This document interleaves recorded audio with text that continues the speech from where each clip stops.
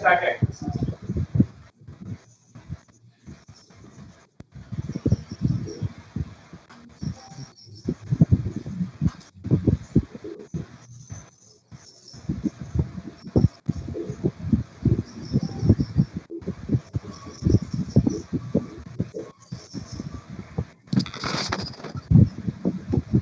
Where is the first one?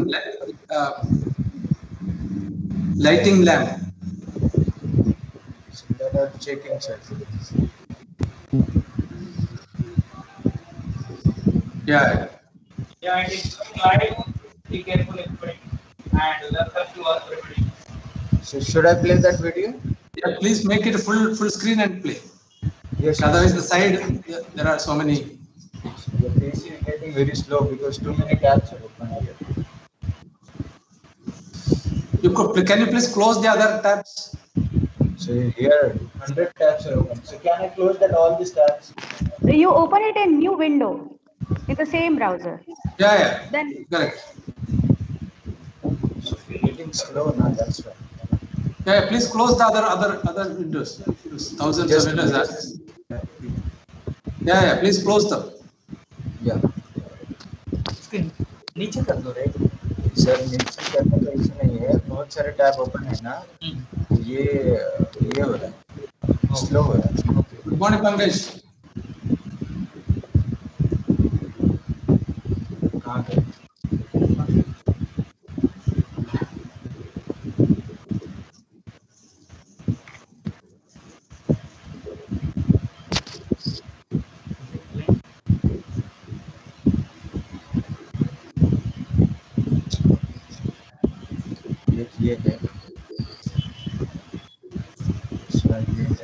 Good morning. Can you hear me?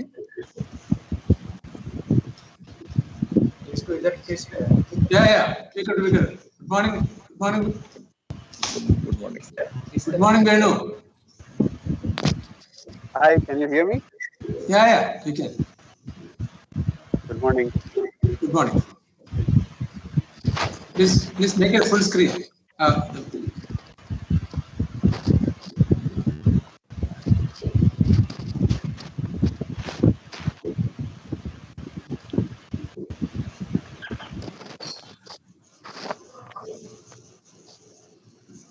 So please keep open and keep that, okay?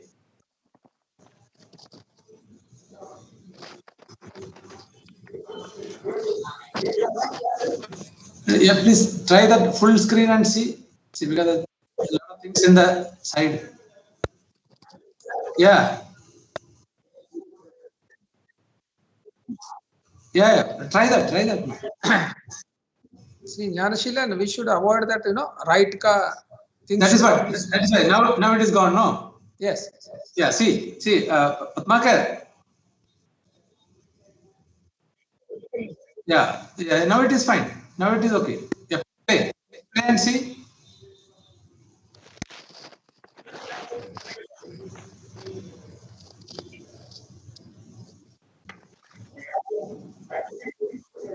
Sound is No voice. Voice is not. no voice is not there. I think you have to set for this also.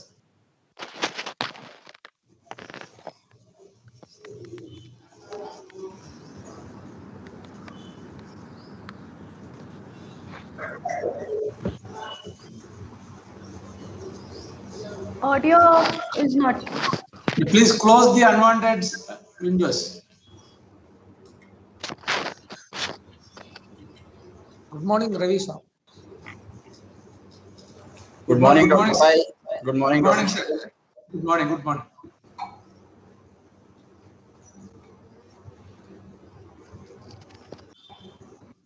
Yeah, please unmute. Yeah. See, I think it is muted.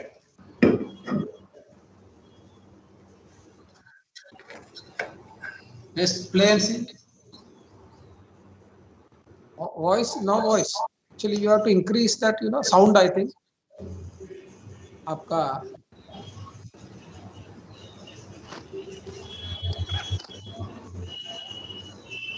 No voice, huh? No voice actually. Can you please play the other one and see now? Sahai subs.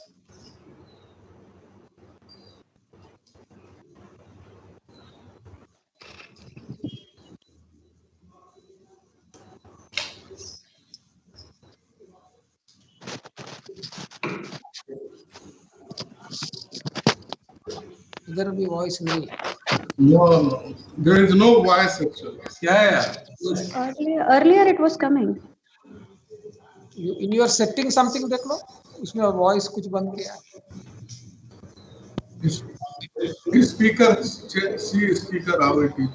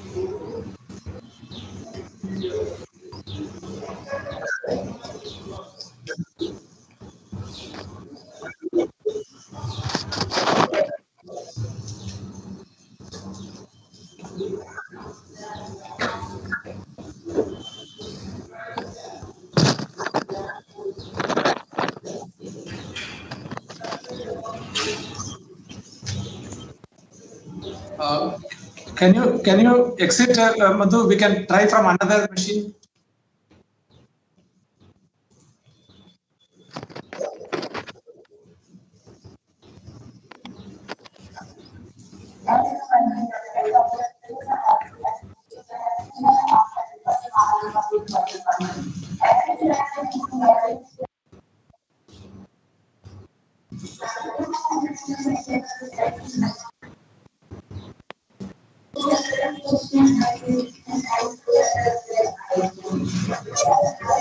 Can you hear this now?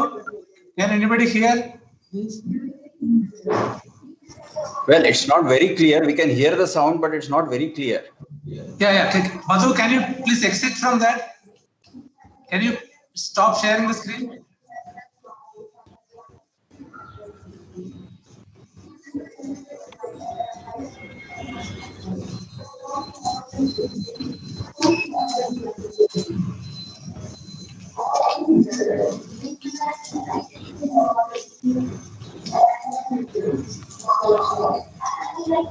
Can you see this? Voice. Can you all see this? Yeah, we You can see, see. but no voice. Yeah. Again, voice is not there. Not clear. Not clear. Some noise type only is coming. No voice actually. Yeah.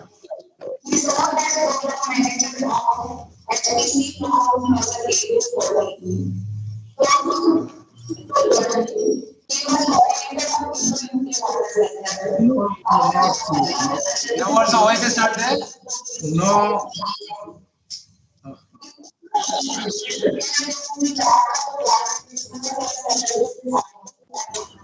Yeah.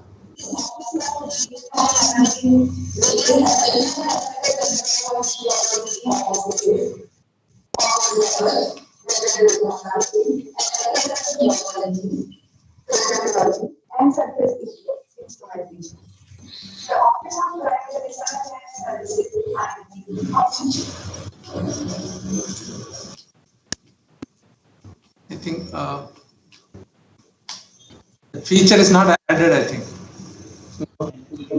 Sir, please unshare and check it. Yeah, actually I unshared. Yeah, we'll start actually. We'll start that without voice. It's okay. We'll go ahead. Madhu, please share the YouTube.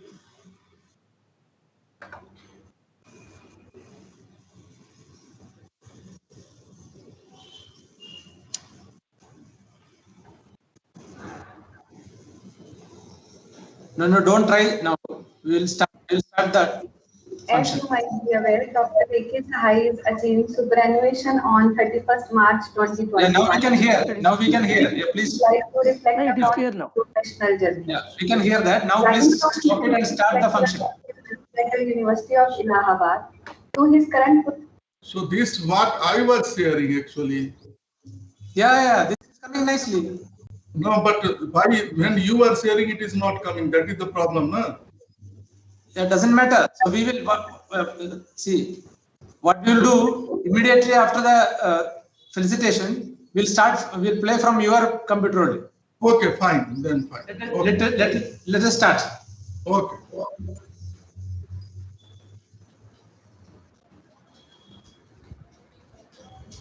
Sahai sir, yeah.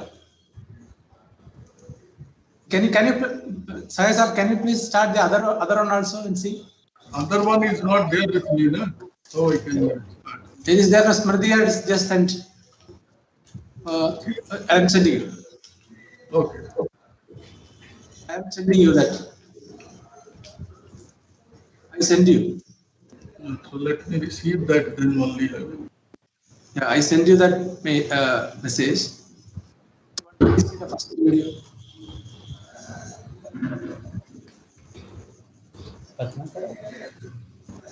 Please share the As you screen. might Please be share aware, the Dr. screen and A.K. try. Sahai is achieving superannuation on 31st March 2021. At this time, we would like to reflect upon his professional journey. The first one, first one. Now who is sharing? I am not sharing it. Oh. Yeah, Padmakar is doing. Let him do. Okay, Yeah. Okay. Then Sahai sir will not share. Okay, Padmakar will do that. Okay, thank you. Please, can you please start the function? Dr. A.K. Sahai Yes. is achieving Please superannuation share on the video, 31st March with YouTube 2021. channel. At this time, we would like to reflect upon his professional journey. Starting from a mathematics lecturer at his alma mater University of Allahabad to his So I am not doing there. Yeah, okay. Please stop this video now. Please pause it. Keep it like that. Please pause it and start the function. Please share the YouTube. Unshare karo. Unshare mat karo, YouTube ka share karo na. So First they have to unshare also. They have to unshare because. Yeah, now you can start, sir. Yeah, Smriti, please start.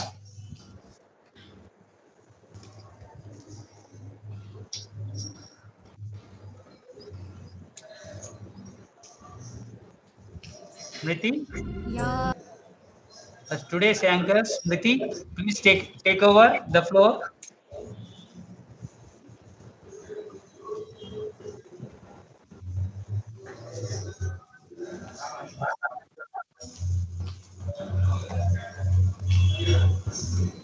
Smriti, unmute your mic. Unmute karo, Smriti.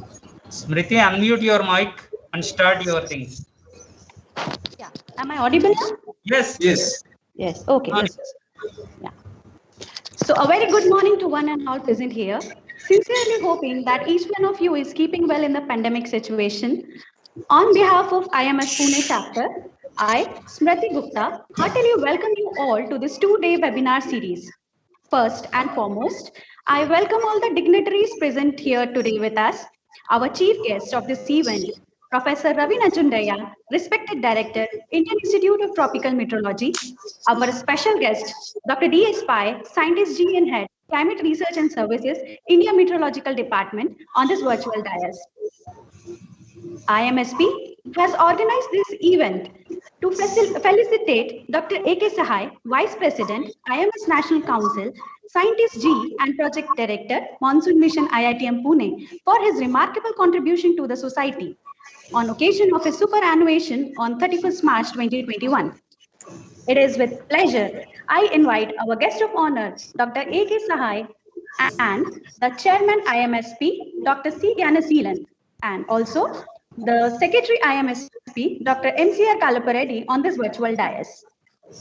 This webinar series is decorated with the speakers whom I can rightly call a galaxy of intellectuals, our esteemed meteorologists and respected invited speakers who are collaborators of Dr. Sahai. I welcome you all to this virtual dais. I also welcome and thank all the IMS members researcher community, faculties and students for your gracious presence on this important occasion of celebration of wisdom. We need your presence to make this event a success. Hi, here's this. Serious? Can you please start? May I request other speakers to please mute their mic for a while? Quick, jaldi bolo. So, as per our tradition, we start our webinar series with auspicious lamp lighting, virtually though, as a tribute to Mother Saraswati, the goddess of knowledge. So please share the virtual lamp lighting.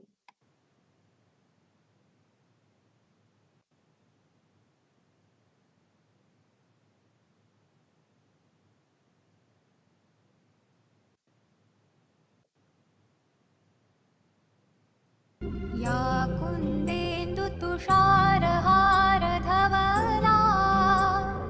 या शुभ्रवस्त्रावृता या वीणावरदण्डमण्डितकरा या श्वेतपद्मासना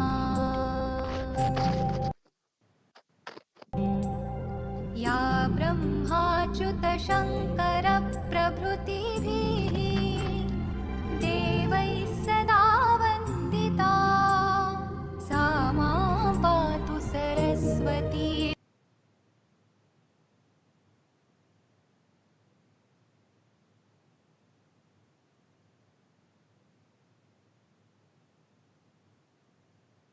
Bhagwati निःशेषजाड्यापहा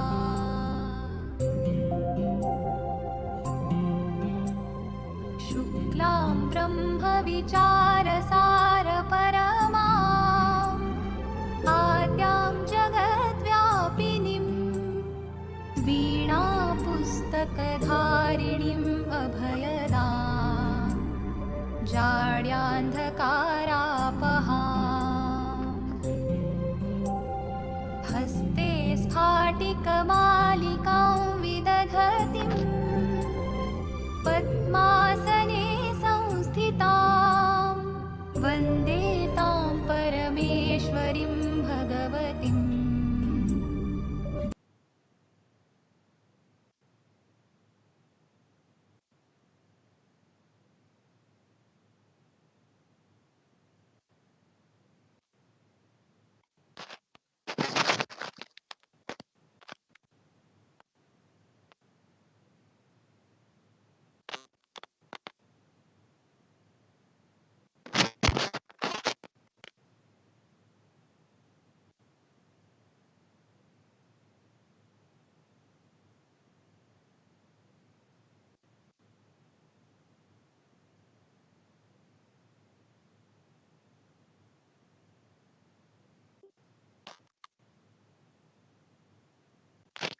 Thank you. Now I invite the Chairman IMS Pune Chapter, Dr. C. Gyanaseelan, Scientist G and Project Director, Short-Term Climate Variability and Prediction, IITM Pune, to present his welcome address. Sir, please. Very good morning to all of you.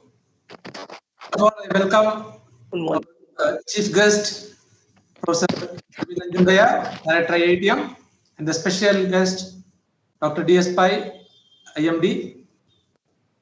IMD Pune. Our today's the VIP, Dr. A.K. Sahai, all the invited speakers, and my dear friends. So it's a great honor for us to felicitate Dr. A.K. Sahai, who has contributed immensely to both IMSP and IMS National Council. So his contribution to IMSP is immense, not only as a chairman and as a member also, but as a chairman, he has introduced many new concepts and new programs. And one of the outstanding contribution is conducting training for the press and media.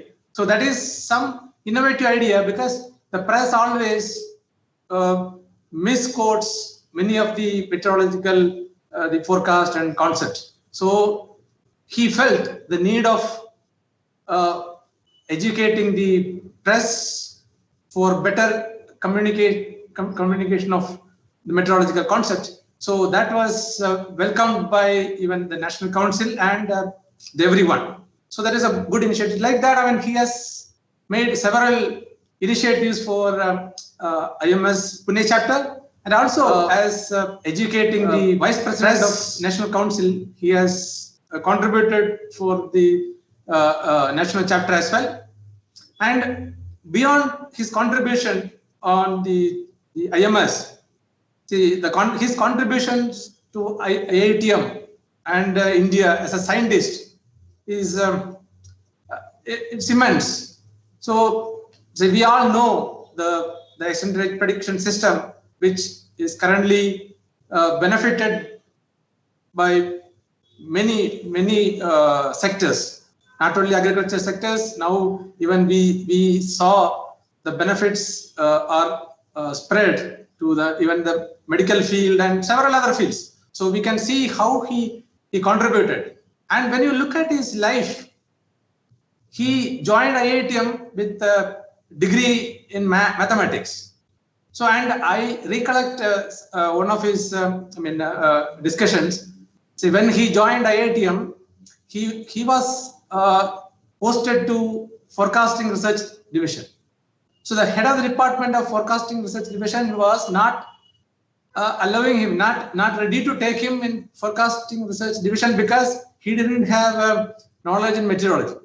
But we all know how he has contributed to meteorology and the Indian research in the last 25 years or so. So that is immense. So I really, take this opportunity to thank him. And more than that, he's also a very close friend. And he, as a human being, he is so kind to all of us. And many of us, people may not know how he helps for the benefits of students in all the meetings. And mostly all the people, he is not directly and indirectly also he helped the progress of our IITM employees in many capacities, and also the students in particular. So, and I thank him for all his benefits contribution, and I wish him all the best. And maybe this is just a beginning for a new, much strong, active contribution and active life. So I wish him all the best. Thank you. Thank you, Smriti.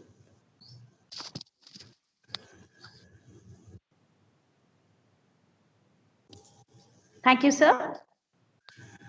Now I invite Chief Guest of the event, Professor Ravi Nanjundaya, Honorable Director IITM, to address the gathering. Sir, please.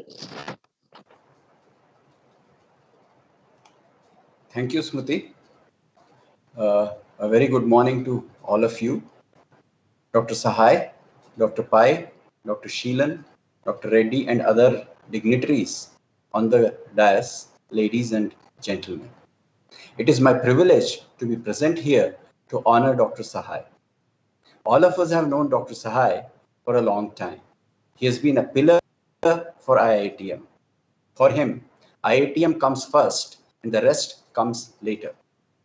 Dr. Sahai started his scientific career with an MSc in mathematics from Allahabad University. He then went on to do his PhD in fluid dynamics. He underwent a course in advanced meteorology at IMD. He joined IITM in 1996, and since then, he has been an integral part of IITM family. Dr. Sahai has contributed immensely to the development of forecasting systems at IITM in particular and in India in general. We could call him the father of extended range forecasting in India. The success of this system is largely to his credit. It is rated as one of the best extended range forecasting systems in the world, and I have no doubt in saying that it is perhaps the best in the world. Very few systems in the world use such a vast array of models for extended range predictions, and we are justifiably proud of the immense contribution that Dr. Sahai has done in this field. Dr. Sahai has varied interests, including but not limited to monsoon variability and prediction. He's studied it at various scales, and he has used various techniques, including machine learning and its application to atmospheric problems. This was even before machine learning and neural networks were the buzzwords that are there today.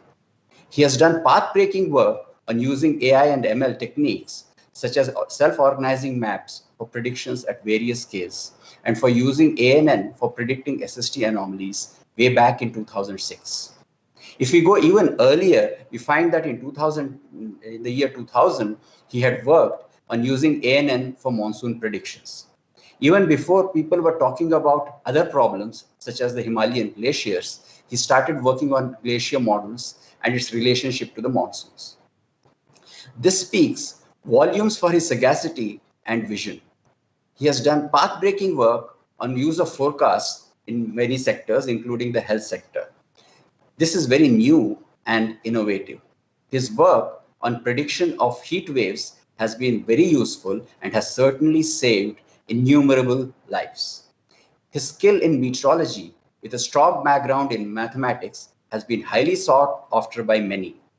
For example, he has helped in developing randomization techniques for cloud seeding in KIPEX.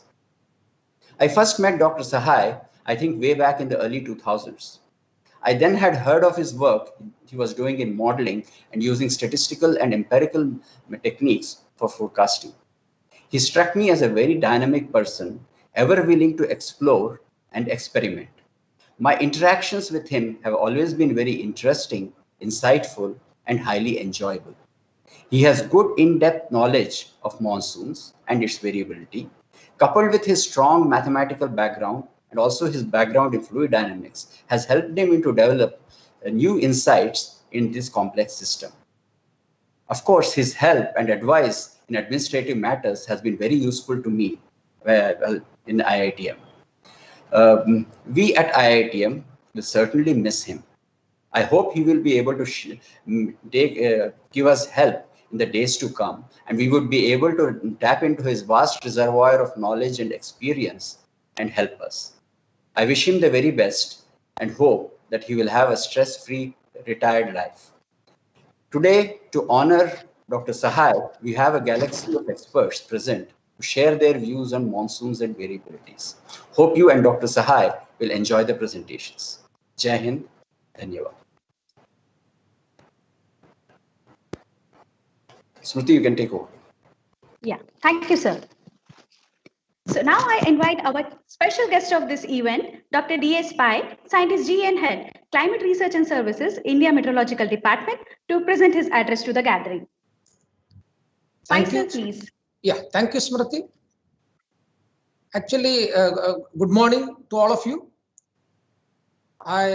Dr. Professor Ravi Nanjundaya, Dr. Sahai, Dr. Jnanashilan, and other office bearers of IMSP and senior scientists present here.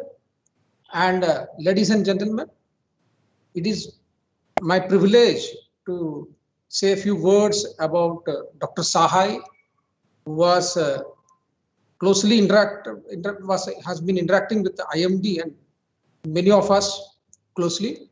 Though he has spent almost most of his contribution has been by working in IITM for about 25 years. We also have got an opportunity to work with him very closely and personally for me. So therefore, I would like to few words from my experience with him. Just after joining IITM as a scientist in 1996, Dr. Sahai had undergone a one-year advanced training course at MTI Pune. That time I know he was basically from maths background, but in a short period, he established himself as a meteorological scientist. Dr. Sahai also served IMD as a head of the Office of Climate Research and Services during 2017 to 2018 for about 2 years. And during his time in IMD, he has contributed significantly in developing climate services for various sectors like health, hydrology, etc. I got opportunity to interacting and work with Dr. Sahai several occasions. First time was during his training, as I said earlier, where I was a course officer.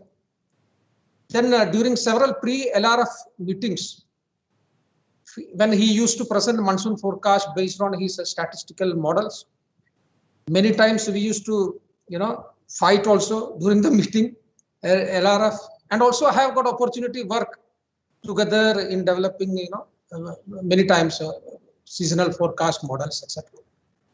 Further, during the monsoon mission project, where he has significantly contributed in the development and operationalization of the dynamical ensemble system for predicting heat and cold waves, onset and active break cycles of monsoon, cyclogenesis, etc.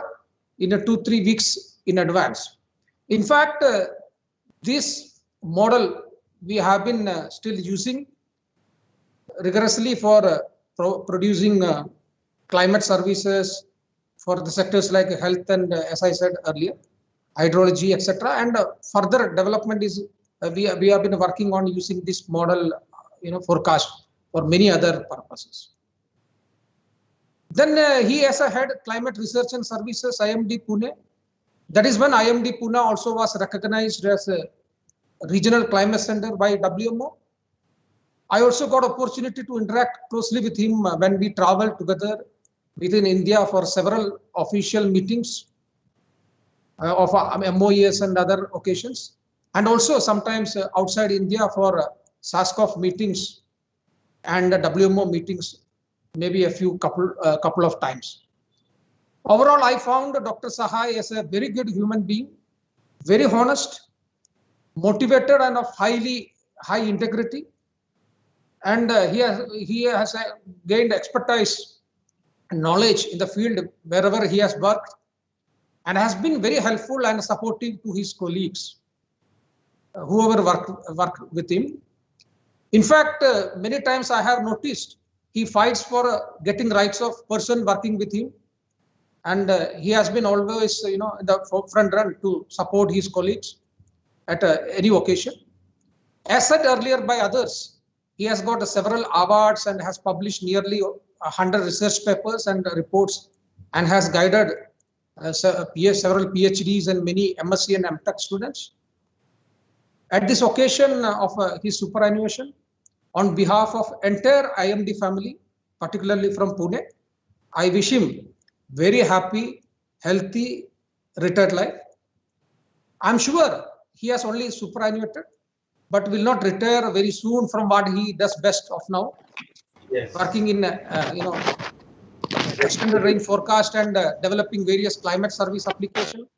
Already he has been immensely contributing in the health sector. Dr. Sahai will also find out some time to do some social service activity, which I know he is keenly looking for during his second innings after retirement. I'm sure he will enjoy that also. Once again, I wish him success in whatever he does. Thank you. Jai Hind. Back to Smriti. Thank you, Paisa, for introducing us with the IMD life of Dr. Sahai. So, everybody have a special day in their life. Yes, it is about his superannuation, and today we are felicitating Dr. Sahai for his significant contribution in monsoon variability prediction and climate services, and to the Indian Meteorological Society.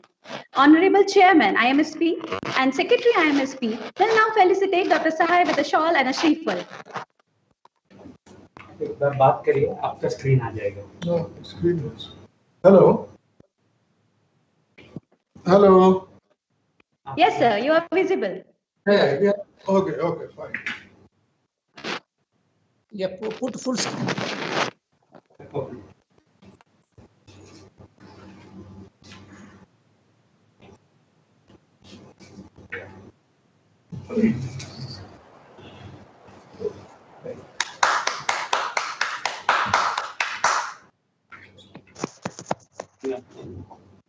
Yeah. Sir, after speech. Niti, you can tell.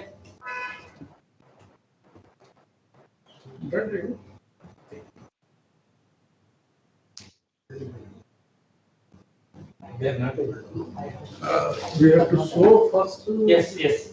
Now we would like to share some highlights of the Dr. Sahai's achievement during his professional journey. Let's look at a video.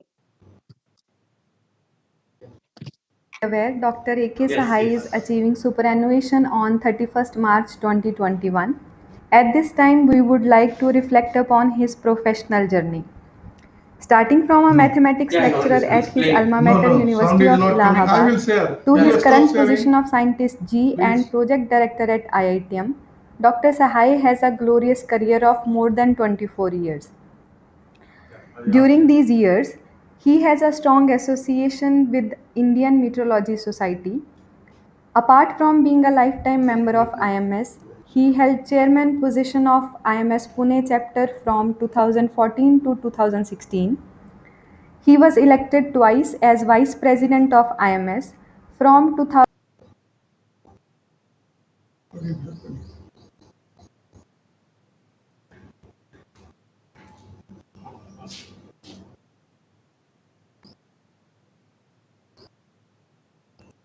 As you might be aware, Dr. A.K. Sahai is achieving superannuation on 31st March 2021.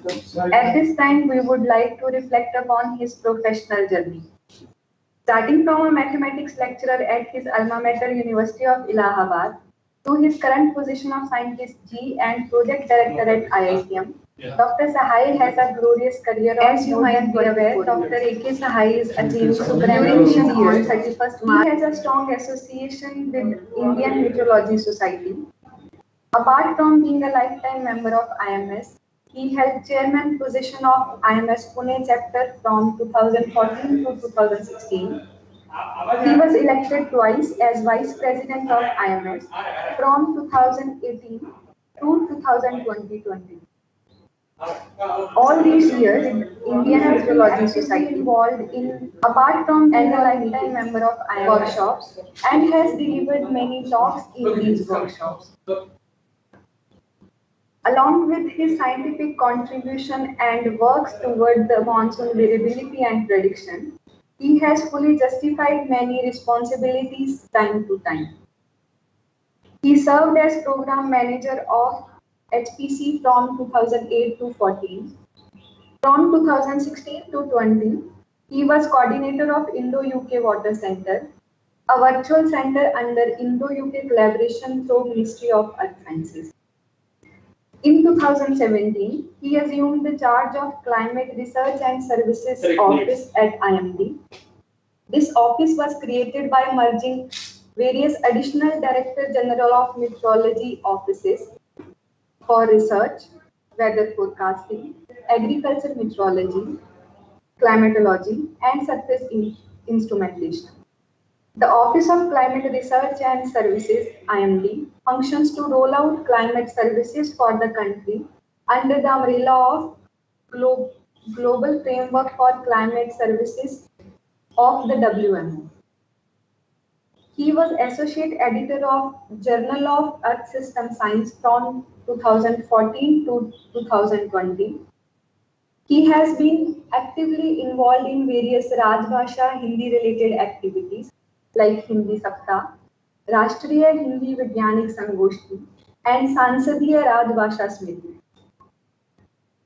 Dr. Sahai has supported IITM in coordinating special visits to the institute at times. He has delivered more than 160 invited and keynote addresses in national and international workshops.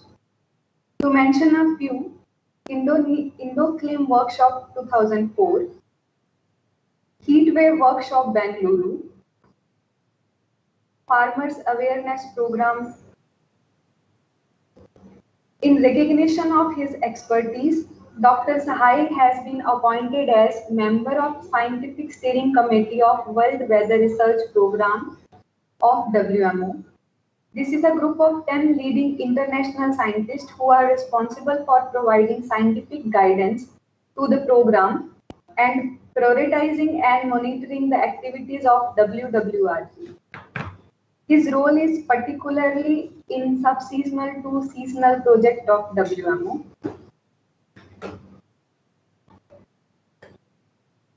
He is also involved in SARC and TESCOF meetings. He himself, along with his team at IITM, hosted multiple national as well as international conferences, workshops, and seminars.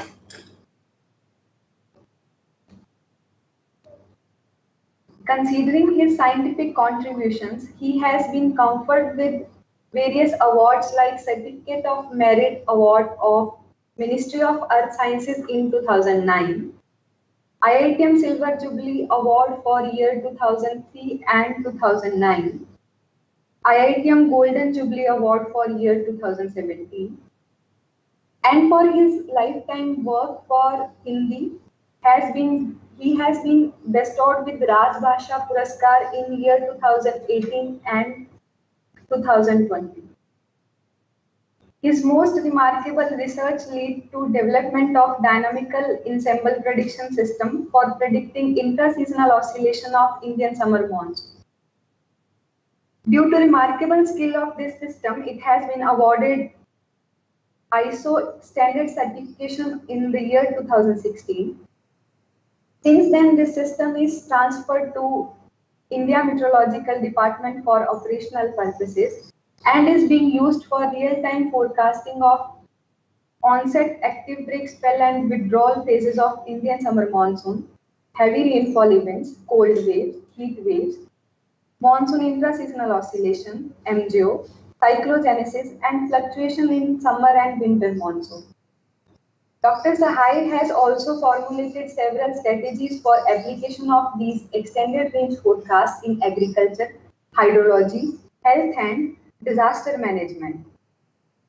Dr. Sahai has published about 140 scientific research papers in peer-reviewed journals, scientific reports, book chapters with cumulative impact factor of 270 and citations over 2,500. Apart from scientific work, he has also volunteered for several social activities at various occasions, be it yoga practice at International Yoga Day, to tree plantation and Swachh Bharat Abhiyan. Dr. Sahai believes in progressing together. As visible from his national-international collaborations, he is known for his friendly and caregiving nature among his colleagues. He has created a friendly, comfortable work environment for his team at IITM. Of course, all of this wouldn't have been possible without family support. We congratulate him for his exceptional journey and we wish him all the best for his future endeavor.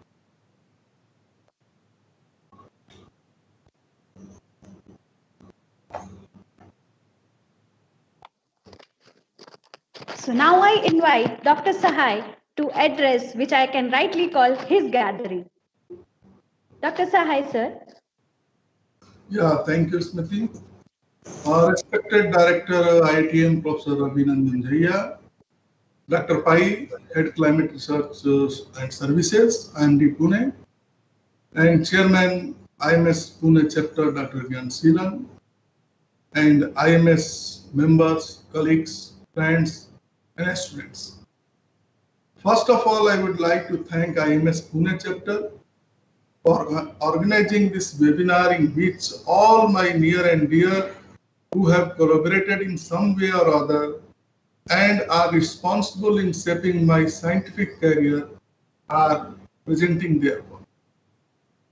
I would like to start thanksgiving from Professor R.N. Kesavamurthy, who has provided me an opportunity to serve in IITM, though he retired before my joining in July 1996. But I was immensely benefited in the SARC schools in 94, 95, which was conducted by Professor Kesamurthy, and that was the result. I joined IITM in 96. Though my study was from the applied mathematics background, and I studied fluid dynamics, magnetohydrodynamics, plasma mechanics, quantum mechanics, theory of relativity, ring theory, group theory. Also, in addition to that, and complex and linear algebra. But all these were only theoretical, and I was having the challenge to apply some of my experiences in monsoon understanding and modeling. So I first chose to go for IMD advanced training. Dr. Satyan was head at that time of my division, and he kindly agreed to depute me for training with caution that I would be the first person to opt for this training having PhD degree. But I must say that here that advanced MET training was first milestone in my career, which have given me ample opportunity to learn all aspects of monsoon meteorology very comprehensively. Back at IITM, I started my work with a very good person led Dr. M.K. Soman, who was the best mentor and friend. Without his guidance, I could not have achieved what I did today. I also got some very good colleagues and seniors like Dr. Rup Kumar, Dr. Tripalani, Dr. J.R. Kulkarni, and most importantly, ex-directors like Dr. G.B. Pant, who were always encouraging and ready to help and share me and discuss with any data analysis techniques. I was also fortunate to have well-wishers like Dr. Kamra, Dr. Hingne, Dr. Krishnan, Dr. Krishna Kumar, Dr. Ashok, Dr. Mazumdar, Mr. Sable, and many more at IITM, and Dr. R.R. Mali, Dr. Chattopadhyay, Dr. A.K. Srivastava, Dr. Pai, Dr. Datta, Dr. Pulak Guatakurta, Jamadar, and many more colleagues at IMD Pune also. So next important milestone was working at Federal University of Parana for 2 years, 2001 and 2003. As a visiting scientist with Professor Ellis Green. There I have learned many things because first time very big internet facility was available and everything was there. And that time it was fortunate to that Intel has launched Fortran 90, their compiler, because I generally from the my student life also I do not want to follow rules. So when I was doing some coding in Fortran 77, the rules were up to this 72, up to 6, this, that. So I was not comfortable with this. But when Fortran 90 came, this was I was very fortunate and I learned many things. And some of them still I have not explored, which I have learned in Brazil. Then I am thankful to all my directors, Professor V.N. Goswami, Professor M. Rajivan, and Professor Ravi Nandanjaya. Also, I have already told Professor let G.B. Pant, who has given me friendly atmosphere and free hand to work. My sincere thanks to Honorable Present and Past Secretaries of MOES, Professor P.S. Goel, Professor Sailesh Nayak, and Dr. M. Rajivan for supporting me, encouraging me in all aspects. But my real strength and heroes are my group members. Dr. Sandeep Patnaik, Dr. D.R. Patnaik, Dr. Abhilas, Dr. Rajiv, Dr. Susmita, Dr. Fani, Mr. Samyendu Dey, Mr. Raju Mandal, Mr. Abhijit, Dr. Sarmila, Dr. Navnita, Ms. Manpreet, Ms. Pratibha, and Mr. Mahesh. They are always and will be always with me in every situation. I am also very fortunate to have interactions, discussion, and encouragements from let Sikka Sahab, let Professor TNK, Professor J. Shukla, Professor Sulochana Gadgil, Professor S.L. Srivastava of Allahabad University, Professor P.C. Pandey, Professor S.K. Dubey, Professor J. Srinivasan, Professor G.S. Bhatt, Professor D. Sen Gupta, Professor O.P. Sharma, Professor S.K. Das, Professor Mohan Kumar, Dr. Ajit Tyagi, Dr. L.S. Rathod, Dr. K.J. Ramesh, Dr. Akhilesh Gupta, Dr. M. Mahapatra, Dr. N. Rajgopal, Dr. Ashish Mitra, Dr. M. Ravichandran, Professor R. Bhatla, Professor Mal, Professor Submal Ghosh, Professor Subhankar Karmakar, Professor Bimal Misra, Professor B. Venugopal, Professor Pankaj Kumar, Professor Pradeep Kumar, Professor Anand, and many more whose names I have not mentioned and not mentioning due to lack of time. In the end, I should state that I have very cordial relations with all Group 3 and Group 4 employees of IITM and IMD.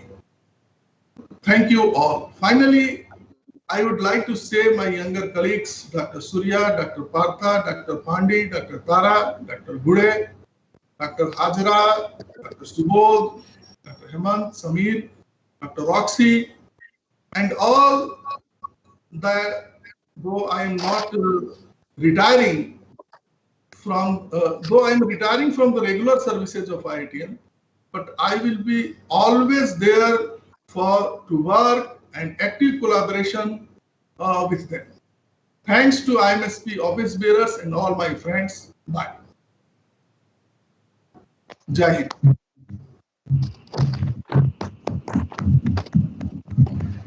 Thank you, sir. Thank you, sir.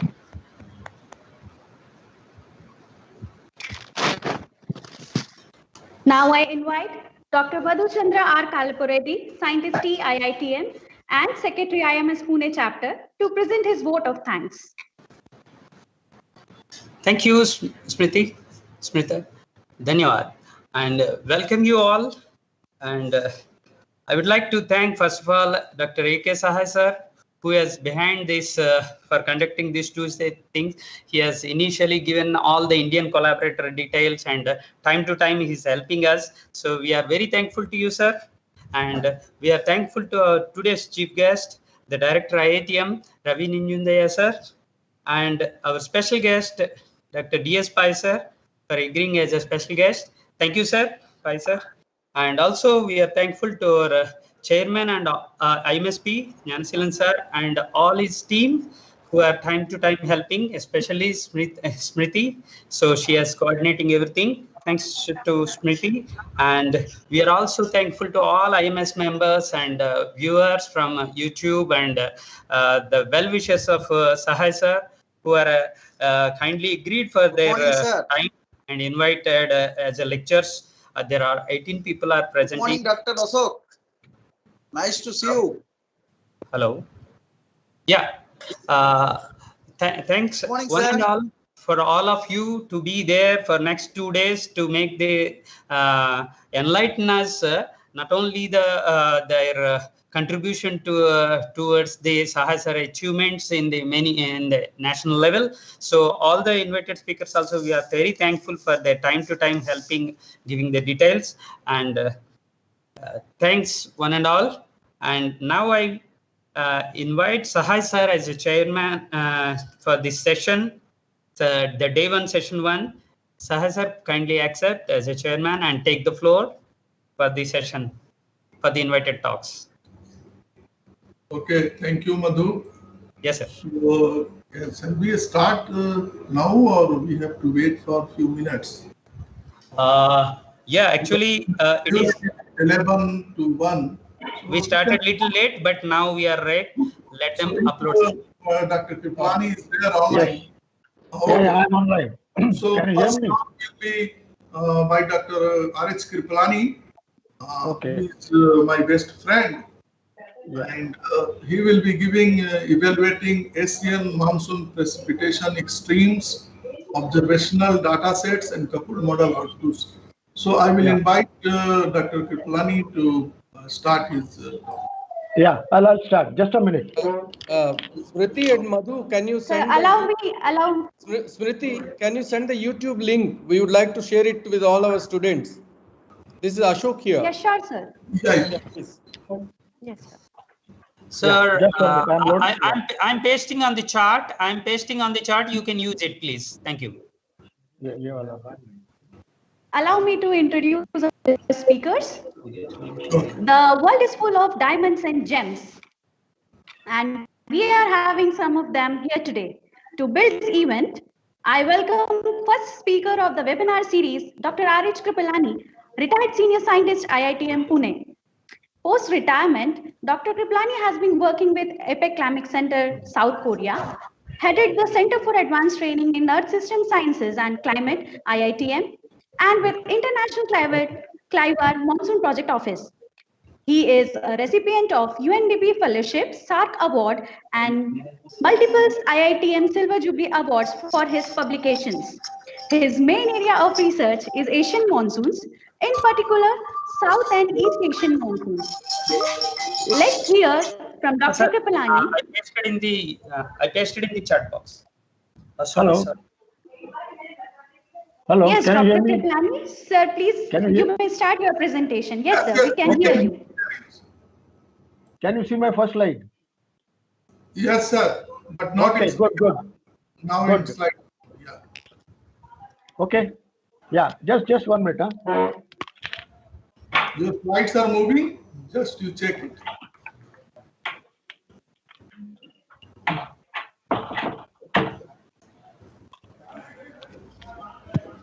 Yeah, hello. Yeah. Yes, sir. Okay, good morning, everybody. And first of all, let me thank the India Med Society Pune chapter for inviting me. It's really pleasure to facilitate Dr. Sahai, who is retiring today, with a seminar. He has been a very good friend of mine, very cordial, thorough gentleman. So really, it's a pleasure to be here. I thank IMS Pune chapter for inviting me. So this work which I'm presenting, evaluating Asian monsoon precipitation, observational data and coupled model.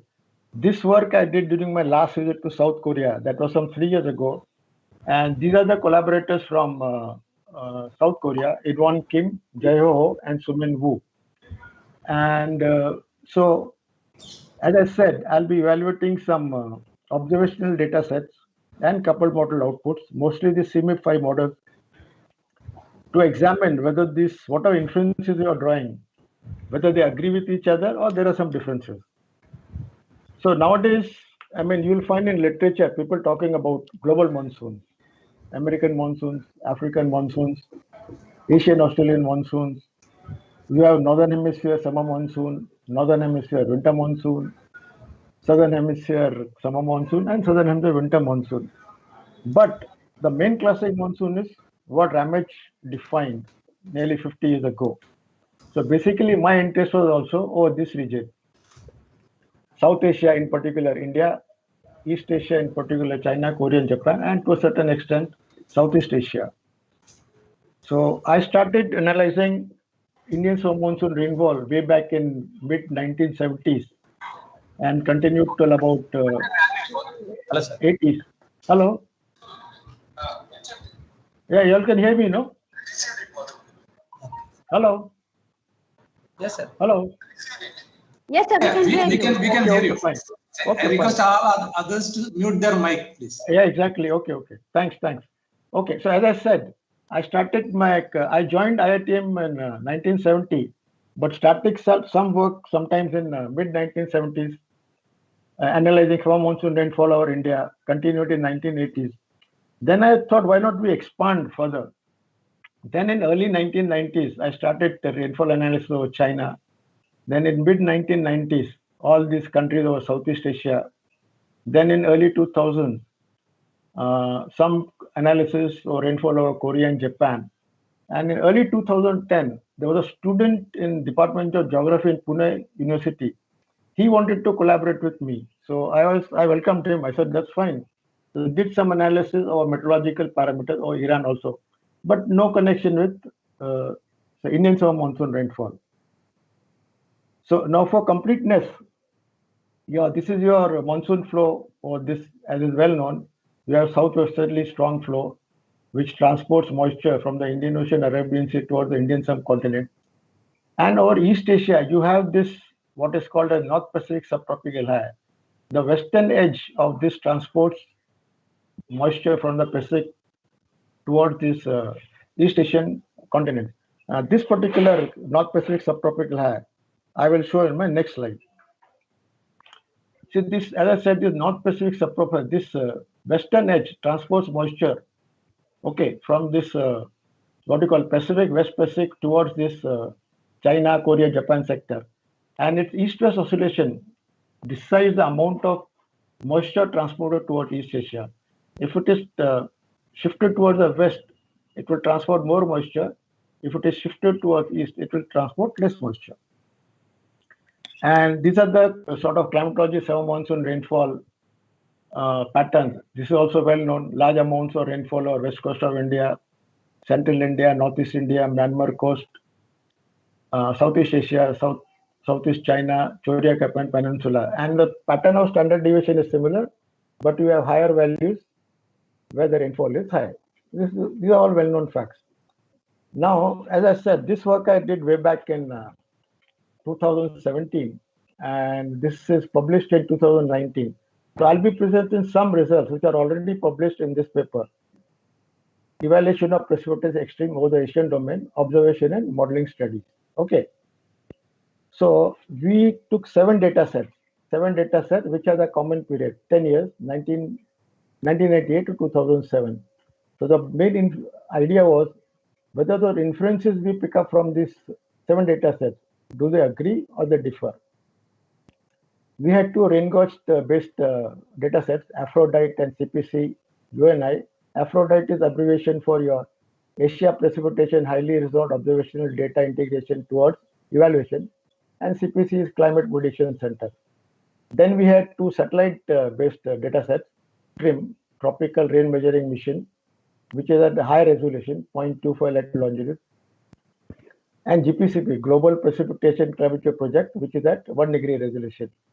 And finally, 3 sets of reanalysis, ERA interim, ECMW of interim, then MERA, Modern Era Retrospective for Research and Application, and this Japanese 55-year reanalysis. Okay, and they are all at different resolutions.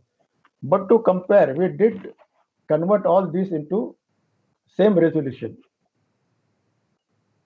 Okay, now there are various methods or various quantities or various parameters by which you could judge your extreme. So we took the following as measures of extreme precipitation. A percentile approach. Okay, percentile approach. Say what is the value at 95th percentile or 90th percentile or 99th percentile. Each of the data sets value need not be same. It may be different. It will be different. Then frequency of heavy precipitation. Okay. Then range between 99 to 90. That means your right tail. What is the difference between the value at 99% level and at 90th and the difference? And trends. Though 10 years is a too short period to examine trends, but we did examine and compared with the earlier result. Then the uncertainty, signal to noise ratio. Which regions signals are more and noise is less? Or is there any consistency among data sets? Okay. Now these 7 panels describe the maps of summer monsoon precipitation climatology for each of the 7 sets. Now it will be difficult to go on explaining each and every panel. So over each slide, I have written the main points just about the slide. Okay, what are the differences main? So most observational data set capture patterns well. So if you see at a glance, you feel everything is fine. But if you closely examine, there are differences. For example, the CPC does not capture rainfall over Myanmar and Arakan coast. This one, there seems to be no rainfall capture. Whether data was there or not, that I mean, it's very difficult to say. But it doesn't capture here. Then ERA and Aphrodite AR, they capture less at Southeast Asia. This is a good point. See, during Southeast Asia, we know most of the rainfall occurs during winter monsoon, October, December. So these are very well captured by this ERA one, and then your Aphrodite also, and even your JARC, your Japan reanalysis. Okay, the rest are showing some rainfall over say CPC is showing quite a lot of rainfall over in the Southeast Peninsula. So in general, there are a few differences. Next, if you see your what you call 95th percentile, what is the value at 95th percentile for each of these 7 data sets? The highest resolution, which is TRMM 0.25, captures heavy orographic rain. This one, it can carry orographic rain west coast of India, northeast India, Arakan coast, and all that. And so, and even over your Korea, Japan sector, South China, and also. So the high resolution data set can display even orographic rainfall. So with just a comparison with this suggests that your satellite based display higher extreme precipitation intensity, satellite based. Next is the difference between 99th and 90th percentile. You take the value at 99th percentile and at 99 find the difference. Okay, so here is what differences you get. ERA and MERA, this one ERA and MERA, they show no differences over this maritime continent in Southeast Asia, probably suggesting that the values for these 2 percentiles are practically same, or the difference is near 0. Okay, but the others do show some differences. Okay. Yeah, somebody's mic is on, I think. Hello. Okay, next is frequency of heavy precipitation. For days, number of days. Hello. Please, everyone mute their mic except the speaker, please. Yeah, thank you, Dr. Sahai, for informing. Thanks. So frequency of heavy precipitation, that is days where the rainfall is greater than 30 millimeters per day.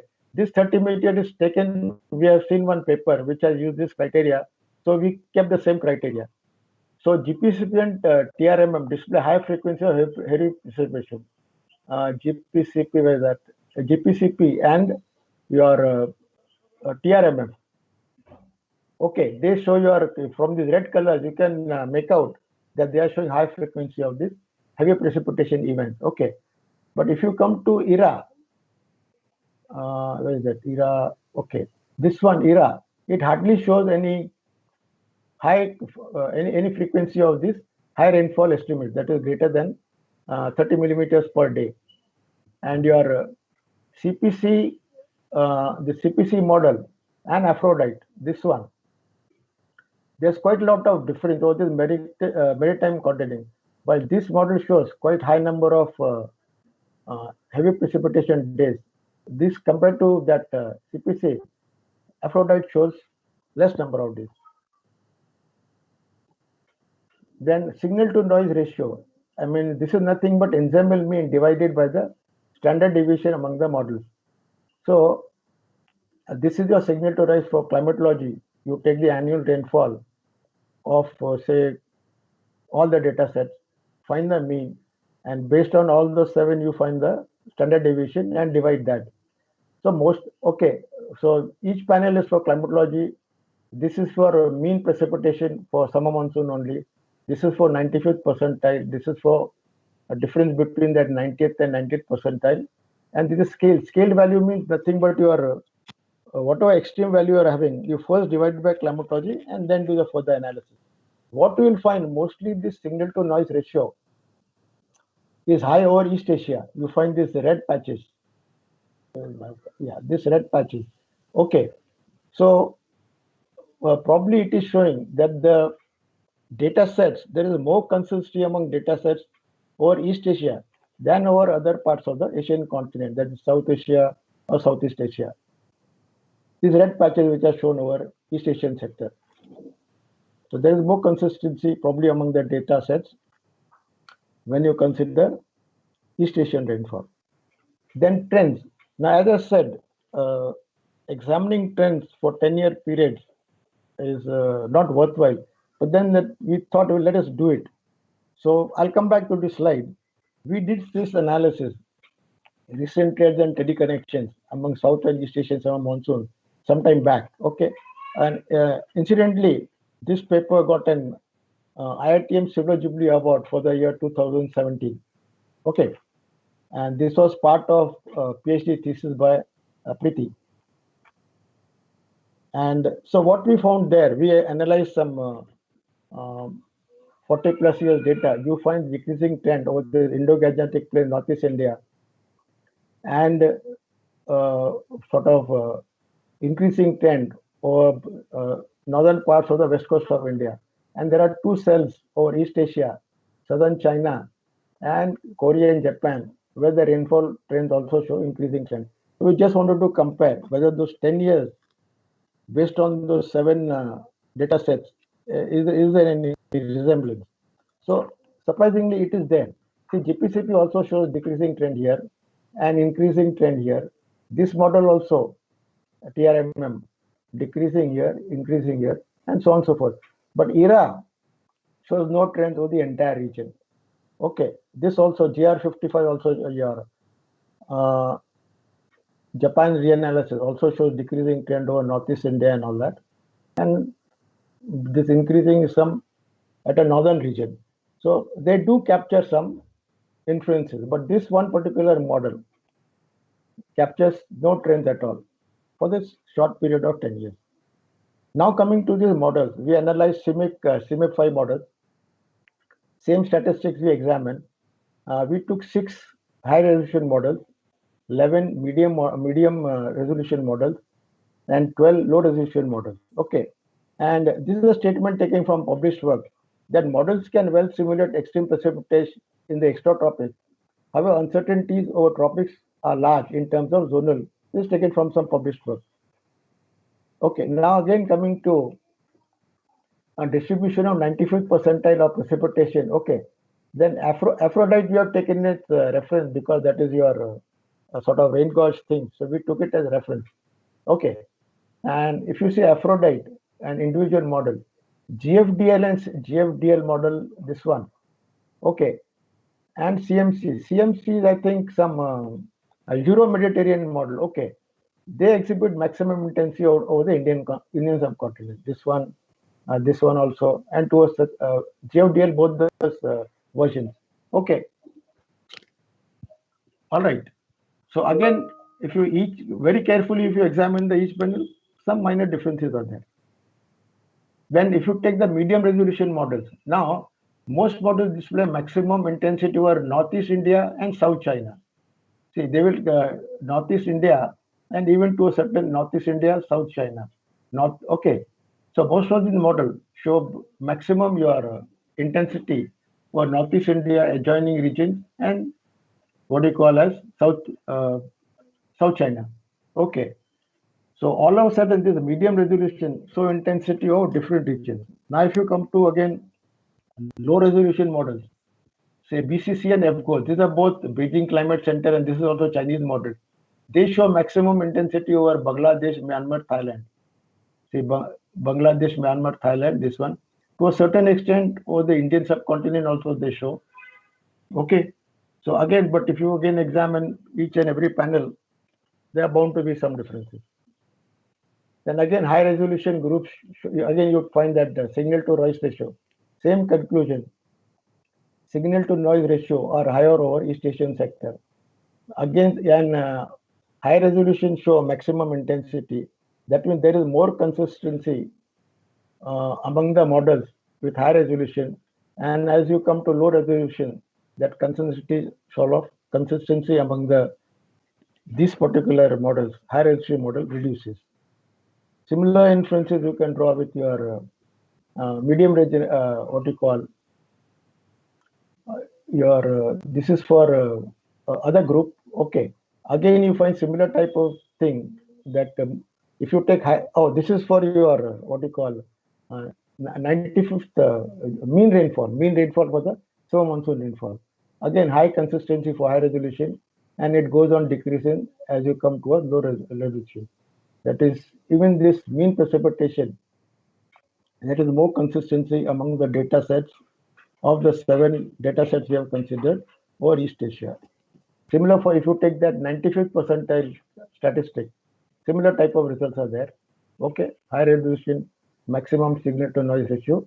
It reduces as we move from high resolution towards low resolution. Okay, so yeah, I think I have done correct time 15 minutes.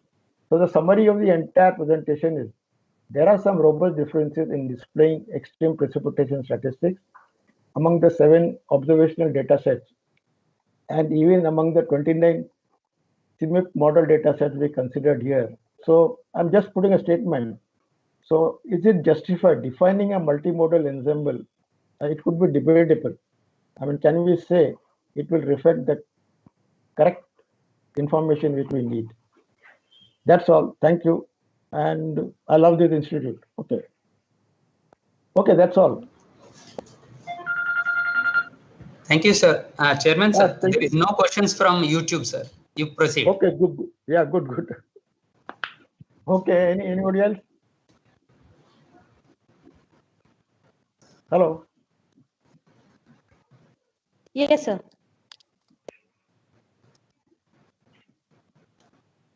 I'm moderating from YouTube. There is no questions from YouTube till now. Okay, thank you, Reddy. Maybe Sahai, sir, you want to ask the question, somebody? No. Okay, thanks. Very Dr. good, presentation, and now we will invite the second presenter. Professor Arindam is there. Hello. Yeah, he was there, sir. Yes, I'm there. Yes. Yeah. So Professor Arindam Chakravarti from ISC, he will be giving a talk on the sporadic and large-scale extremes of the Indian summer monsoon and their relations to atmospheric dynamics. So actually, when I was visiting to Professor T.N. Krishnamurthy, Dr. Arindam was there in way back 2008, and we shared very good moments, and after that we were very close, and after joining ISC we are regular in touch for scientific and any other discussions, and and I am very close to his family also. So I will request Arindam, meanwhile Smriti can say some words. Thank you. Yeah. Thank you, sir. So, as introduced by Sahai sir, our next guest speaker is Professor Arindam Chakrabarti, a professor in Center for Atmospheric and Oceanic Sciences, Associate Deveja Center for Climate Change, Indian Institute of Science, Bangalore. His present research interest includes monsoon teleconnection and onset mechanisms, tropical convection, and land atmospheric interactions. He's going to present his talk on the sporadic and large-scale extremes of Indian summer monsoon and their relations to atmospheric dynamics. I invite Professor Chakrabarti to start his presentation. Take the question. Those who are not speaking, please mute their mic. Please mute their Not a facilitation. Good morning to everybody. No, felicitation, no? So right now live on YouTube में जो है वो felicitation. There is some background noise. Madhu sir, please mute your mic. You are muted. Can you just mute it? Dr. Sahai, you are able to see my this one, no? Yeah, I am able to see your first slide. Okay, thank you so much. Yeah, so good morning to all of you. It's really a pleasure to give a presentation in this occasion where in honor of Dr. A.K. Sahai, whom, as he already described, we know each other personally for a long time. We started from the days of our postdocs at Florida State, long ago.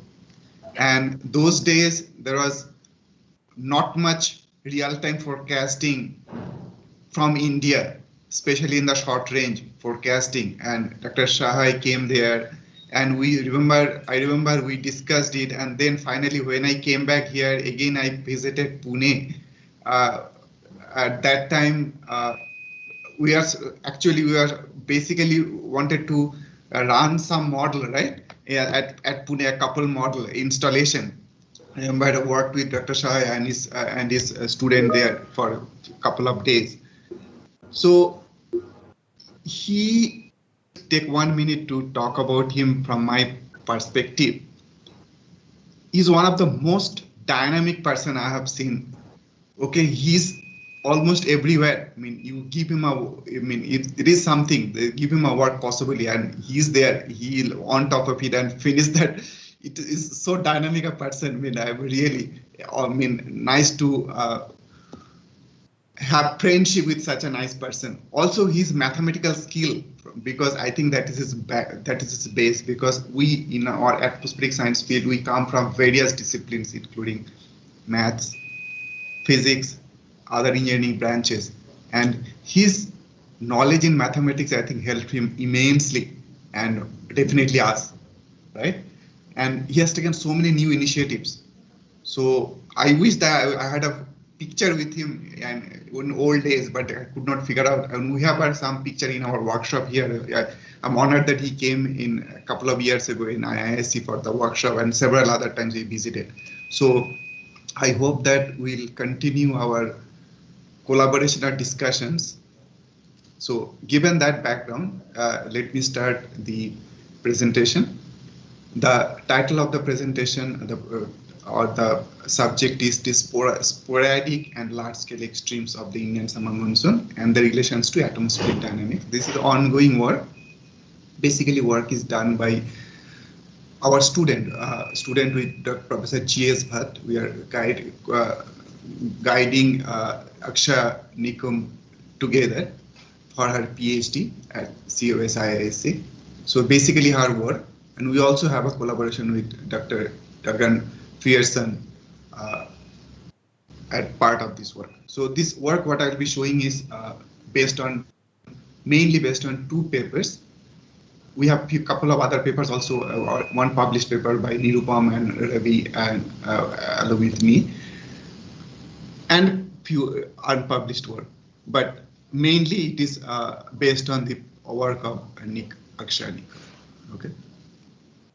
Here I present the picture of rainfall for last 4 years, 17, 18, 19, 20. And every year, each and every year, there is at least one of these large-scale rainfall, large-scale flooding or rainfall, extreme rainfall event is 17, 18, 19, 20 at different locations over India. Okay, now we have a good observations, and for 100 years, and we have seen an increase in the extreme rainfall events. Now, this picture again shows the top 2 panels show the rainfall for some particular years. The Mumbai flood of July 2006, where the heavy rainfall is concentrated over this region. This is Leh flood of 2010. Again, the rainfall is concentrated over this particular region, maybe a few hundreds of kilometers, maybe about a few grids of points of this gridded data set. However, the bottom 2 panels, if you look at this Uttarakhand flood of 2013 of June, where the signature of a large-scale flooding or large-scale heavy rainfall, extreme very heavy rainfall is imminent. Same is true for the Gujarat flood of September 2013. So the question arises, what makes the difference in rainfall or heavy rainfall when they are spatially aggregated together, or they are raining together like this in the bottom panels, or like this here, for example, in the Leh flood, where you have 2 distinct different centers of heavy rainfall event, but both of them are separated by some distance of location of the low rainfall in between. Okay, so what makes such differences in the spatial characteristics of rainfall? Now, so that outline, that gives us the outline of this work, that recent spatial aggregation of the South Asian extremes rainfall events, that is, we call it EREs, so will be this one focus, and the we'll talk about the mechanism for large-scale extreme rainfall events. Okay. Now, we have seen for long, there are several papers around the world, especially for over India, that there is an increase in the number of extreme rainfall events. So, for example, the paper by Goswami et al. Shows that the number of events that exceeds 150 millimeters per day over a 1 degree by 1 degree grid has been significantly increased in the 1950s. Okay. Now, Karmakar et al., and this is from our lab along with Professor Ravi, we had this one there, I mean, our student, we showed that when this number of extreme rainfall events, there is an increase, which is consistent with this. We show that the percent increase, or if you look at the before that the more than 80%, 85 to 90% of these heavy rainfall events occur during the positive phase of the monsoon interseasonal oscillation. This is the positive phase of the monsoon interseasonal. This is about 80%. And rest of it occurs during the break phase, that is a negative phase, or the transition phase of the monsoon interseasonal oscillation on an average. However, during last few decades, this distribution of the occurrences of the extremes during the different phases of monsoon interseasonal oscillation have been changing. That there is a significant increase during the negative and transition phases. That is, relative number of occurrences during the negative and transition phases have been increasing, and with the compensation of the decrease in the positive phase of the monsoon, or at least up to 1990 or so. So this is reflected even in this particular plot, where we show to the left panels, the left column shows the climatology during the negative phase, transition phase, and the positive phase, the distribution of the large scale, distribution of the extremes, and the right panels show the change. That is the last during the recent decade compared to the previous decade. So most of the places you see there is an increase for these two phases of the ISO, and for the positive phase of ISO there is a decrease. Now, most of this, whatever we have shown so far, counts rainfall or counts extreme. This study and many other studies count rainfall over every 1 degree by 1 degree grid. So I'm talking about such rainfall events. So for example, if there is a heavy rainfall event like here, and there are about 7 grids, no matter what about maybe the grid size, we are talking about the 7 extreme rainfall events here. 7 extreme rainfall events. However, as you can clearly understand, this is a one single system, and thus possibly the characteristics of this system is, or the dynamics or the thermodynamic that occurs such extreme rainfall events is similar for this grid as well as this grid, right? So we do a study using IMD 1 degree graded data set by Rajivan and others, Rajivan et al. And we take this central India as the study region, and for 1951 2015, and we take a threshold of 99.5 percentile for each grid, so that there is a spatially varying percentile grid of this for this one, so that it takes care of the changes in the threshold everywhere. Now, connected component algorithm has been used to identify a continuous area which experiencing extreme rainfall. So rainfall events or extreme rainfall events based on size.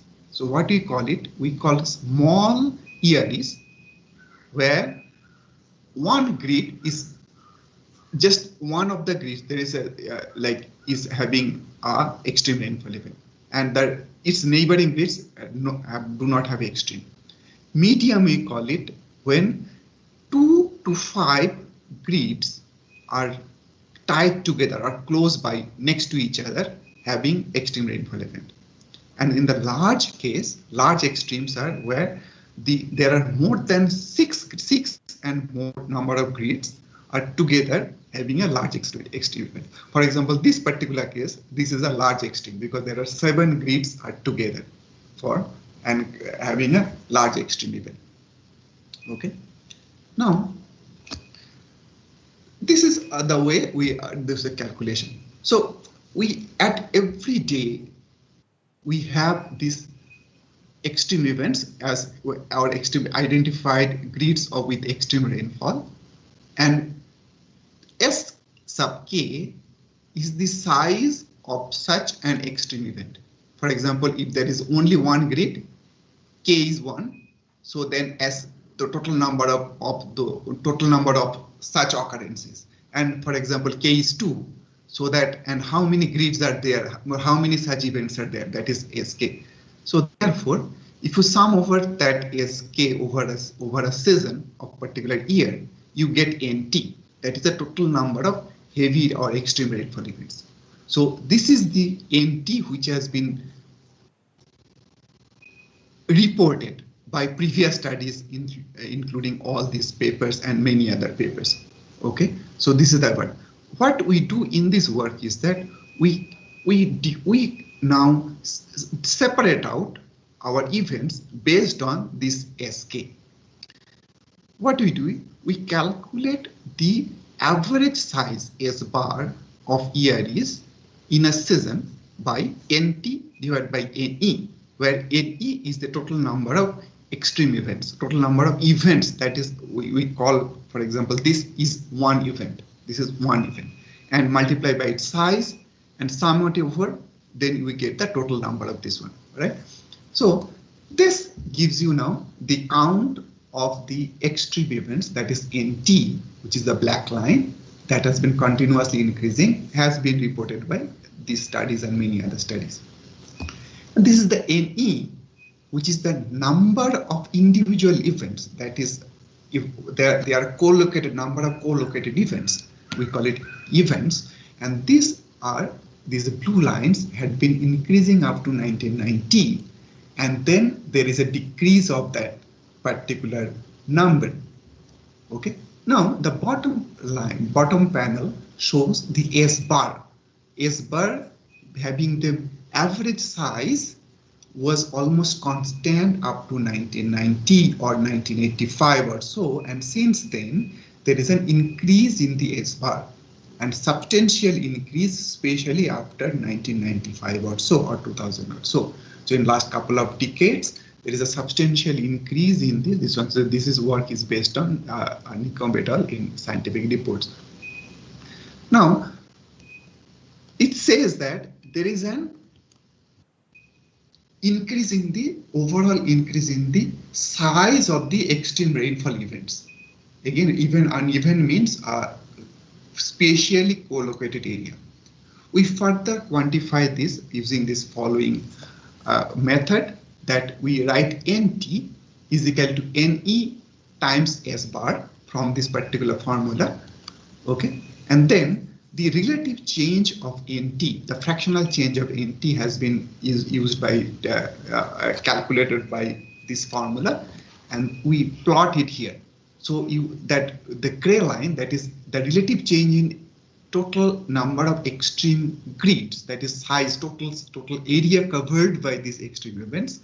There is an increase here, increase here, and increase here, but all this increase of this gray bar, that is NT, has been taken care or was contributed by NE, that is the number of extreme events before in the last 4 decades. Because what we do is here is that the entire our study region, that is area, that is our is about this time period, we divide into 4 or 5 equal parts, and we write here the relative change, that is dNT dt. This change is calculated for the period 2 minus period 1. So basically at every consecutive equal number of years period, what is the relative contribution for NE to S bar and S bar to NT.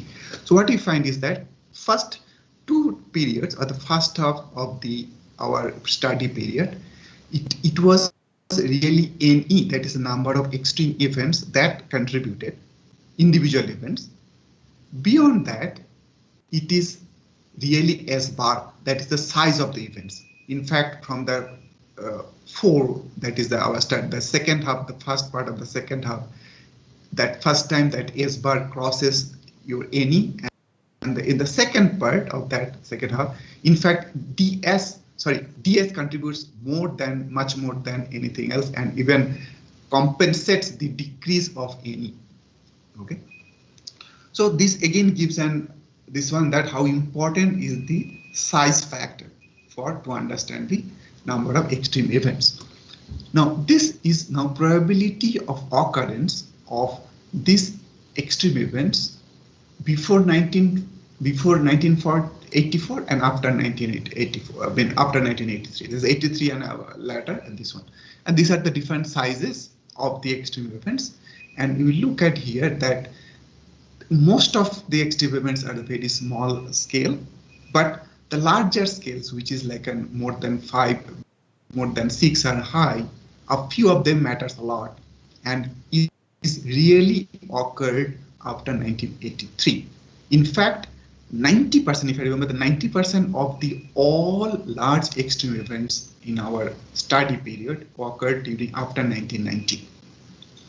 Now, this is the cumulative distribution function of this NT for again these 2 halves of our study period, and it just shows that before 1983, when the curve saturated, the curves reaches 1 much later, after much later, that is basically contributed by the larger sized extreme events. Before 1983, it is really the smaller scales that contribute, that most of the 100% of the events occur within size 5 of the LREs, size 5. This is the time series. That upper panel is the time series of the occurrence of these extreme events. These are the size here, and this is the year, and we have a different color for different this one because the numbers are really very very different. If you look at that, the small extreme event for the size 1 has been increasing all the way up to 1991 to 1996. After that, there is basically a decrease, which has now been contributed or compensated by this medium as well as large scale, especially the large scale events. There's almost nothing before 1986 or 1983, 1980s, which has been much more frequent in these years. This is the spatial distribution of the normalized count of LREs, that is where they occur typically. The small ones, that is the sporadic ones, are everywhere over the country, everywhere. Now the medium ones, again, now there is a propensity of the medium ones to occur at this monsoon trough zone, the location of the synoptic activities. And this is much more clearer for the large events that they typically occur at the monsoon trough zone here from this location. There is an angle as well. So this is the location of the passing of the synoptic scale disturbances over this region. Now, this associated so this gives us an idea that this large scale extremes possibly are associated with some low pressure systems, monsoon low pressure systems. So we took this data of LPSs from Hardy and Booz, and from 1978 to 2012, whichever the data was available, and we find that 86% of these small small extreme events, EREs, are associated with LPSs, which is consistent with the paper by Karmukar et al. That is because, and with the fact that these LPSs are typically seen during the positive phase of this one. Okay. Now the medium rainfall events are 92% associated with LREs, and 100% is all the large scale extreme events are associated with these LPSs, monsoon. This is one example that this is the track of the LPS, and this is one large scale extreme. So that's how it happens along the track of the extremes. This diagram is the relative location of the small, medium, and large extreme events corresponding to the location of the center of the LPS. So the center of the dial is the center of the LPS, the large LPS. Okay. So typically, as you can see, the small events can occur around the LPS, but again mostly to the southwest sector of this one, as well as to the western side. The medium events are much more oriented to the east and west, especially towards the west of the LPS center, and large scale extremes are much more concentrated, or they are much more closer to the center of the LPS. And we also find association of this LPS of the large scale LPSs or the LEREs, sorry, not LPSs, the large EREs to the global pressure anomalies. So these are the day -7 pressure anomalies associated with the large scale LPSs, and we see, and this is the A-2 and day 0. We see that distinct signature of the LPSs over the northern hemisphere, and associated to even the over Indian region, which is related to the LPS signature itself. And such signal diminishes or are almost not there for small scale extremes. So what we are saying is that there is a possibility that these large scale extremes, the probability of occurrence of large scale extremes would also be predicted because there is a large scale signature of. Now, this is the climatological geopotential height, which is a contour, and the distribution, that is spatial distribution of the locations of the LREs, the large scale extremes. This one. So suggesting that the dip in the geopotential height, if it is here, and that extends from this eastern coast of India to the northwest of India, this extension of the dip, that is a monsoon trough, which is also the location of the activities of synoptic systems, is associated with the occurrence of these large scale extremes. So we immediately, since 100% of these large scale extremes are associated with the monsoon low pressure systems, we first calculated the strength of these monsoon of these LPSs, that those are associated with the large scale extremes versus those are not associated with the large scale extremes. So LPSs, LG is the LPSs, those are associated with large scale extremes, and LPSs which are not associated with large scale extremes. And we see that there is really not much difference between the strength of the two different cluster of LPSs, right? So possibly the strength of the LPS is really not the criteria or the background criteria for the probabilistic or for the occurrences of a large scale extreme. There must be something different. So what we do is that we find out, we take few events. I show a few events here. This is the 850 hectopascal geopotential at the streamline here, and this is 500 hectopascal, and this is the location of the large scale extreme on the day of the large scale extreme here. This is the LPS here. This is the stream function. This is a vortex here. And this is the vortex again here. This is 500 hectopascal. We see another vortex over Arabian Sea, or that is to the west of the large scale extreme. Same thing for this another event. This is the event here where there is a flood in the Gujarat flood here. The event, the LPS center is here, and we are seeing a vortex here, somewhere here. And then at 500 hectopascal, it's a little more clearer and even merged. Look at here, there are two distinct vortices at the west and eastern coast of India, and it is seen at 850 hectopascal as well as the 500 hectopascal. So looks like there is another secondary vortex which is especially at the upper level, or that's the middle level of the atmosphere, or the mid-tropospheric vortex, or we call it the secondary cyclonic vortex. That is associated with the large-scale extremes. This is a composite of all those large-scale extremes which you have found. This is day -2 of the occurrence of the large-scale extremes. This is the LPS location, and this is the location of the secondary cyclonic vortex. Day -1, they merge, and day 0, they make the large-scale extreme. This is the vertical velocity along this cross section from the west to east here. This is the vertical velocity. Strong updraft is understood of the LPS here, but this weaker but evident updraft to the west of this LPS is also there, which comes to closer together at day -1, and on the day of the large-scale extremes, they are merged.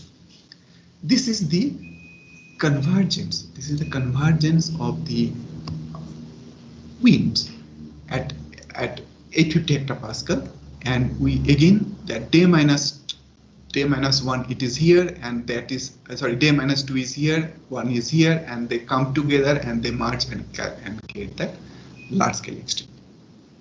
We also calculate that the quasi-geostrophic omega, or for tropic using key vector based on the Skilaitis 2006 paper. Because this gives us this one idea that how in the tropics, where the geostrophy may not be completely valid, but still we can understand the motion of we can understand the convergence of the wind. So basically, the center is the location of the LPS between LPS extreme event, and then center of the LPS here. And then this positive means it just says there is a updraft here. So this is the strong updraft at the center of these LPSs. That is a large scale. That is a difference between the two deep types of LPS. One is the large that produce large scale extremes, minus that do not produce large scale extremes. So it is a distinct updraft, or the strong updraft is present for those LPSs which are associated with the large scale extremes, even when their vortices are of the same order. Remember that the initial action vortices are of the same order of the other extreme producing low, this one. So this is the diastatic stability of these events. Now again, temporal evolution. This is day -2. We can see at the upper level to the west there is a diastatic decrease in the diastatic stability here, and there is a nice tilt from the north. From the top to high to northwest to southeast, and this is the related to the LPS. This is the secondary cyclonic vortex. Look at this. Day -1 is much. Can you finish? Sorry. Can you finish it in 2 minutes? Or? Yes, I'll do finish. Thank you. So this is day 0, and this is here. They go together. Okay, and then this one. So this signature is there in the theta plot, that is that potential temperature, and theta E, that is the difference between theta and theta E, gives us the moisture. So the moisture gives us there is an increase in the moisture, so gives us the condition that there is a moisture convergence. So now this is a moisture supply we calculate from the LPS with large scale extremes versus LPS with no large scale extremes. There's a strong moisture supply. We also find that these LPSs, they do produce the large scale extremes, are typically having slower speed. The speed of propagation is smaller there. So typically the LPSs are of the order 6 meters per second, but these LPSs which produce these large scale extremes have a smaller speed. All right. So now this shows one of our this one. What is this? I think the animation will be working here. Yeah. So this is here. This is another extreme here. So these two vortices, they come and join together and propel this. And as long as this secondary vortex is present, this LPS is typically stands here. Okay, that gives this LPS to a weaker speed. Okay, so in summary, and LPS present to the eastern side, and the secondary cyclonic vortex to the western side. When they come merge together, and also gives us a dynamic lifting at the center, moisture from the Arabian Sea comes here and increases the moisture, decreases the dry static stability, okay, increases the updraft, vertical updraft, and produces this large scale extreme rainfall events. So this is anyway, I have this one here. So thank you so much, and thanks again for inviting me for this talk. Okay, thank you for a very nice presentation. Dr. Ashok, do you have some questions to ask? Please ask. Okay, Arindam, it's a nice talk. I wrote my question actually, but that was before you showed your mechanism. So the basic question was, you mentioned that intraseasonal variability introduces this active conditions are associated with monsoon depressions. That makes sense. We also showed through some instability studies that breaks introduce synoptic systems, and that invigorates the monsoon. But in your case, as you come to the end, it also looks like some large-scale drivers may be providing the conditioning in addition to the active break cycle. And even the trends that you show in the recent years, there are some years where you have strong extreme events. So do you think it is just a signature of some sort of El Niños or La Niñas or IODs or some other factors in addition to active break cycle that is manifesting as a trend? Yeah, actually that will be because active break cycles, the intensity of active break cycles have not, there is a change, but that we cannot explain the change in the numbers through this one. So what we understand is this from here, from initially I have seen there is a large scale signature, this one from this year, okay? So this large scale extreme has a global signature, okay? And we find that there is an intrusion of a trough from the northwest side of India on this Central Asia towards Indian region, that possibly creates or helps create at least some of those secondary cyclonic vortex. This can be a signature associated with active and break cycle also. This part probably this can be, but can be explained by that. But the total system in Arabian Sea and trends in the other long-term trends. So I was thinking that there is a signature beyond MJO and other. No, this is not MJO. I'm not talking about MISO, whatever you call active break. Yeah. MISO, yeah. So that's what it will be beyond MISO only. Yes, that's true. Okay. So okay, good. So there is another question by Dr. Datta, Somnath Datta. Please, can you ask? Yeah. Professor Chakravarti, it was a very nice lecture and very interesting lecture also, and it is in my field because dynamics is and you have very nicely you have shown the that is your role of the Q vector. I have just one small query that in your conclusion in the mechanism you have indicated, that is the interaction between monsoon system and some secondary cyclonic vortex. So this secondary cyclonic vortex, it has been found in the simulation or at the same time it is observed also? This is all observation. What I have shown is all observations. What is secondary circulation? Secondary circulation. Can you please kindly elaborate? Oh, this is a vortex which is mostly signature. Yes, at the middle atmosphere. This around it's a maximum at the 500 hectopascal or so. Okay, we do not have a much signal at the lower troposphere and the much upper levels. Okay, but they are present at the 500 hectopascal. So and that 500 HPA, is it due to some cyclonic vorticity advection there? That is a thing. That's what we feel, that there is an intrusion of such vortices from the like this here. So from the mid latitudes towards India and to the western side of India, that is northern Arabian Sea, and that frequent occurrences of such stuffs, and especially during the occurrence of the LPS, which is to the eastern coast of India, possibly together giving this increased rise in this large scale extremes. We are working on that. What would be the the source of such secondary vortices. Differential vorticity advection, what indicates anything? What is the surface and Okay, Dr. Datta, you will discuss with him. later on. Okay, thank you. So last question by Pankaj Kumar. Can you ask Pankaj? Hello. Pankaj. Thank you, sir. So Arindam, nice talk. So I just have one query. You said that during the active spells of intraseasonal oscillations, or during active ISO active events, the extremes are decreasing. When you are referring this Karmakar paper, if I am correct. Yeah. Is it correct? Yes.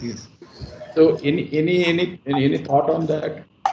Why? So that we have shown that what happened is that there is a decrease in the intensity of the ISOs, monsoon ISO, low frequency ISO especially. Okay, so we showed that if there is an increase in the extreme event during the break phase, that disrupts the circulation feature of organization or the organization of the entire atmosphere, that delays or weakens the next active phase.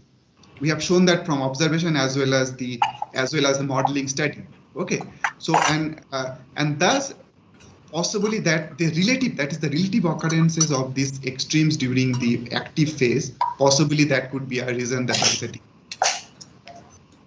Okay, thank you, Arindam, for nice talk. So now I will invite Professor Ashok. Thank you so much. And he will be giving talk on towards long-lived prediction of tropical Indo-Pacific tropical phenomena. So Professor Ashok and I have long association. I think it is Subimal. Sahai, it is Subimal now? No. Oh, it's me? Oh, okay. Yeah. Okay. I'm ready anyway. Don't worry. Okay. So in 1994, when I came first time to IITM in Sarki school, Professor Ashok was also participant, and since then we are having a very good relationship in all aspects, family to research and everything. So I will invite Ashok and Smriti to say some words about Ashok. Thank you, sir.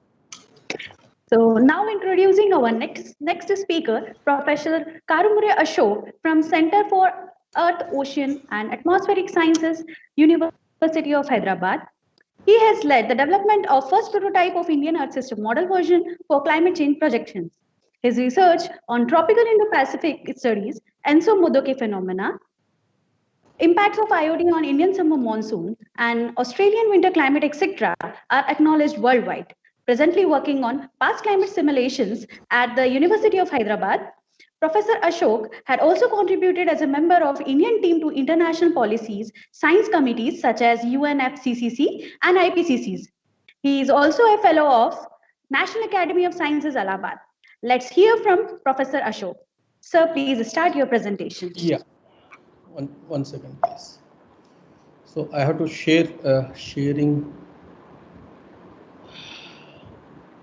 Where is the sharing here? How do I share? Can you see the arrow down, arrow mark? Upward arrow mark? Yeah, open. I'm sharing it. Yeah.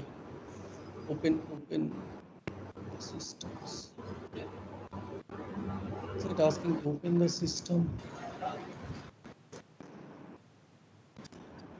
After a microphone, there is a square box with a arrow up that you have to press. Yeah, I pressed it. Open. It's saying open share.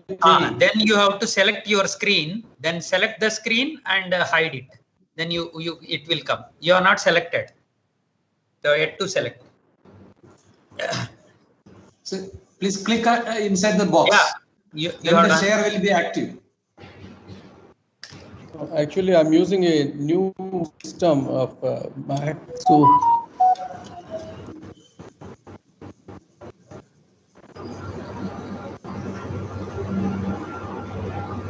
give me a second.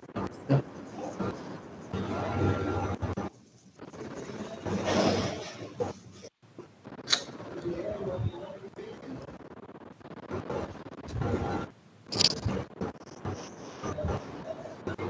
Can I send my presentation to one of you? Can you just upload it?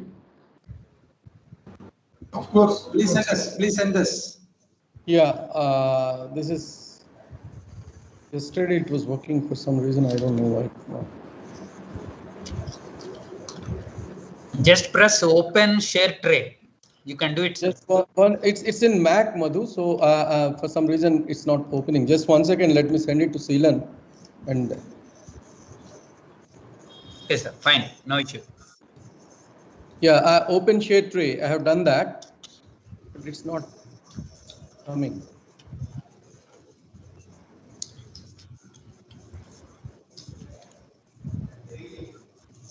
Sorry. Yeah, Seelan, did you receive it? No, I didn't. I didn't. I'm yet to receive. Maybe Sahai, you can invite the next speaker. Maybe I can come back later instead of wasting the time.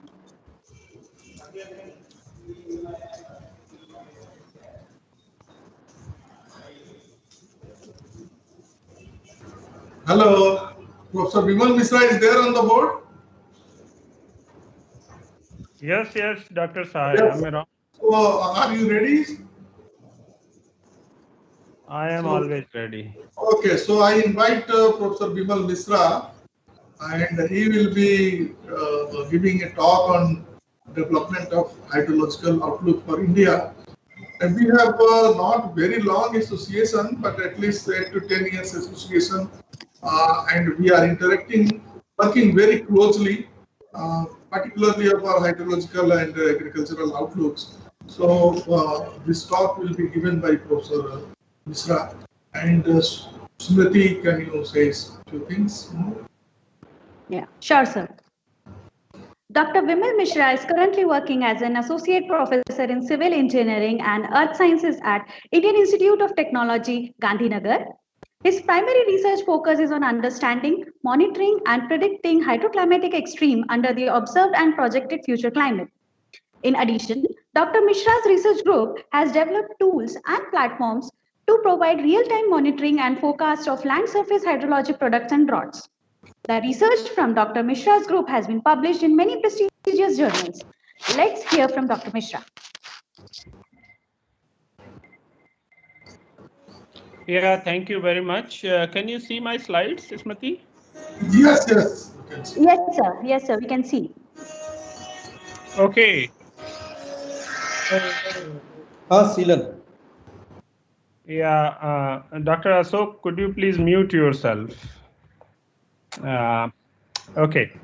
So thank you, Dr. Sahai, and everybody from the organizing committee for giving me chance to sort of present the work that one of my students has been doing in collaboration with, of course, Dr. Sahai. So, I mean, I have known Dr. Sahai probably since 2013 or 2014. So my first PhD student, Ripal Saab, was working on drought monitoring and prediction. And we were looking someone who could provide us reliable forecast for meteorological variable. And then we got connected with Dr. Sahai, and who has always helped nicely. Whenever we need anything, we go to Dr. Sahai, and he never says no. So thank you, Dr. Sahai. So this is the work is in review currently from one of my PhD students, Amardeep Tiwari, and Dr. Sahai is also a co-author. So so what is the need of this work? Basically, in India we have a lot of progress made over the years in terms of meteorological prediction from IMD, IITM, and other organizations and institutes. But when it comes about the reliable hydrologic predictions or development of hydrologic outlook that can give us a short to sub-seasonal time scale forecast of desired variables like runoff, soil moisture, stream flow, there are not many efforts in this direction. So we have been working on some in this direction, and we thought that it may be a good idea to sort of understand and evaluate the potential of meteorological forecast for hydrologic prediction. So what I'm going to do in today's talk is basically I'll discuss that what are the key challenges, steps in development of hydrologic outlook. And when I say hydrologic outlook means we want to sort of give short-term and probably a month lead forecast of hydroclimatic variables, including rainfall, temperature, runoff, soil moisture, and stream flow at various locations. All right.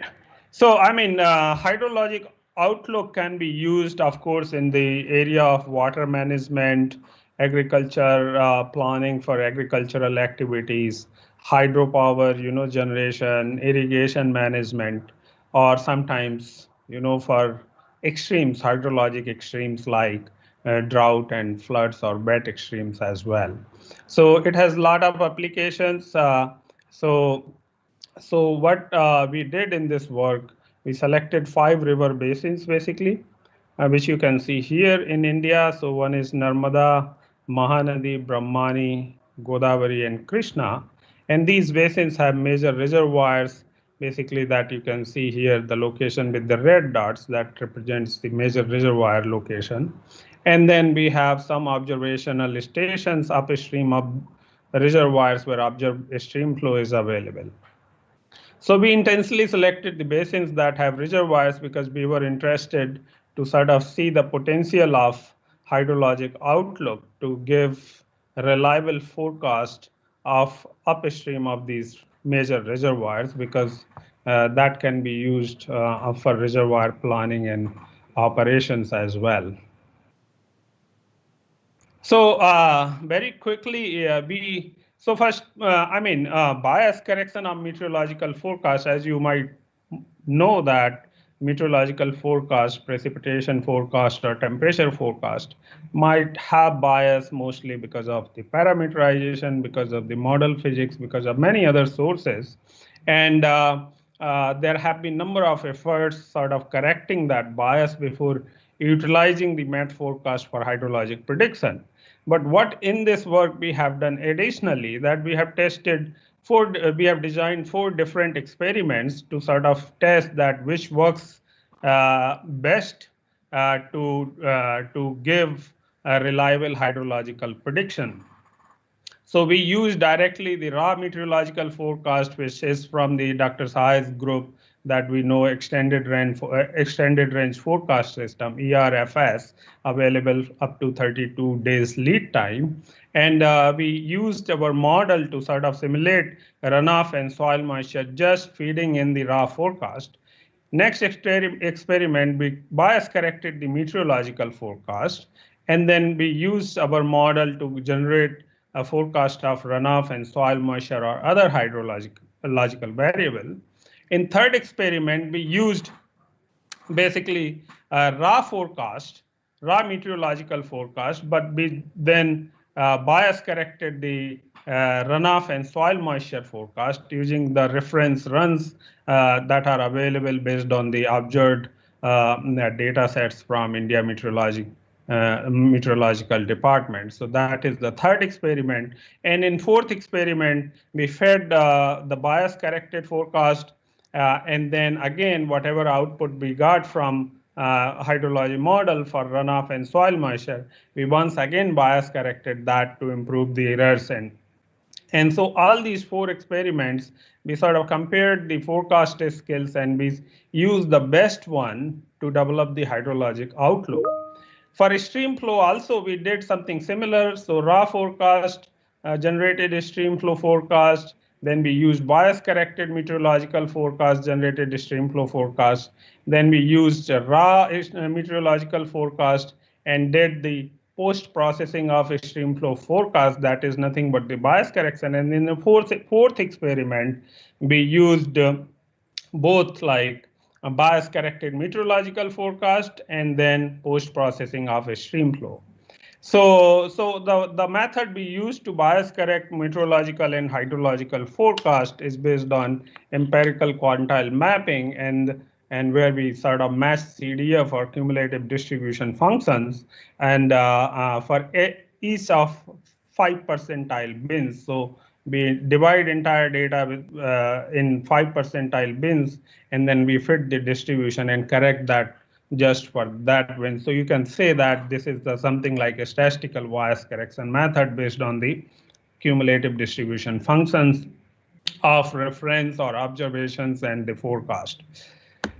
Okay, so quickly, here are some results. So basically here, what we see here is that the bias corrected versus raw meteorological forecast for the 5 river basins, right, that I have mentioned earlier, and 3 parameters, that is one is correlation, the other is NRMSE, and then bias. And you see that the blue ones are bias corrected, and then red are the raw forecast from ERFS, Extended Range Forecast System, for rainfall for 1 day, 7 day, 15 day, 30 day lead time. And this statistics has been generated using the forecast from 2003 to 2018. And you can see that correlation improves, NRMSE also improves, and then there is a significant improvement in bias. If you see that the dry bias present in precip forecast at almost all lead time at all locations is pretty much improved after the bias correction. Similarly, the warm and cold bias at different locations that forecast has was improved significantly in both maximum and minimum temperature. So that is the correction of meteorological forecast. So these are the 2 data sets we have, raw forecast and bias corrected forecast, and that we will use to sort of run our hydrology model that we call variable infiltration capacity model, and that you can simulate like all the hydrological variables, given that you have inputs for the meteorological forcing, soil parameters, vegetation parameters, and things like that. And then we can use the routing model to route the stream flow at any given location of the watershed. So we also calibrated the model upstream of these major reservoirs wherever the observations are available, and these are the results for daily stream flow calibrations. So red is the observed flow, and blue is the model simulated flow for those 5 major river basins. And you can see like models captures the variability, temporal variability, peaks also, but there are always underestimation and overestimation in the model. And then we can say that model parameterization is never perfect, even if we calibrate it. So there will be always errors because of these parameterization when you run the model to generate the stream flow forecast. And that's why it is important to sort of do the post-processing after we get the stream flow forecast to reduce these errors that are basically coming because of the model parameterization. So we generated a runoff and a soil moisture forecast using the raw meteorological forecast without any bias correction, and we tested the skill using different parameters like correlation, bias, Pierce skill score, and things like that for all the 5 river basins. And you can see that bias in precipitation forecast, dry bias in precipitation forecast, and warm bias in temperature forecast reflects very well at all the lead times. So there is a dry bias in runoff forecast as well from 1 to 30 day lead time, right? And similarly, dry bias soil moisture in the soil moisture forecast is also present because that is basically translated from the precipitation and temperature forecast to the hydrologic forecast. So what then we did, we used basically meteorological bias corrected. So we bias corrected that meteorological forecast that I have already shown in the previous slides, and we sort of estimated, compared once we use bias corrected meteorological forecast, or we generate the forecast with the raw meteorological forecast and then bias correct only the hydrological forecast. And you can see that there were significant improvements in correlation as well as in bias, though there is a still dry bias but that is much lesser than the bias, original bias like available, like you can see 15-day or 30-day forecast runoff bias was more than 20%, which has been reduced roughly less than 5% after this bias correction. So both of the bias correction from the both approaches, we can get almost reasonable results. So if someone doesn't want to bias correct meteorological forecast, you can just run the hydrological forecast and then bias correct just hydrological forecast at the end. We also then tested that what is the difference between these four experiments, raw forecast where we generated raw with the raw meteorological forecast, runoff and soil moisture. We just bias corrected meteorological forecast. We bias corrected hydrological forecast with the raw forecast for precip and temperature.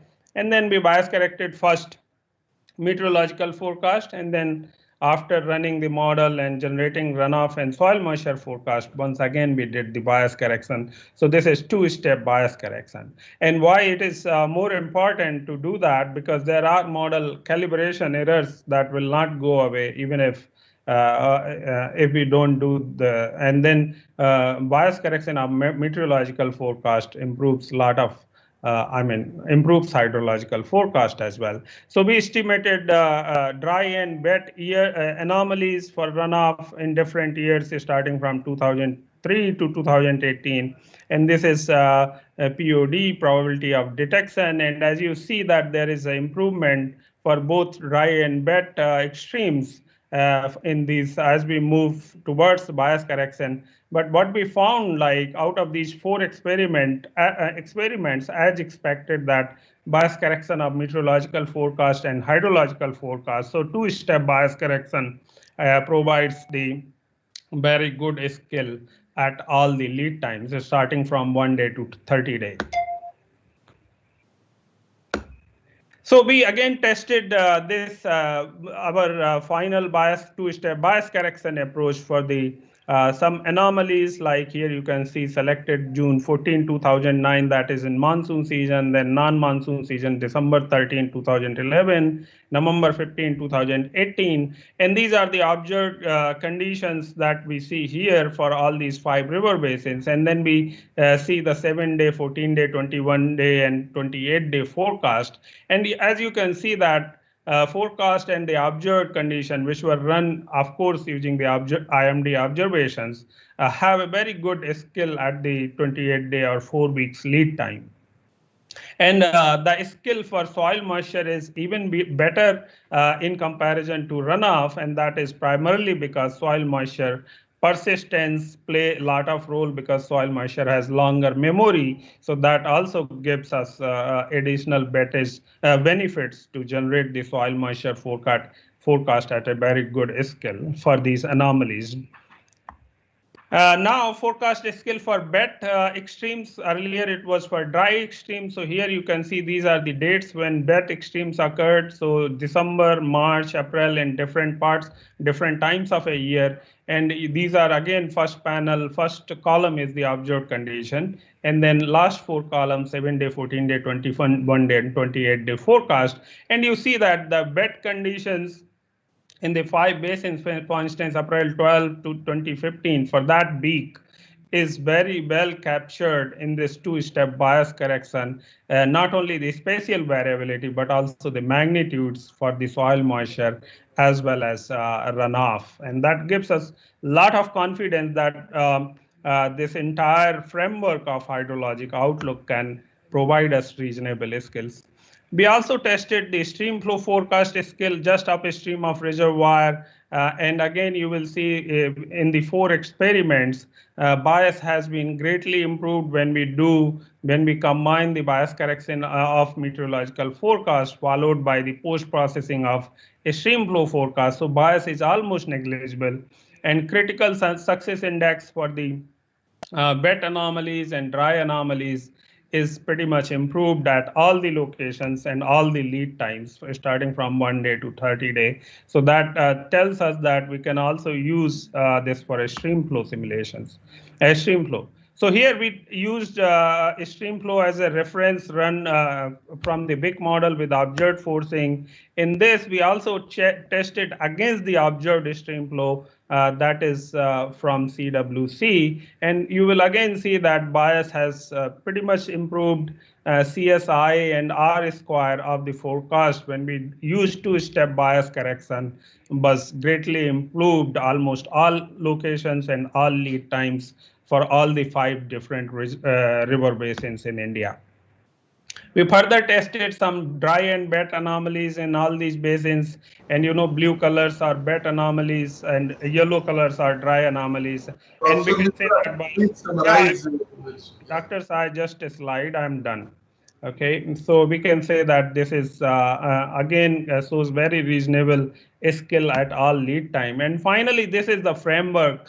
Basically, we propose to develop the hydrologic outlook. So first column is observed precipitation anomalies, temperature anomalies, runoff anomalies, soil moisture, and here are the stream flow anomalies. So this we selected August 9, 2009 to sort of demonstrate that how hydrologic outlook will look like. So you see these are the observed patterns. So dry precipitation during the monsoon, higher temperature or positive temperature anomalies, dry runoff, soil moisture, and the stream flow anomalies. So each circle represents different locations just upstream of reservoirs where we give that how the stream flow anomalies are captured by this forecast, two-step bias corrected forecast at 7-day, 14-day, 21-day, 28-day lead.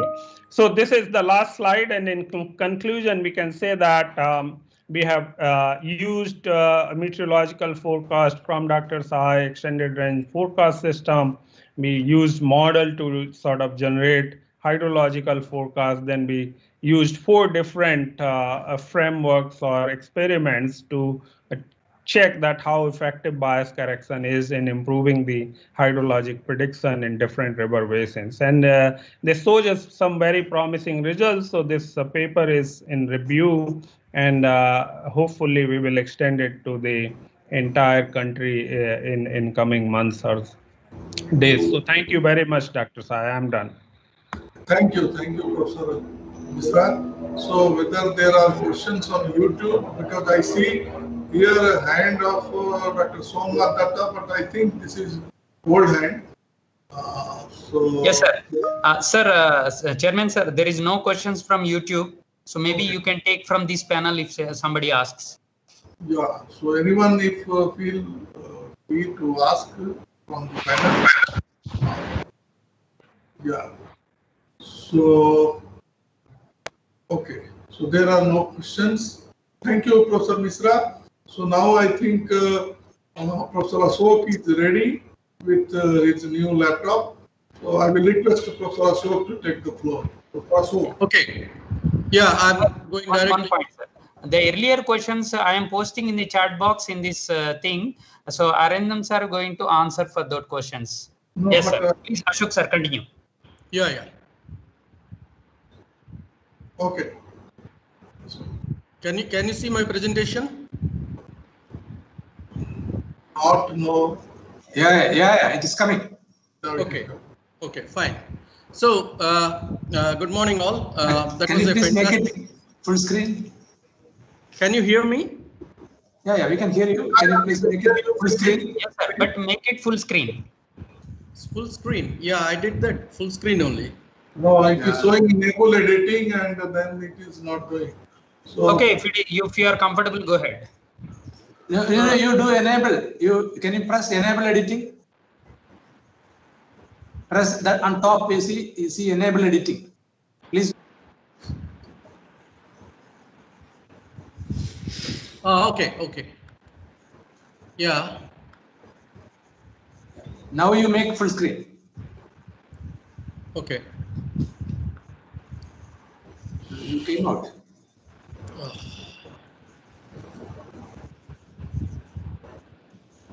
Okay. Please share it again. We can't see that now.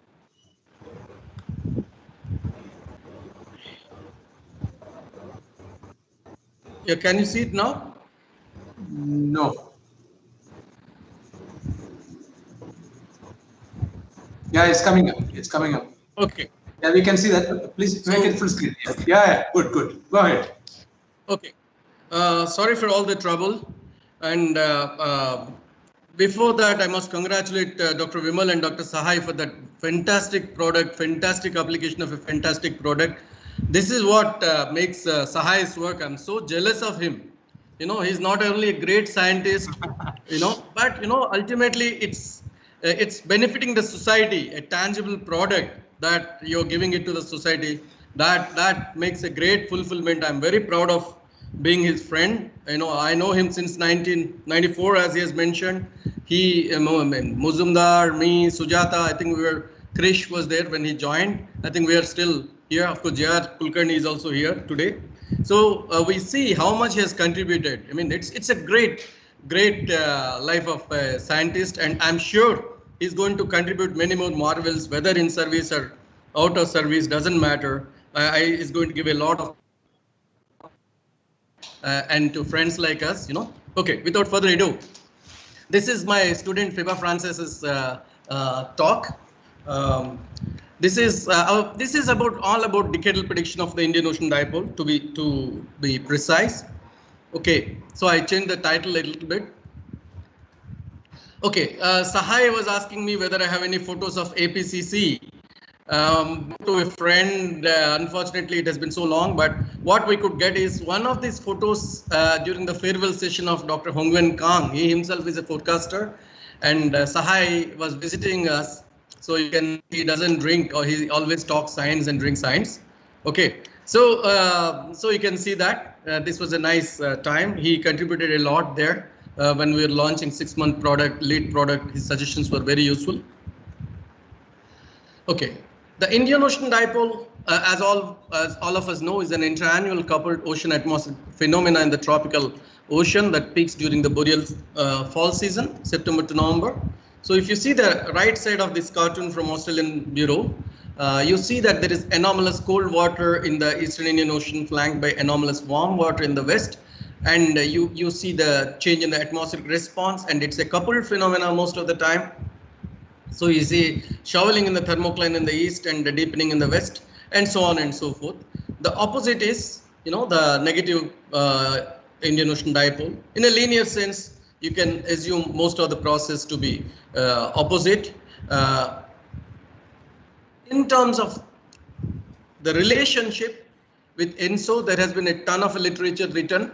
I'm not going to all of that. El Niños can trigger the Indian Ocean dipole, big El Niños, through atmospheric bridge, such as in 1997. But so do Indian Ocean dipoles can trigger El Niños, as we have seen some papers such as Izumo and all. So important thing is that Indian Ocean has its own independent coupled events, such as 1961 and 63 and 67, and the recent 2019, one of the biggest El Niños. On the other hand, the 1997 and 82 co-occurred with an El Niño, and 94 co-occurred with an El Niño Modoki event. Well, if you do this partial correlation, and if you can get a measure of its linear impact, and you see that there is a global impact of the Indian Ocean dipole in June, July, August, and September, October, November. For example, Australian winter storms get totally weak during this JJA season, as we have shown in a couple of papers in 2007 and 2009. And then over India, you get strong rainfall during positive Indian Ocean dipole events. On the other hand, you can see the impacts all the way propagating into your Americas also. Of course, positive dipole events are associated with deficit rains over maritime continent and surplus rainfall over East Africa. So just as ENSO, now Indian Ocean dipole has become an important driver. Even for monsoon, if you see the paper by Krishnamurthy, Balaji and all, they show through a linear analysis that in the recent period, the the Indian Ocean Dipole impact is becoming more and more perceivable and strong. Signatures can be seen very prominently related to El Nino.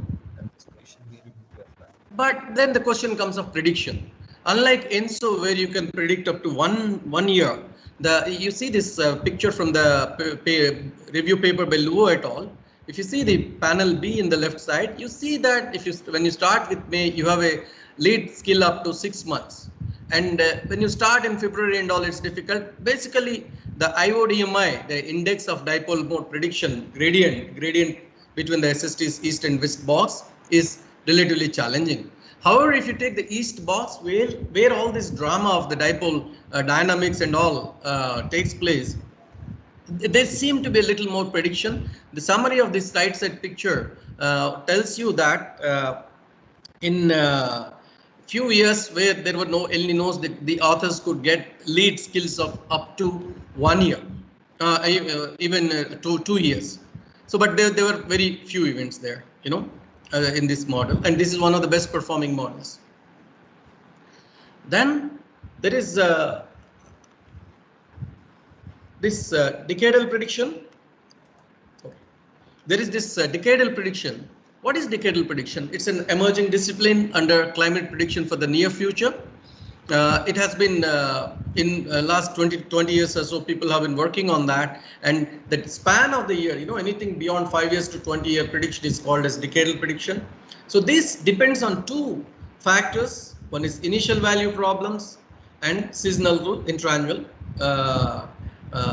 and slowly varying ocean boundary conditions such as oceanic process, snow covers. So these two are important factors. In addition, the decadal prediction skills are supposed to come from the increasing anthropogenic forcing in terms of your greenhouse gases, aerosols, etc.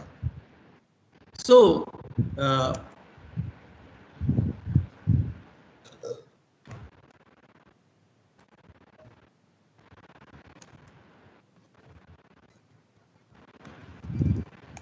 okay, so this picture cartoon shows the same thing.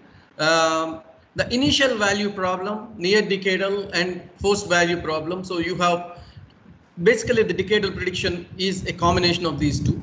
The initial value problem doesn't necessarily just mean ocean and atmospheric conditions, but also the forcings, the anthropogenic forcing, the greenhouse and aerosol forcings, because the effect of these parameters is much more well defined and less stochastic. In addition, post boundary conditions, for example, seasonal prediction skills are what happened.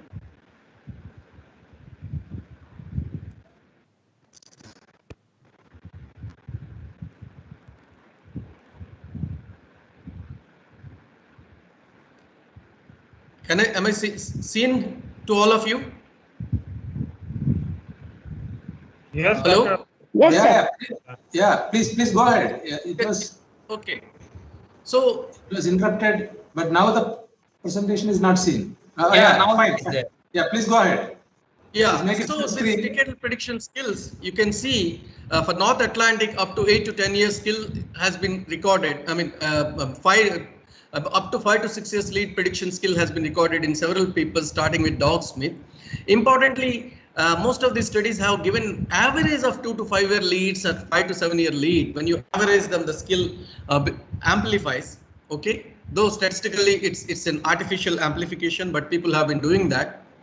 And the skill seems to come from subsurface. As you can see, the upper ocean heat content, 700 meters, you can see the top panels in this paper is the heat content, and the bottom panels are the skills in the SST. If you see the sea surface lead, you can see a little skill in the subtropics, 3 to 5 years and 7 to 9 years also, I mean mid latitudes, but in the tropical areas, the skills are relatively poor. Okay, coming to our own Indian Ocean Dipole work, this CMIP data was a good opportunity for us, decadal prediction. So we have taken 4 models that were available, and most of these models were initialized, full field initialization was done, except MEROC 5, interestingly, that's an anomaly initialization. So the way we proceed is, there are these 4 models, there have been several ensembles. I will directly go to this picture. So for for each year, starting with each year, there are 10 years of run up to 2011. So what happens is if you start with 2060, 2061 is year 1 lead, 2062 is year 2 lead. So and so on and so forth. If you take the 1962 is the year 1 lead. However, 1963 is the year 2 lead. So it so happens that you have 1 year lead from 1961, 62, 63. All these pink colored ones are at 1 year lead. And 62, 63, 64, that 2 year lead. Similarly, 68, 69, 60, all these things are 8 year leads. So your lead predictions, ensemble average lead predictions are available. So for ENSO, as known, the skills are only significant. This dotted line is the significant line. So up to 17 to 2 months. As known in the state of art models, ENSO skills are only up to 17 months. This is also in agreement with another paper that has come on decadal prediction of ENSO. This is also showing the same 17 to 2 months, 2 years of lead for ENSO. So Indian Ocean dipole should be much weak. Skill should be poorer, just like other seasonal prediction models. But this decadal prediction, so let's see. Interestingly, what we get here is in this one, we see of these 4 models, the green color is Meroc and GFDL is the CAN-CM4 is this orange color. These 2 models have skill up to 8 years, 8 to 9 years even, you can see 9 years. Except this GFDL has lost skill after between 3 to 4 to 5 years, but it's still significant at a confidence level of 90%. So these 2 models have a quite decent skill, unlike other 2 models, and incredibly much better than El Nino. And is it also beating persistence? This is a question all forecasters would like to ask. So these 2, again, the dotted lines are the corresponding autocorrelation based persistence, and these 2 are robust to persistence also. The summary is you have up to 8 years of skills at 90 to 95% confidence level for the Indian Ocean dipole mode index. So we are talking of decadal leads. So we are not we are not talking of a month lead, just a seasonal prediction, but we are talking of yearly leads. So we are looking at least at a phase. Can we get the phase? And how do these models do capture the Indian Ocean dipole? If you see the tick mark models, these 2, just as observed, you can say had a SH in ERA data. You can see these 2 models have a semblance of the Indian Ocean dipole as EOF2. Even the even the GFDL has one, but the skills of IOD are poor in this model. So where is the skill coming from? An analysis of Hardy assisted ORAS data really tells you that there is decadal connection with the Southern Ocean. If you take the 10-year if you go back to 10 years from the occurrence of an IOD event through correlation analysis, you can see that 10 years before an IOD event occurs, you have a strong correlation here in the Southern Ocean, ACC, Antarctic Circumpolar Current, where westerlies dominate. And the skill is moving with 9 years, 8 years lead, and 7 years lead, and 6 years lead. It's coming around 60 degrees east, where there are a bunch of islands, and there is documented study that these islands break this flow into ocean flow here is broken into 2 components. There are a current that emanates from here moving north. That's what is happening here. What we see here is at 6 years before, you see that the signal is coming up because of the geology here, and it's coming up, and it's almost it's coming into the top layer, into the top 300 300 meters, and it's propagating along what FEBA has found out as the Eastern Madagascar intermediate current. It's propagating along the east coast of Madagascar and all the way up to Somali. It upwells into the top 100 to 200 meters at Somali coast at -4 years. You see the signature at -4 years and -3 years. Now we encounter a challenge here. If the signal has come out within -3 years, and it should have come out. But what we should understand is we're not talking of a full intraannual signal, but this is a decadal signal. A correlation of 0.4 in the Southern Ocean translates into about 20 to 25% of the variance. So this is not the total intraannual signal, but this is conditioning the formation of an Indian Ocean dipole. So you need a trigger, be it a change, weakening of easterlies, strengthening of easterlies, or a trigger from ENSO or monsoon are necessary. That's what seems to be happening. But the signal you can see about 3 to 4 years, it is coming and conditioning the subsurface in the Indian Ocean. So this is the summary.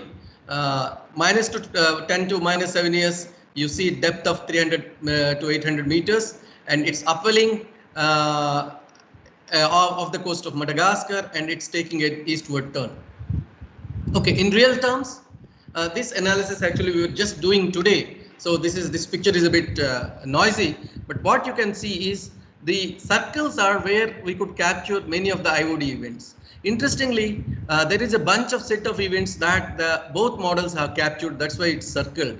If only one model has captured the phase of the observation, as you can see in this particular event, this is a 1997 event. One model has captured this event, phase of it, and recent period positive events are relatively well captured. And there are events such as these two events that were not well captured, including the 1994. Both models have failed. But we are talking of decadal prediction. Some events at least are able to, we seem to say about 5 to 8 years in advance, yes, that there is a likelihood of an Indian Ocean dipole event occurring. So this is at 5-year lead prediction. So the summary, two models are able to predict Indian Ocean dipole at long leads. The source of multi-year predictability potentially lies in subsurface signals, which apparently emanate and propagate from Southern Ocean and to Indian Ocean. Interestingly, the models don't have skills beyond the conventional models. I mean, standard skills, forecast skills of ENSO up to 2 years, 1 to 2 years. And monsoon skills, Indian monsoon, the other supposed to be other driver of Indian Ocean dipole. There is not much skill in these models. So it looks like there is some importance of Southern Ocean on decadal skills. Definitely there are a lot of gaps, and we need to fill in how the signal is coming up. But it's a very tantalizing opportunity for decadal prediction. If you can get this one, you know, the impacts are there. So this is early times, but definitely there is some opportunity. New models, new results are coming out, new CMIP6 data will come out, and we have to see what is happening. We're looking at it. Thank you for the opportunity. Again, Dr. Sahai, congratulations, and we are all looking forward to your continuous work and to continue to work with you. Thank you. Thank you, Professor Ashok, for being in time. If there are any questions from the... Sir, no question from YouTube. No, from the speakers panel here, then they can ask. There is no question from YouTube, but this was a very nice study, new study. Sir, hand raised by Professor Vimal. Vimal Misra. Okay, so Vimal Misra, please ask you. Yeah, Dr. Ashok, wonderful talk as always. Thank you. So I have a question, like you showed one slide where I mean, predictability was mentioned, some line plots, right? So yeah, I see there is a cyclic behavior. If you see that plot, right? That sometimes predictability will go up, and then after certain year it will again come down. No. You mean the first one which I have shown, Luo's paper? Yeah, where you have seen some models have higher, not later. Some models have more than 10 years. Not this one. Go forward. Oh, our results. Okay. Yes, this one. Yeah, this plot. Okay. Yeah, this plot. Yeah, exactly. So here, if you see like years after initialization, you see some cyclic behavior, right? Correct. Sometimes the predictability is higher, and then again it comes back after certain, and then again it goes up. Yeah. Right. So, my question is, this model doesn't have any skill actually. The blue color is BCC, which has a prominent cyclic. What you say cyclic. This doesn't have a skill. But even in the other one, you can see that. The Mirok also you can see that. Yes. So do you have any idea why it is happening? And the other thing is... Good question. One quick comment can be, this may be just because of your biennial oscillation of Indian Ocean dipole, because you're talking of such a long period, 10-year lead. But this is purely a speculative answer. But this is a good question. This may be just a biennial signal. And the first one, of course, the fall of the skill anyway, first 2 years the skill will be very high. After that, it falls. So there is nothing. This is more of a more precise forecast. I think once it goes down below 0.3, you should cut that period off, because then we cannot say, even if it goes back up again after certain years, we cannot say that is the predictability, because you are losing signal. So no, you see you see that is why, see, 0.3 for 10, it's just a measure. So that's why we do this what you call as a persistence. If you see the persistence, this skill is this red color and blue color. Both of them are beating the persistence. And at the end, of course, around 8 years, you can see this red color. Even here, they're well above the persistence. This is what gives you more confidence. Okay, thank you, doctor. So there is another question by Arindam. Arindam, please. Okay. Hi, Ashok. Yeah, nice talk. Yeah, and good topic. So I was just a quick question. Actually, that what Bimal has asked, that also I had a question on that, but Bimal has already asked. So my next question is that often we see this Indian Ocean dipole peaking at the end of the monsoon season. Okay, and right, say from August, September, and you are talking about a decadal prediction skill of the system. So how do you combine these two? Because in I think you understand. What I am trying to say is, whether be it IOD or be it ENSO, if you have seen recent paper by, okay, let's not go to that paper, but be it IOD or be it ENSO, there is preconditioning. Many times it doesn't, if the subsurface has shoveled up already, there should be an atmospheric trigger, it can pull it out. And we talk of decadal backgrounds, we talk of, if PDO is there, then positive phase of PDO will favor El Niños. More easy to trigger an El Niño as compared to La Nina.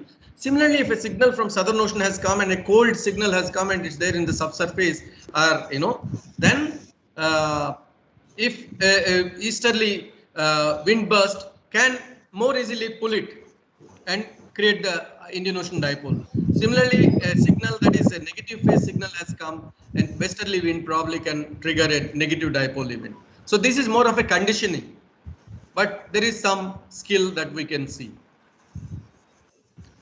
Okay, fine. I'll maybe. Okay, so there is another question by Gyanshilan, please. Okay. Yeah. See, thank you, Ashok. It was a nice talk. Thank you, Seelan. When you look at these different models, I think the one showing higher skill is Meroc 5. So you said the initialization is anomaly initialization. Right. So maybe we need to rethink on the strategy we use for the initializing the models. Yes, that's one a good positive point from this work. You can highlight that. Another one. It could be coming from, because the southern must have signals to tropics.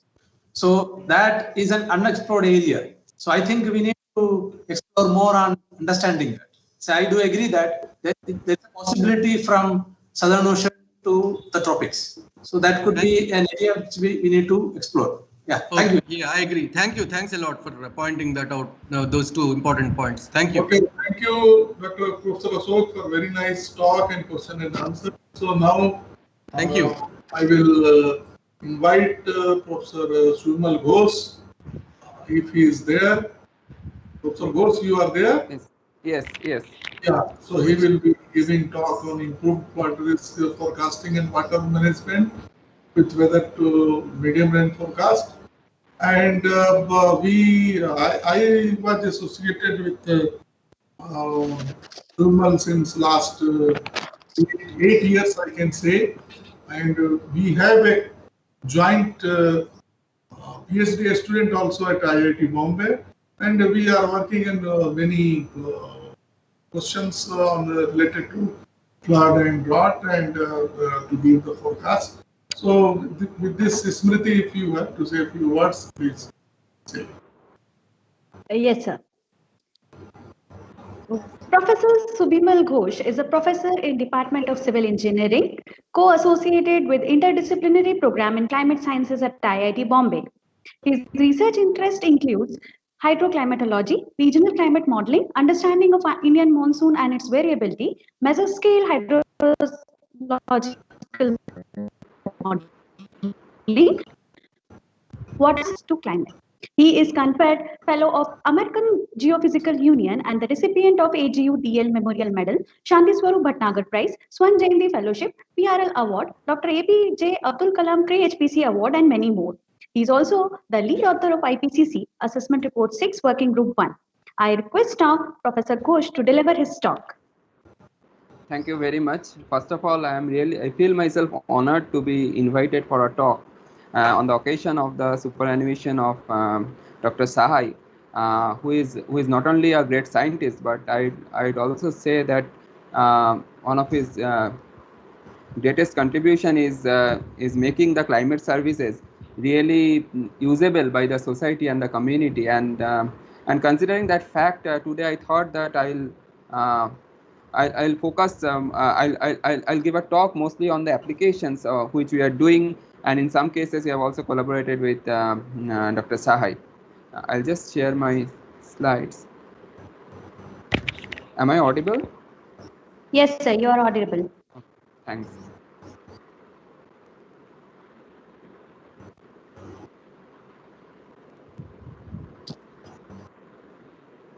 Just a minute.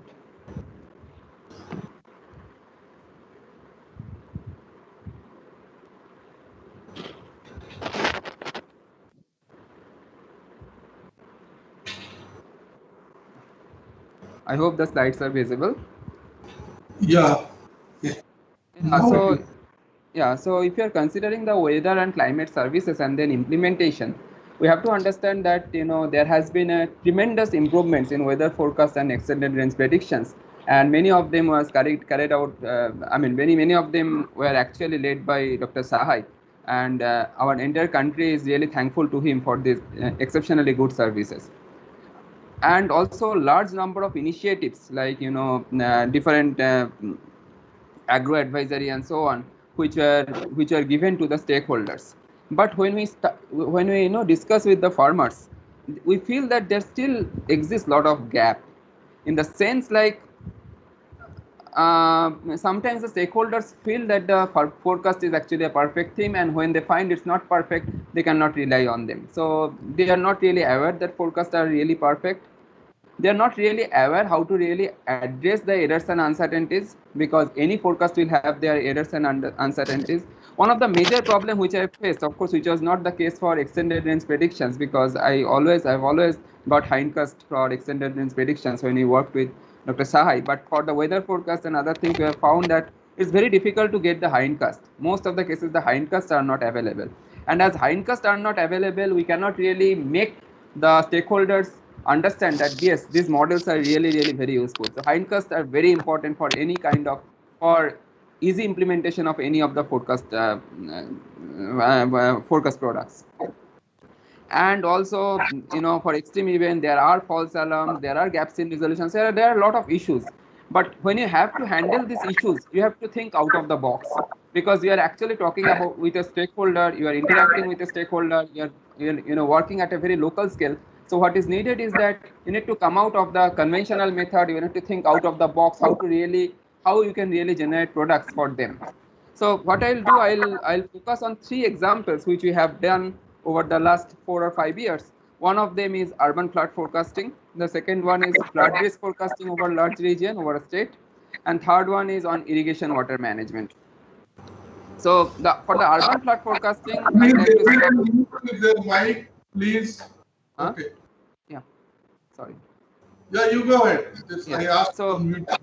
okay. So for the urban flood forecasting, I'd like to say that in Chennai, We are not able to see your presentation. Presentation is gone. Okay. Yeah.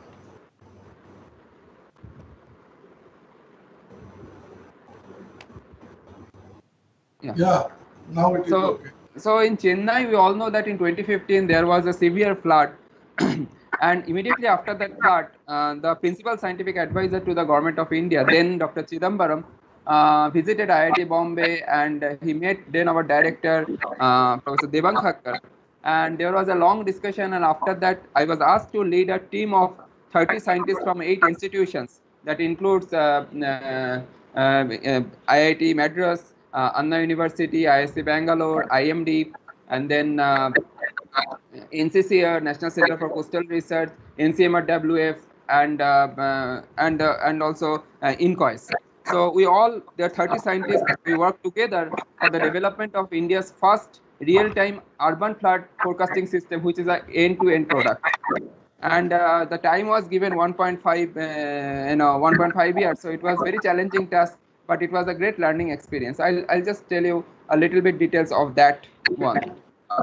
When you're talking about urban flood forecasting system, like a coastal city of Chennai, there are a lot of issues. First issue is that urban rainfall, which is intensified. Second one is that there is an upstream watershed, which is, we know about Chennai watershed, that receives a lot of rainfall. There is a hydrology of that system. There are reservoirs. Then there are coastal boundary conditions in terms of tides, in terms of storm surge, and you need to consider all of them and come up with a visualization kind of tool, which is an extremely challenging task. And of course, you have to do urban flood modeling, which cannot be really done with in any kind of standard flood models. We have to think of a different way. So here we have used the Mike flood model, which is for urban region. So the framework was like this. We have the rainfall. We have taken from we collaborated with National Center for Medium Range Weather Forecast, and we have applied our own quantile regression approach to get the 6 hours to 72 hours quantile forecast. And also at the same time, we have done some radar data assimilation for nowcasting. For tidal part was taken care by INCOIS for forecasting the tide and surge. And then the hydrologic condition was taken care by IIT Madras, where the upstream hydrological model was performed. And finally, we need to consider the terrain condition. We have to consider the LiDAR data. We have to consider topography. And we developed this expert flood forecasting system with a 3D visualization for 6 to 72 hours. And this was first of its kind in the country. Now, let us say what was available. So we realized that, every day at 3 p.m. National Center for Medium Range Weather Forecast releases 44 ensemble forecasts. Now they have reduced it, but at that moment it was 44 ensemble forecasts, and they provide deterministic forecast every 6 hours with updating the initial condition. So the challenges was that there were a huge number of forecasts, how to really model the uncertainty, and then how to really make it understand how to make it available at fine resolution.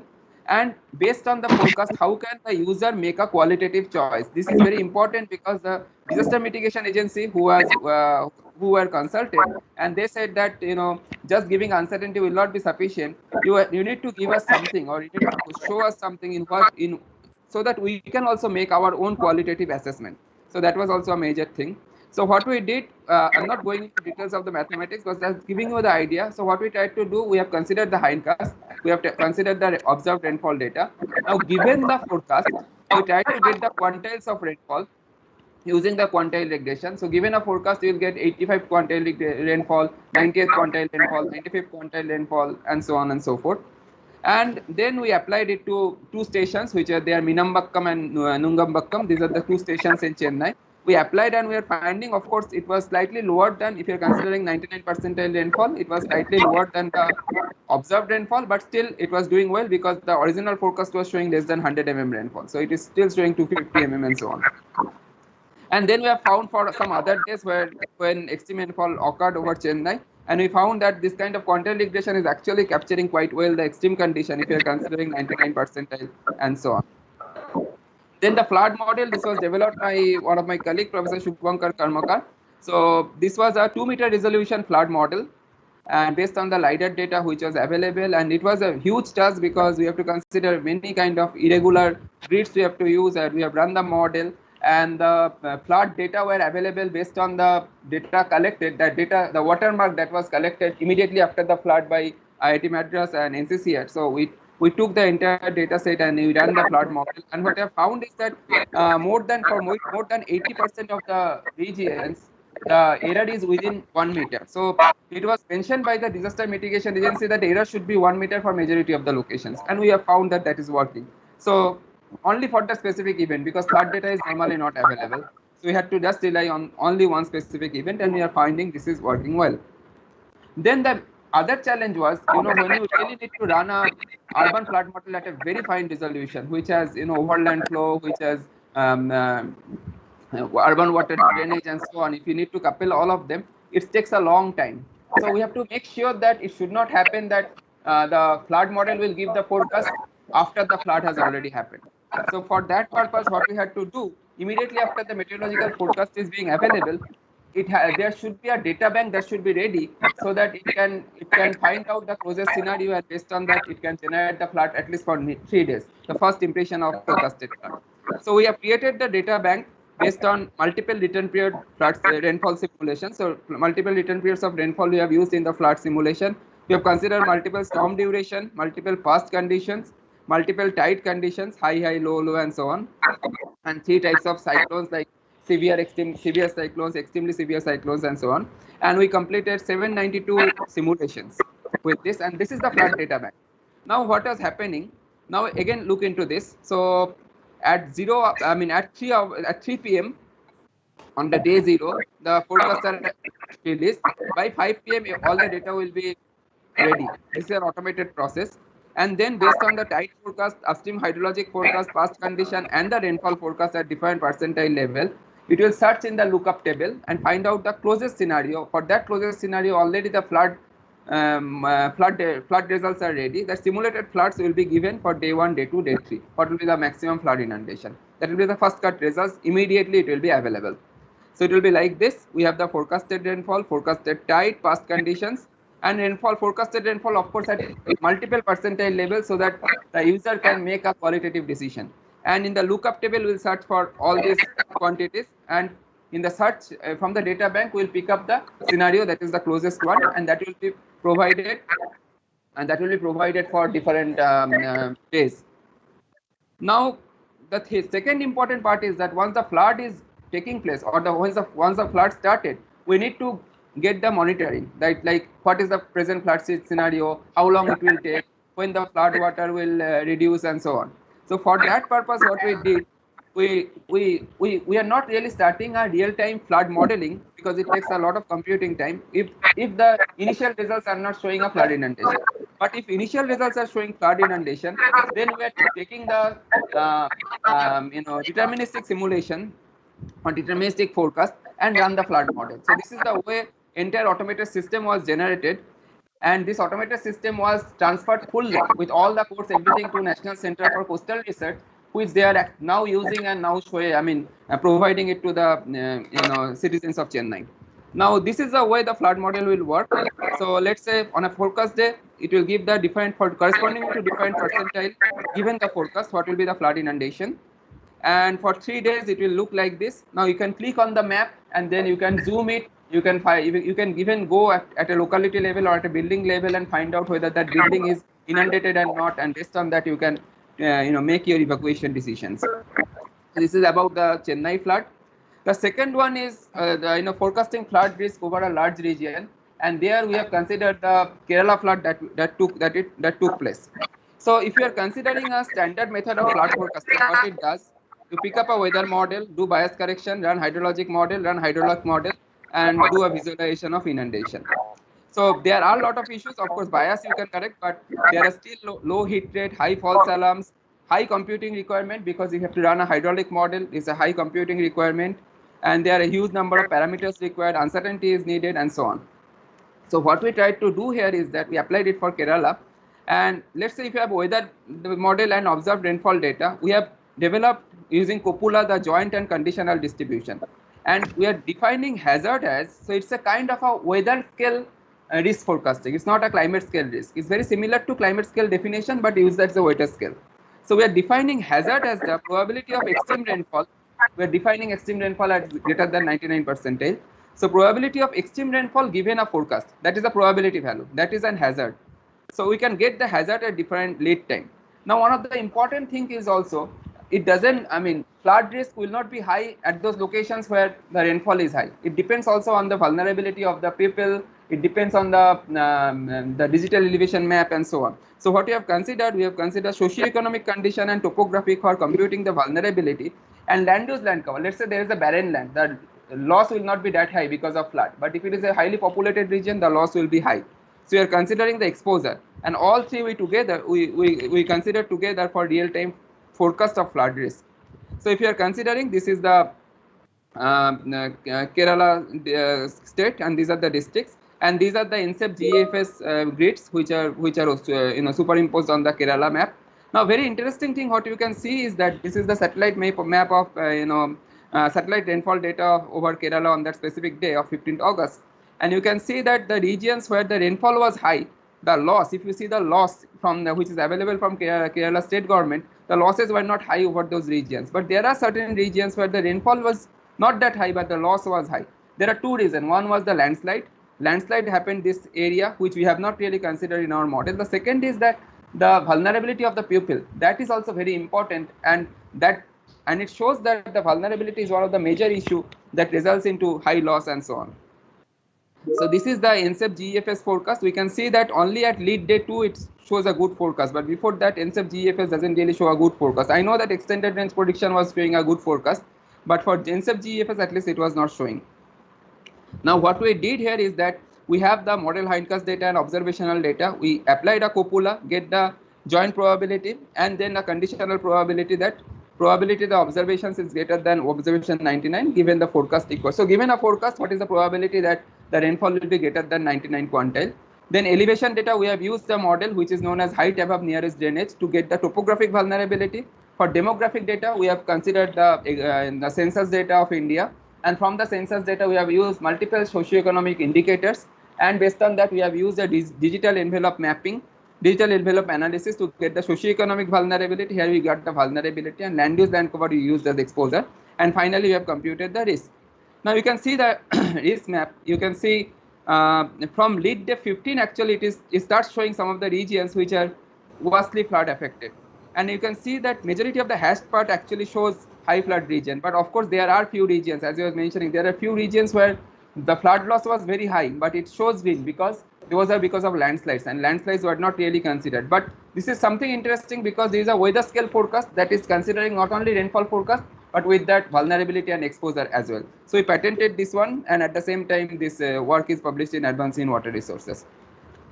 The third one is on a different area, that is on irrigation water applications. Yeah, Professor Ghosh, you have to finish. Yeah, I have 3 more minutes. I've seen that. Yeah, thanks. Thank you. Yeah, so the third one is that it is more on irrigation water application. How can you use weather forecast without for saving water without affecting the yield? And this is what is very important, because while discussing with the farmers, we have realized that no farmers really use the weather forecast, which is a sad part.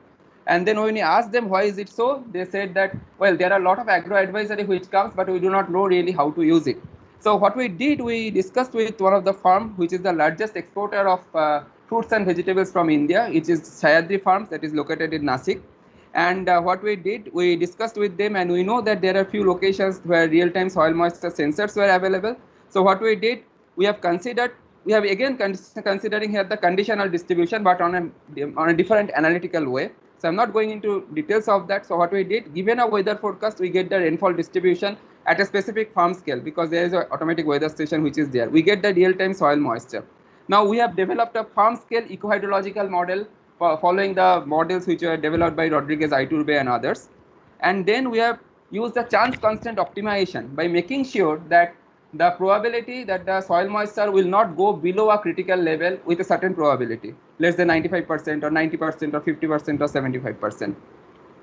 And our optimization model is actually minimizing the water use. There is a Monte Carlo simulation which is taking place within the optimization model, and the chance constants are actually taking care of this constant that probability of root zone soil moisture is less than or equal to a water stress threshold. And finally, we have optimized the water to be applied. Again, we have filed a patent on this, and this paper is, tentatively accepted in WRR.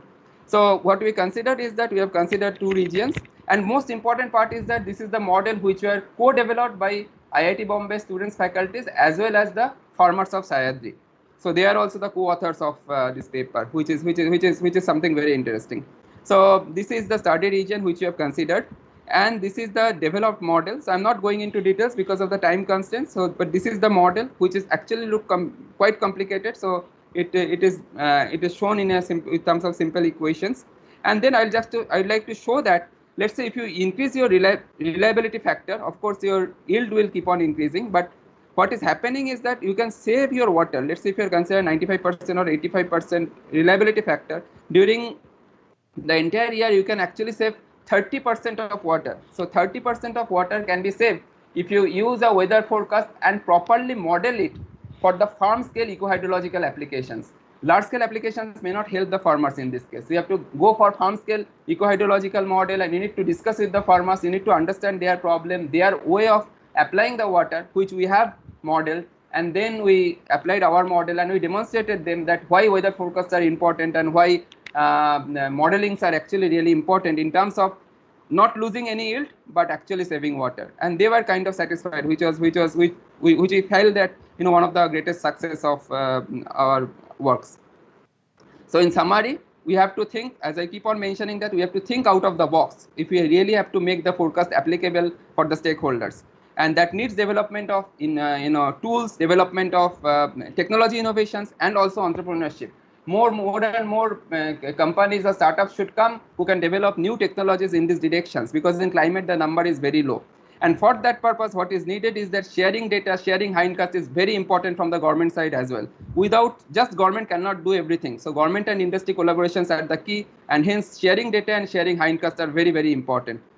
Otherwise, the huge contributions, the huge contribution of the scientists will only be appreciated when data is freely available for the development of technologies for the stakeholders.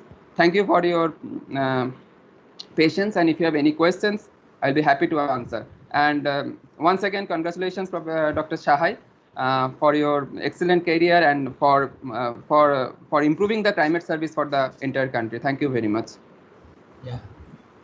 Thank you, sir. There is a appreciation from Ashok sir for your patents. Submal sir, good job. Thank you. Thank you. Yeah. So Sahai sir, there is no questions from YouTube. You continue, sir, and you can conclude.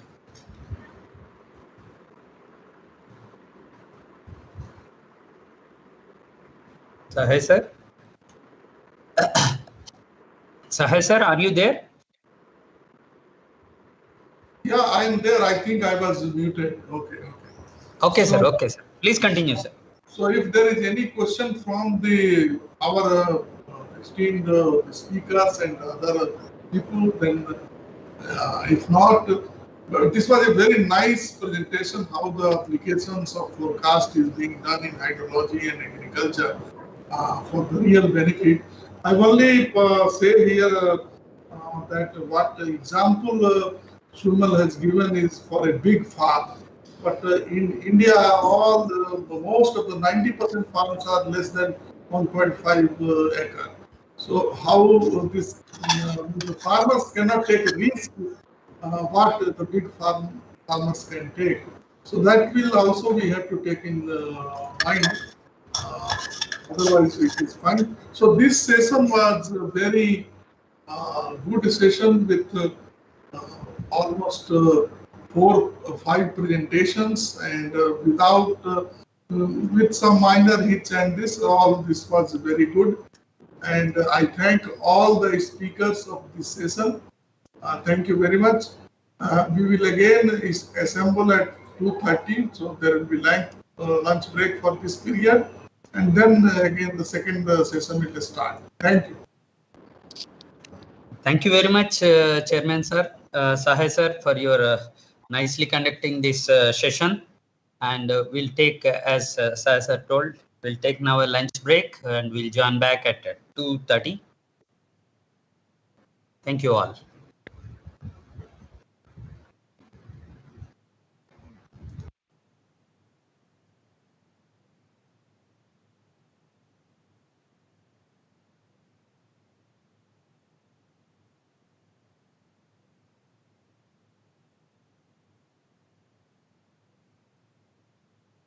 That especially what Bimal and Subimal showed, that looks like 5 years worth of work or 10 years Live worth streaming is starting now. Okay. You can actually request you can request Sahai sir and me too. Okay. Okay. So now we will start the second session of today. And Dr. Gyan Seelan will chair a session with me. So first speaker is Professor V. Venugopal from ISC, and he is a very good friend of mine, and we have a lot of discussions, though we have not published jointly, but we had very good discussions on various issues, and it was very good. So now I will hand over to Smriti or Gansilan, who will introduce. Yes, Smriti will introduce. Yes, thank you, sir.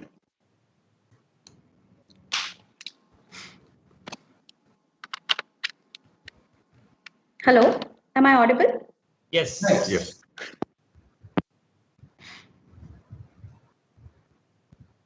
Not now, not now.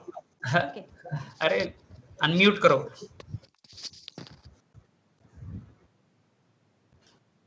I am unmuted. Sir. Yes, yes. Yeah, now you. Yeah, may I? Yes. Okay. Professor V. Venugopal, a civil engineer by training with a specialization in hydrology, he was earlier involved with developing stochastic downscaling models for rainfall. As a professor at Center for Atmospheric and Oceanic Sciences, Indian Institute of Science, Bangalore, his research focus has been to understand tropical and Indian monsoon rainfall at relatively larger space and time scales. His present research interests include investigating decadal variability of tropical rainfall and its extremes. He is also involved in researches related to understand and simulate the daily sub-seasonal variability of Ganga-Brahmaputra discharge. Let's now hear from Professor Venugopal. Sir, please, you may start your presentation. Am I audible? Yes. Yes, sir. Okay. I'll share my screen. Just let me know if you can see that.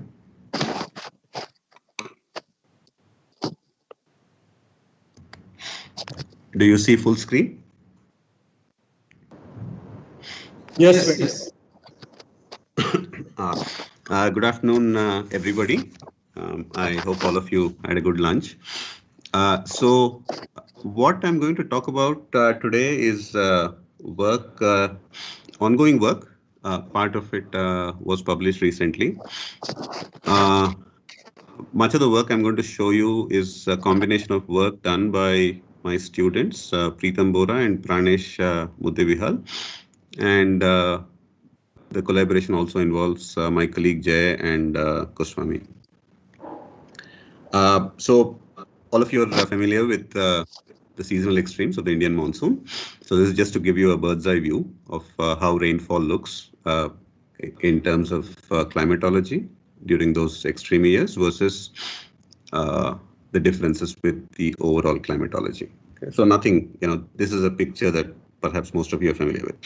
But this is a picture that's, fascinating to me. I think it's one picture that I've always found to be true to the adage, a picture is worth 1,000 words. It continues to be fascinating to me.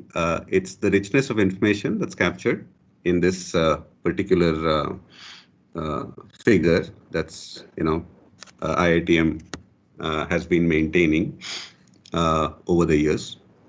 And the obvious thing that stands out is one, the complexity of the monsoon and its linkages with external forcings, especially from the Pacific, by way of warm waters and anomalously cold waters known as El Nino and La Nina. So, so this objective was part of a proposal we had written a while back, about 3 years ago, and we were convinced that the droughts that didn't occur during El Nino, when there was no El Nino, were part of internal variability. Well, so I have struck that out because we think that we might actually be able to relate it to external markers, oceanic markers. So just to give you an overall view of how the tropics look so there are 3 kinds of things here. There's an El Nino drought, there's a non-El Nino drought, and there's an El Nino no drought, right? So I'll quickly go through a slide deck of 3 here. So what you see are anomalies here. the top panel in the next 3 slides, including this one, you're going to see rainfall on top, albeit for a smaller sample set from 1979 to 2016. You have the pressure map in the middle, surface pressure map, and you have the SST anomalies, right? So you can see the, can all of you see the arrow that I'm moving here? Yes. Yeah. So that's your rainfall deficit. So this is case 1, which is drought over India, and there's El Nino. Okay.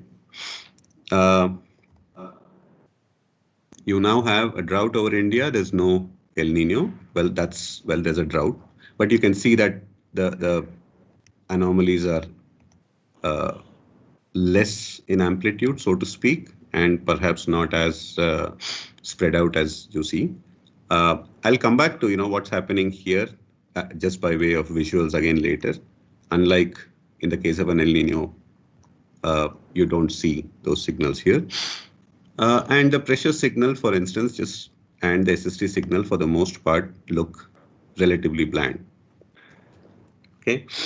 The last one, of course, this is the thing that led to the whole Central Pacific El Nino, Modoki versus the more canonical East Pacific El Nino, the work of Krishna Kumar, etc. So this is the case where you don't have a drought over India. Okay.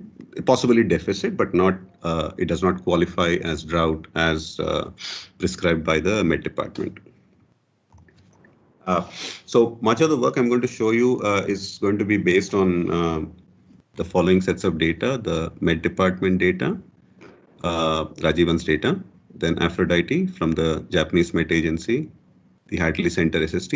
I'm not going to show anything from era 20th century today, the dynamical component of this work. A lot of it actually, I guess, started with conversations with Sikka Saab over the years. And back in 2014, so I've been at this problem for nearly a decade now. So the first kind of, if I can use the word breakthrough, came in 2014. Pranesh was a student, MTech student, working with Ravi and me. And he was insistent on doing a problem that's more mathematical than anything related to atmospheric science. So Sahai Saab, so PhD in mathematics, oftentimes their outlooks tend to be different, and that's the blessing we have in our field. So the suggestion that Ravi and I gave was, we said, look at all the droughts that you have and tell us if you can find any distinct patterns. So Pranesh actually is from Pune, by the way. He is in Pune right now. So he did 2 kinds of approaches. One is K-means clustering. So that is, you're looking at patterns in the mean rainfall.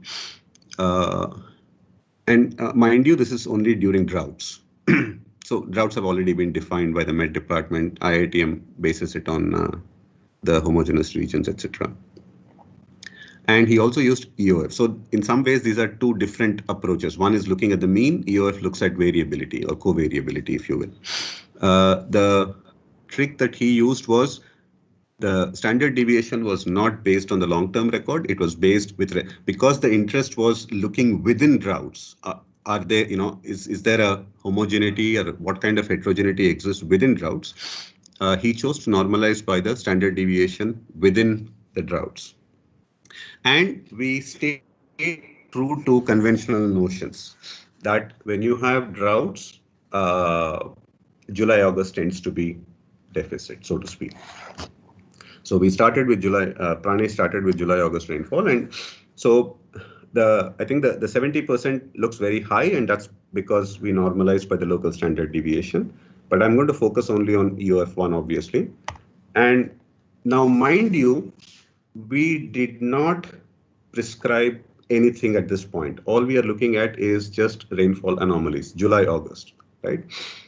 And when you look at PC1, right, so fine, the ones which have the red bars above turns out to be El Nino years.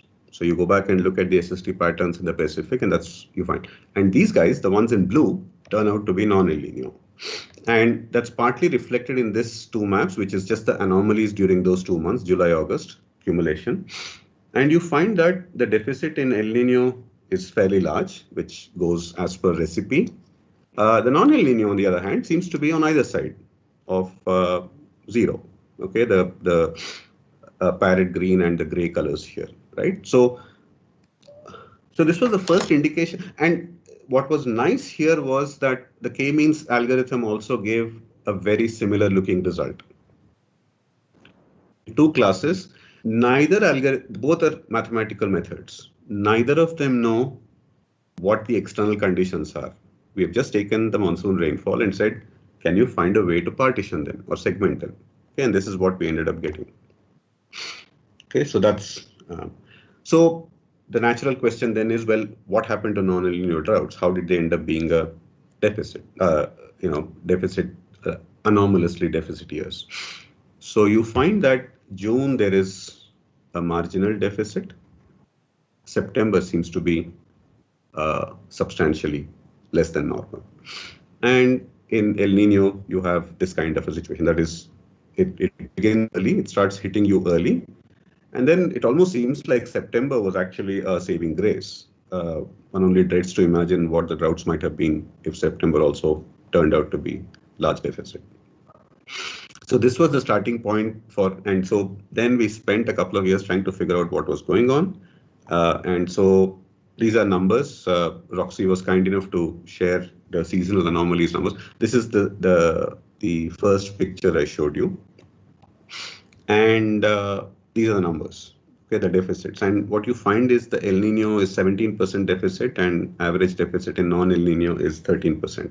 Okay, these are numbers that have been pointed out by, I believe, Kulkarni Saab in a conference presentation.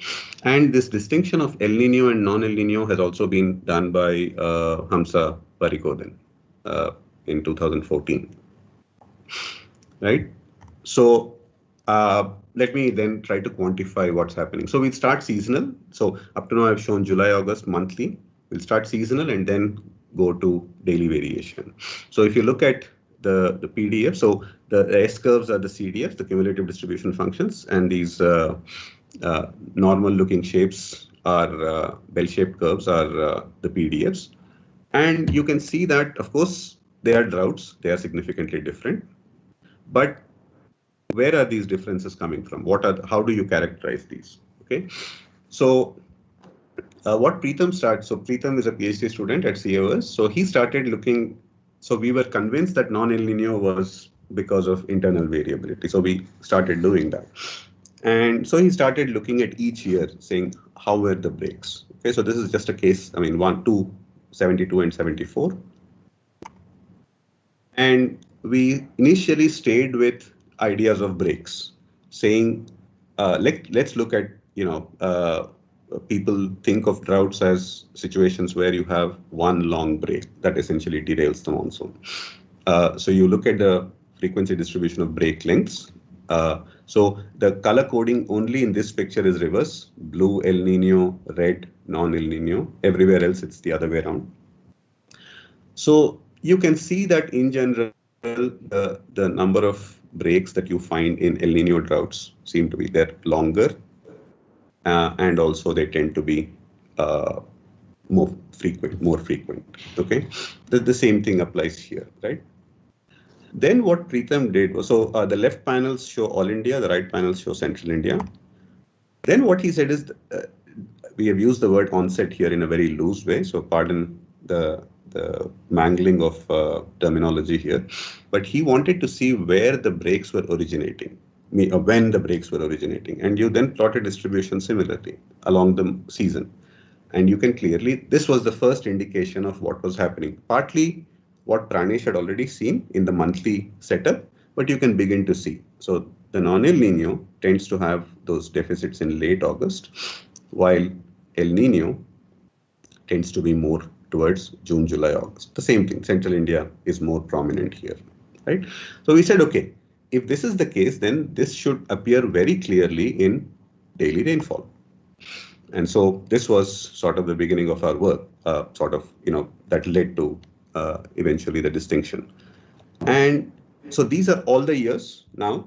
The bottom panel is non-El Nino, the top panel is El Nino. So what you're going to just now see is a series of visuals that are just going to show distinction of various kinds. And you can see that, so this is now, there's no more definition of a break. This is rainfall in all its glory and complexity, so to speak. Okay, you can clearly see that the tendency of the clustering of the breaks in El Nino tends to be more in the July time period, while in the non-El Nino droughts, the deficit seems to be rather abrupt and late in the season, almost around August 20th. So now as we do with most of our work, we construct composites. So you construct the composite of the top and the bottom, and that's those thin curves there. Okay, the gray curve here is just the normal, and the smooth wave number 1, 2, 3 type of curves are just reconstructions, filtered data. Okay, but you can clearly see where the deficit is in. So now the blue curve is non-El Nino droughts, the red one is El Nino. From here on, that's what it is. A way to show how the deficit is building is just cumulating these, do a running integral, and you can clearly see how an El Nino drought tends to build its deficit versus a non-El Nino, which seems to have this sign of recovery from mid-July to mid-August, right? That's the recovery that's happening.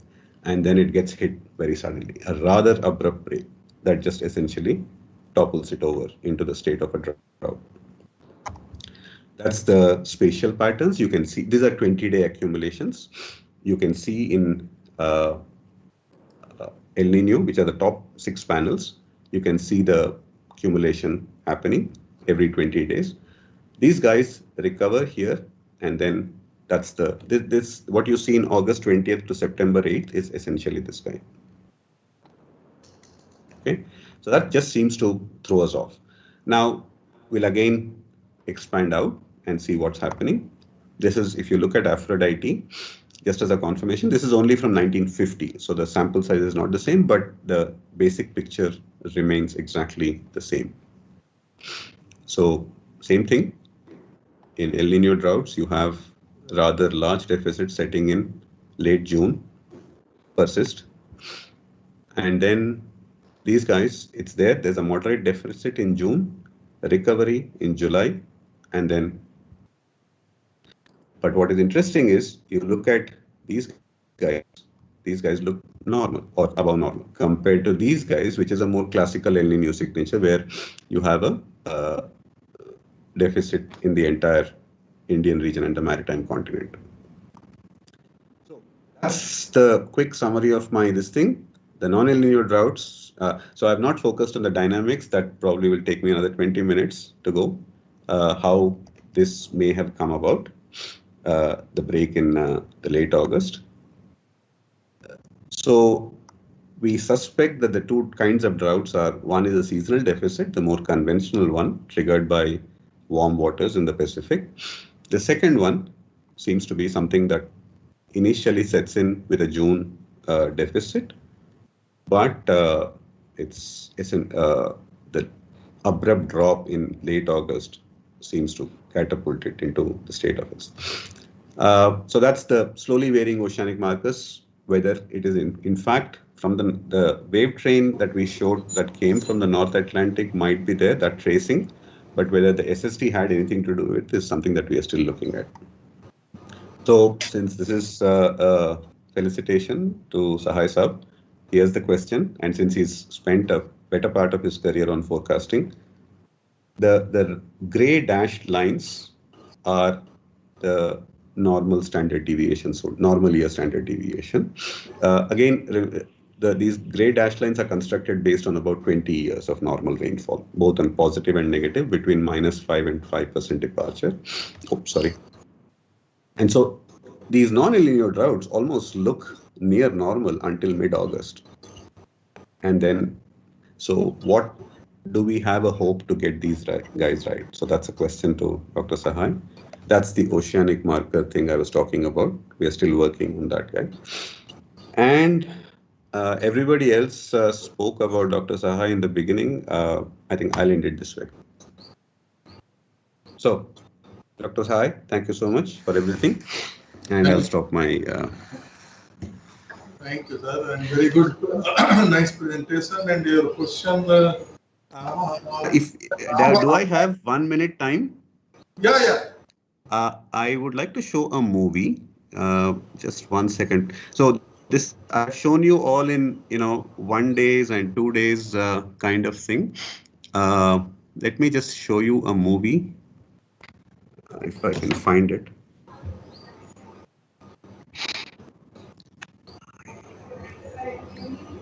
Can all of you see this movie screen? Yeah, you start playing. I haven't. Okay.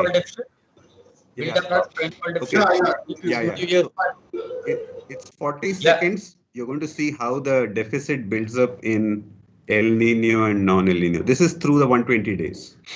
So that's my. People can watch this, but I'd be happy to attempt to answer any questions that others might have. There is no question from YouTube. Maybe chairs can organize a question session.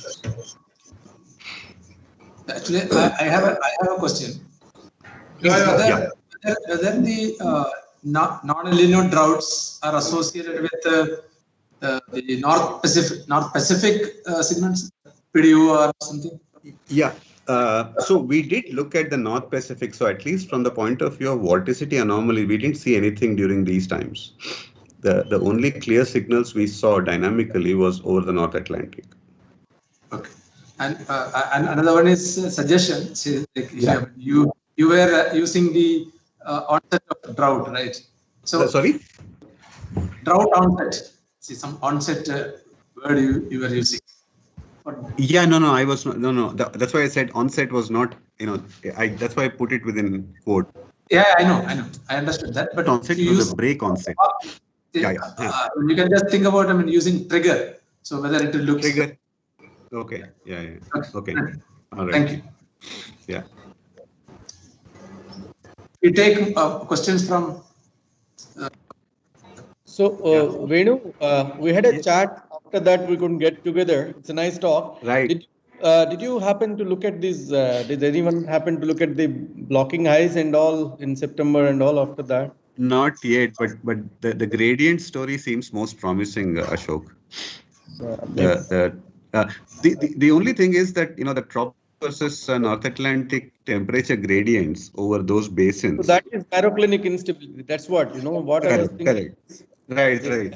Yeah. As you're coming to September, that instability would create a cyclone definitely.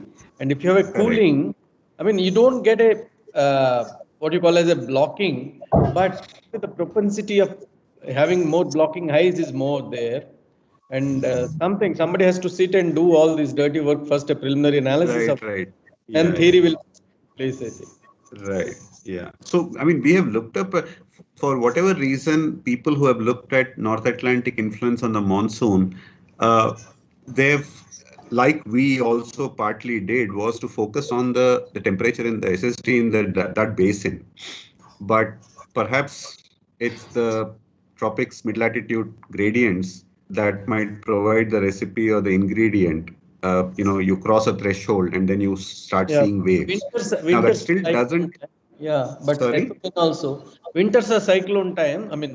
No, right, not winters. Right. See, for summers, what we find is that these vorticity anomalies seem to have a clear intraseasonal signature, almost 3 weeks, which is not that common in the mid latitudes, because in the winter time the storm tracks take over. Much of it seems to be synoptic scale. But something about the summer seems peculiar. So it's some sort of a curious cooperation between the upper level winds and this temperature gradient. So that's yet again another point of storm track. That is the link of storm tracks again. But that's the winter. We're talking about summer right now. No, but even you're talking of fall. September is fall. Yeah, True. I mean, there may be, that is the sort of time when things start building up. Correct. Right. So what? Let's. Wrong. Also, someone can check the climatology. Correct. Of Andes there and come. Yeah. I think that would be helpful. I agree. I agree, Ashok. Yeah. Okay. So, if there are no more questions, let us again thank Professor Venu. And now the next speaker is Professor Pankaj Kumar from IISER Bhopal. So Pankaj was a student of IITM, and since 2003, I and he both collaborated and benefited with each other. So he will be giving talk on the regional Earth system modeling framework for monsoon studies over Codex South Asia, and Smriti will say something. Thank you, sir. Earlier in his job in German Climate Service Center, Germany, Dr. Pankaj Kumar has primarily worked on South Asia climate focusing Indian monsoon using a regional Earth system model. Dr. Kumar, Assistant Professor at Climate and Glacier Modeling Group, IISER Bhopal, is primarily involved in developing a regionally compatible regional Earth system model for South Asia for climate change studies focusing on India. He is the recipient of many fellowships, including the prestigious Ramanujan Fellowship, MPI Visiting Scientist Fellowship, nominated as International Expert on OPE by WMO, United Nations, member of Editorial Board of Journal of Climate Services, Chairman of India Meteorological Society Bhopal Chapter.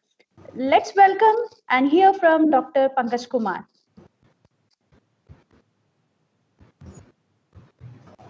Can you see my slides? Yes, sir. Actually, No. We were seeing, but now it was seen, but then now it's gone. Okay. It's gone. Can you? Yeah, you please share it again. Yeah, now we can see. Please make a full screen. Just a second.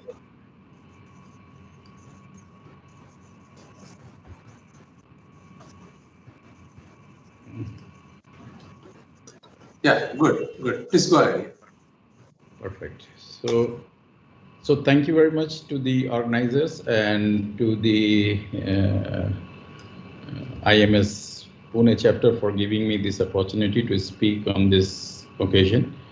And I and Dr. Sahai has a very long association. Sahai sir already told that I started my PhD in 2001. Probably that time he left for his international assignment.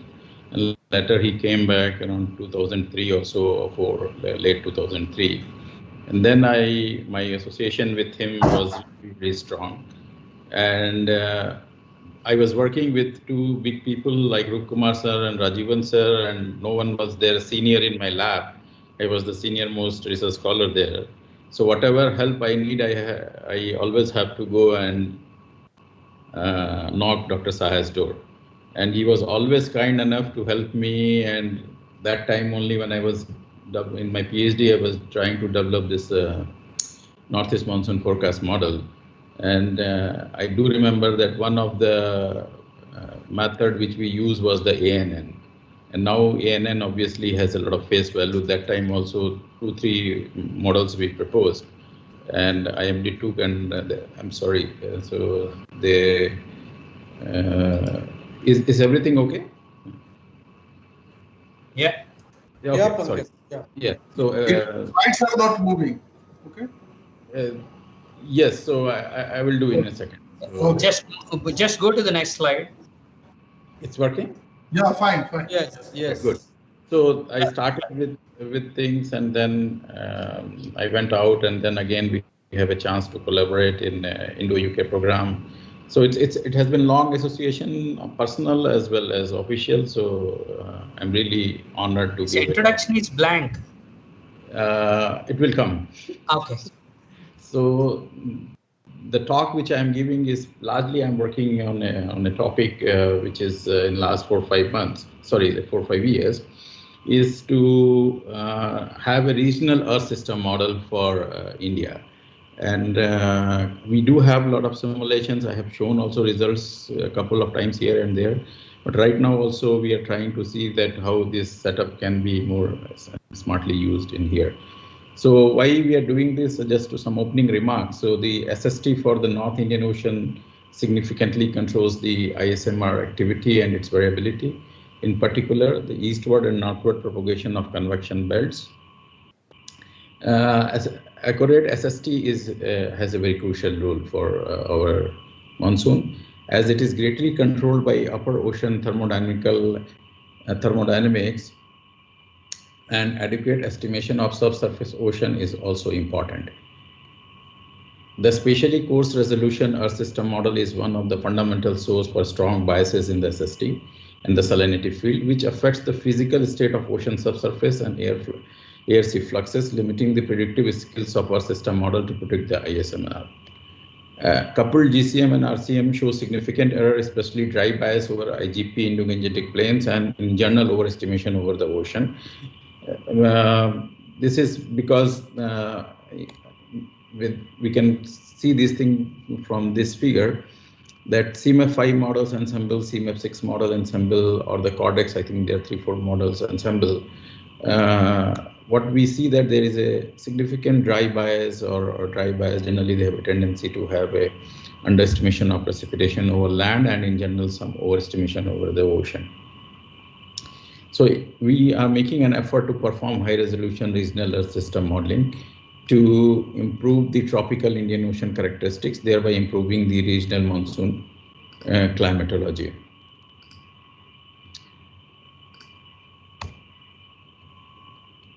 So before we go there, in regional modeling also, we also have to be very careful about the domain size and all those things, LBCs and these basic structures. So just to highlight those things, so RCMs are not intended to strongly modify the large scale circulation features in the forcing GCMs. So that will also create a problem if that has happened. So we have to be careful about the domain size and all. Large scale circulations are generally similar in the nested RCM and driving GCMs derived from LBC forcing. So there is another set of operations which we can do within a GCM and RCM can be nested. And for successful RCM simulation, it is thus crucial that the driving large scale LBCs are of good quality. And this is where we usually lack, because if we take all the Kriplani sir has usually doing all those analysis, and I have also done that we analyze most of the IPCC and this CMF5 GCMs or CMF6 GCMs, and when we will end up, we will only find 4, 5, 6 GCMs which really are performing to some extent good for monsoon studies that can be used for forcing kind of thing. Constraint for RCM performance, like as I said, domain side, climate regimes, forcing, and LBCs. These are some things which has to be kept in mind before we perform a regional modeling and all.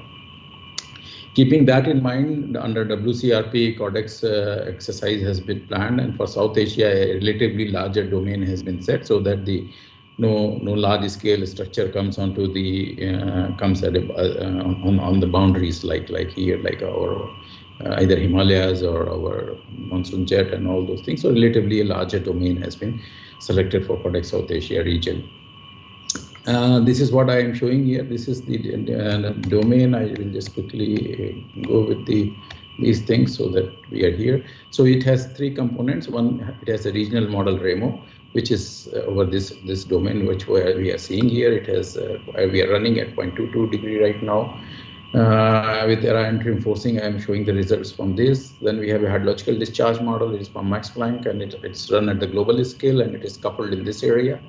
And we have an ocean model, this MPIOM, that also is a ocean model.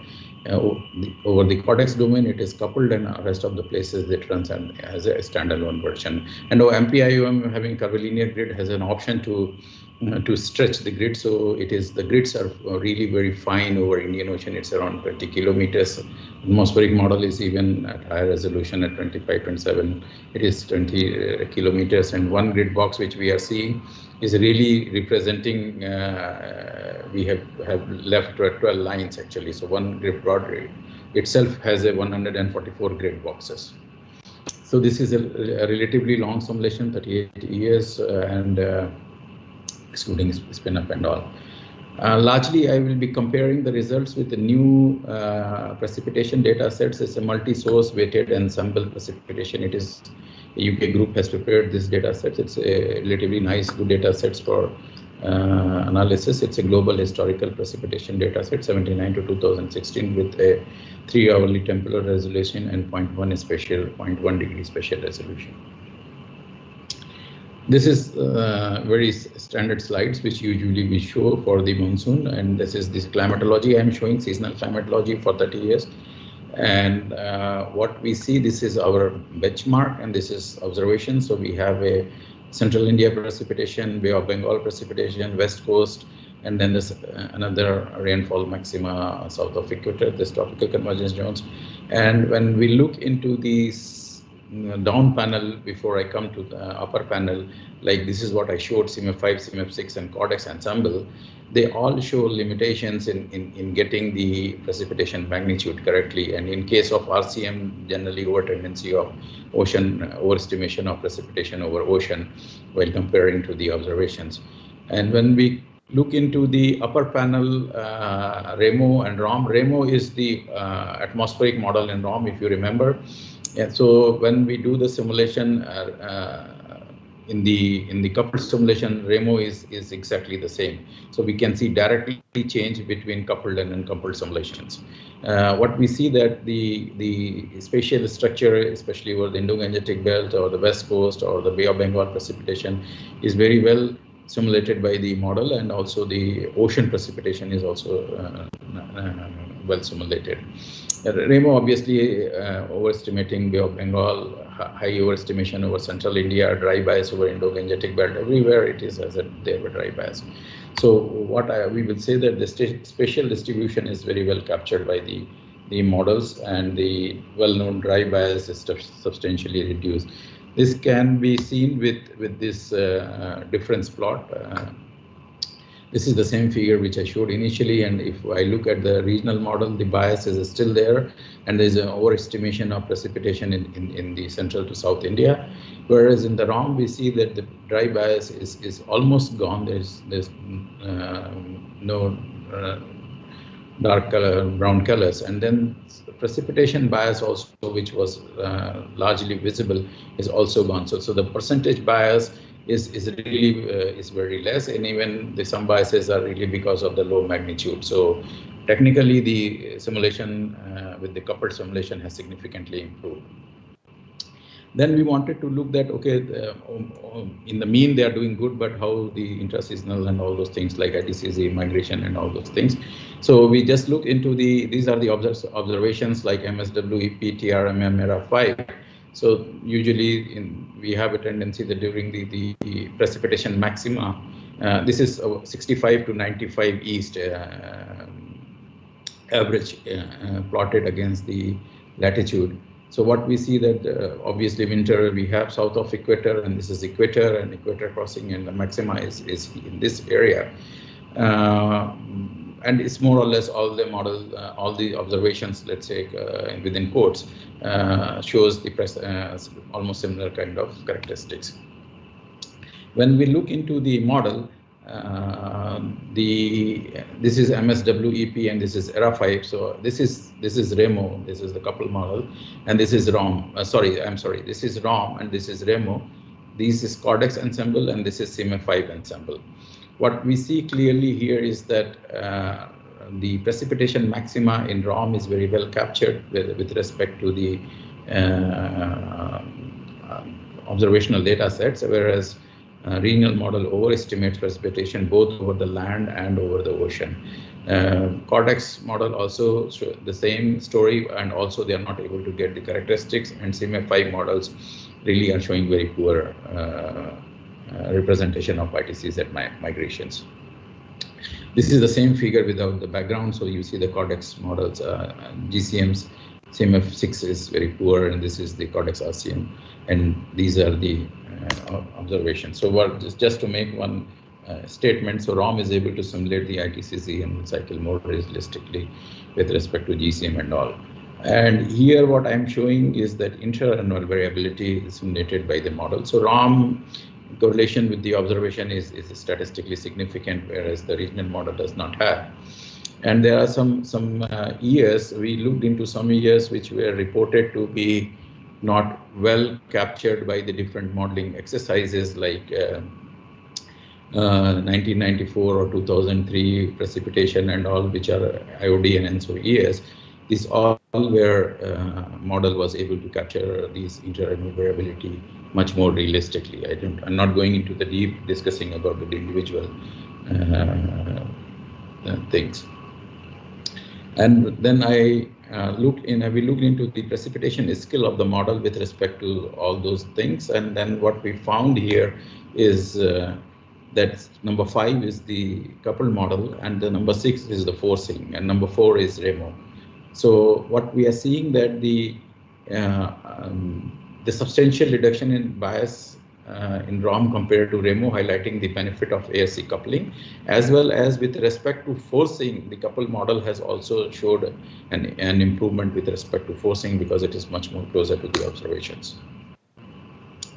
Seasonal evaluation, what I see here is the seasonal SST. What we see that the MAM, which is the main season for the development of monsoon, this SST gradient, so the bias between the observations and model is really very less, and this warm pole and all is well captured by the model like this, and it has a slightly cold bias also in this area, which we are right now are exploring all these results, but we think that there is an absence of wave model that might be one of the reason for these things. When we are looking into the subsurface of the temperature with depth, so the RMSE is really very less, is very much improved, especially 200-300 meters below 200. This is the coupled model or global model MPI-OM.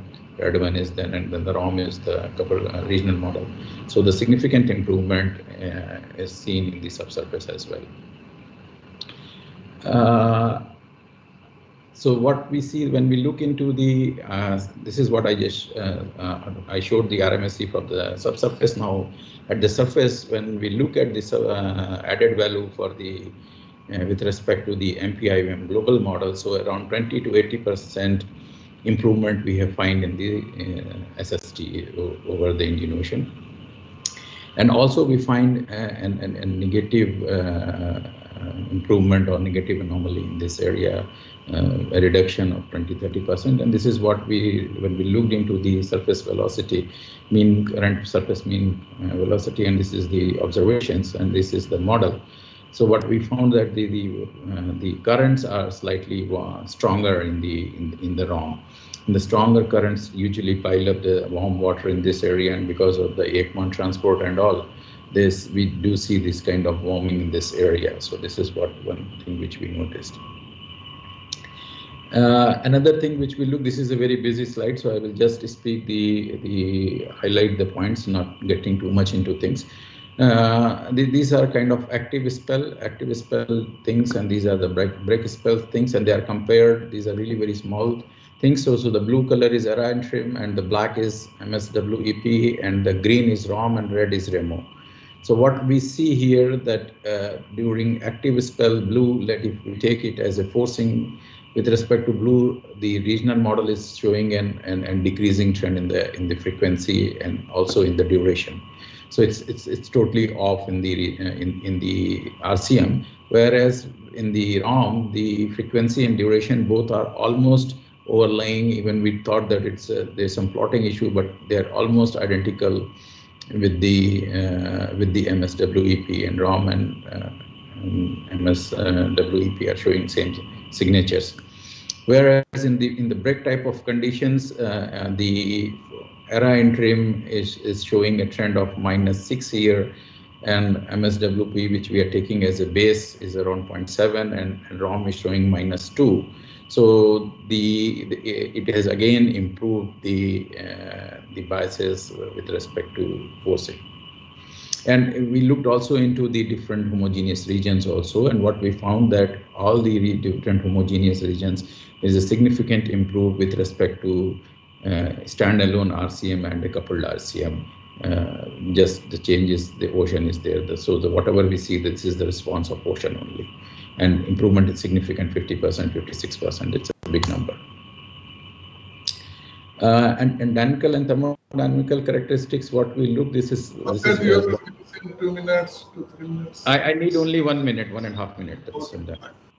So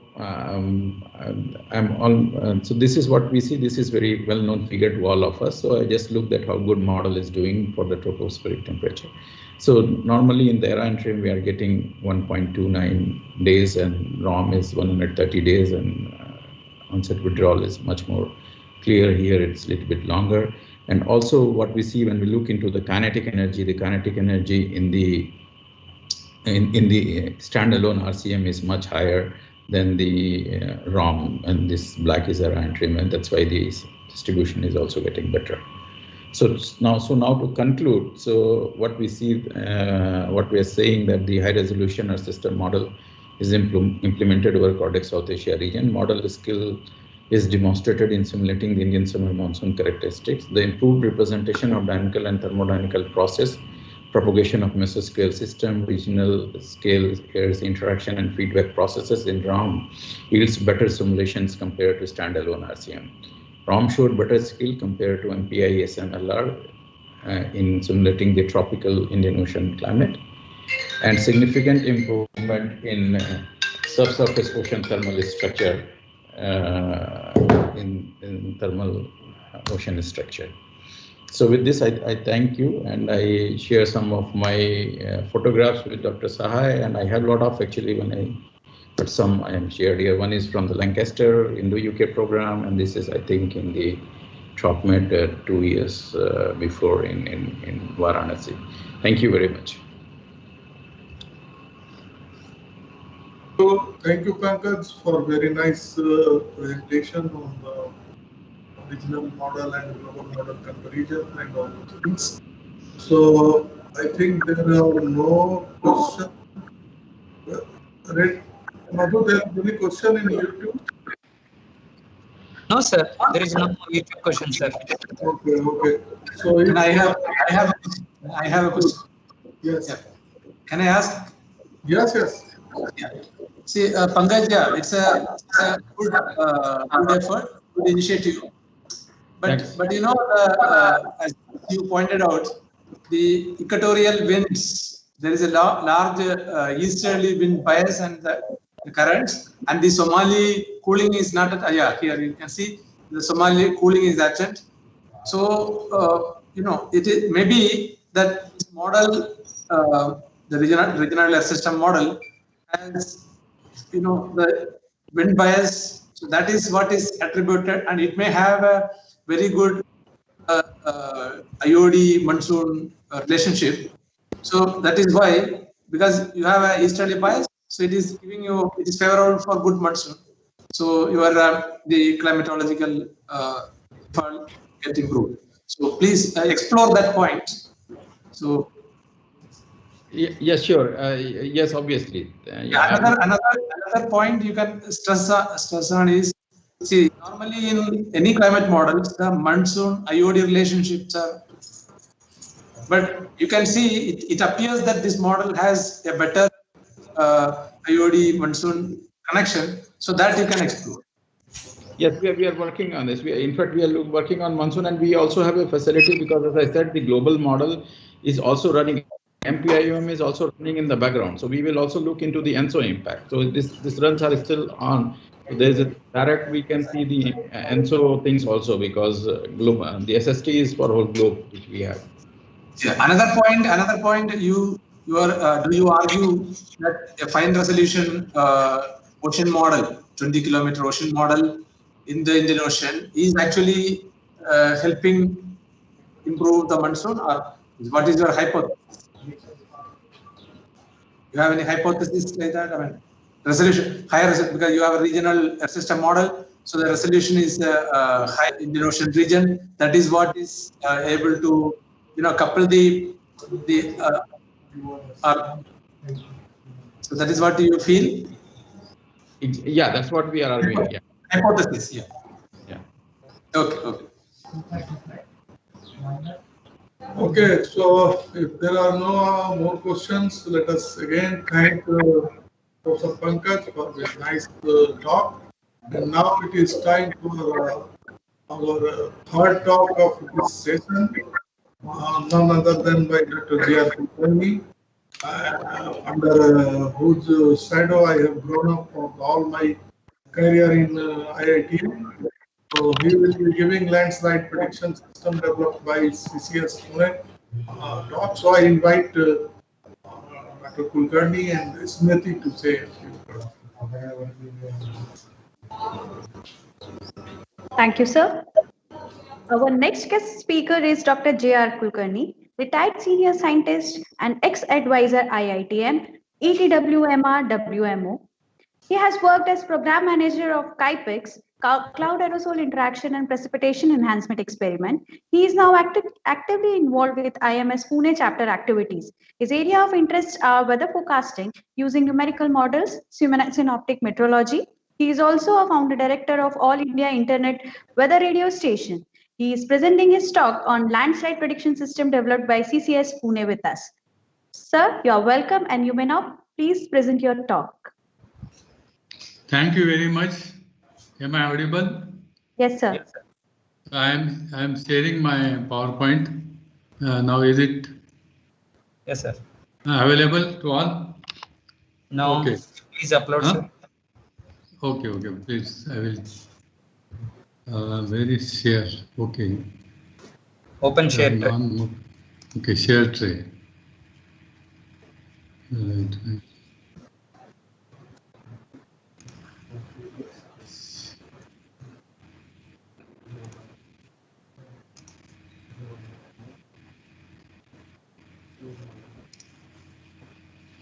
Okay, is it? Now I shared it. Yeah, landslide prediction system. Yes. Okay. Make it full screen and go ahead, sir. Yeah, good. Good, sir. Okay. Go ahead, sir. So thank you, IMS Pune chapter, for inviting me to give the talk on the occasion of retirement of Dr. Sahai. I am talking on a different topic. We all heard many things about monsoon variability, El Nino, model prediction and all those things, but I am talking on landslide prediction system, which are developed by Center for Citizen Science, Pune.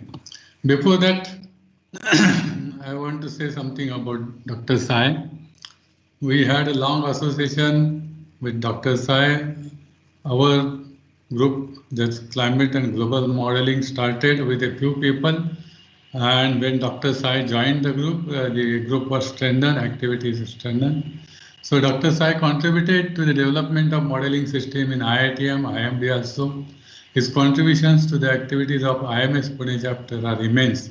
So he was chairman and also the vice president of IMS national chapter.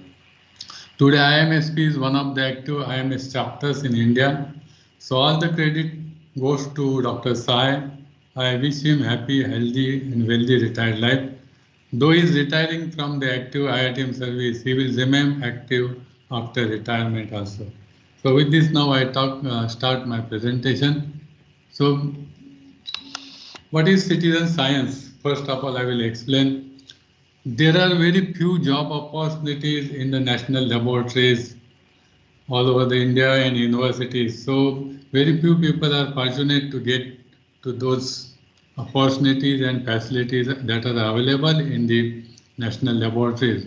But many intelligent people, they are left outside. So there is an international movement now, what called as citizen science. So science can be pursued outside the four walls of laboratories and in the citizen through the citizen activities. So citizen science is a broad term for scientific investigation activities which are undertaken with general public. The public, that is citizen, participate with scientists to collect, categorize, transcribe, analyze and report data. Citizen science is known under different names such as community science, participatory assessment, community-based monitoring, volunteer biological etc.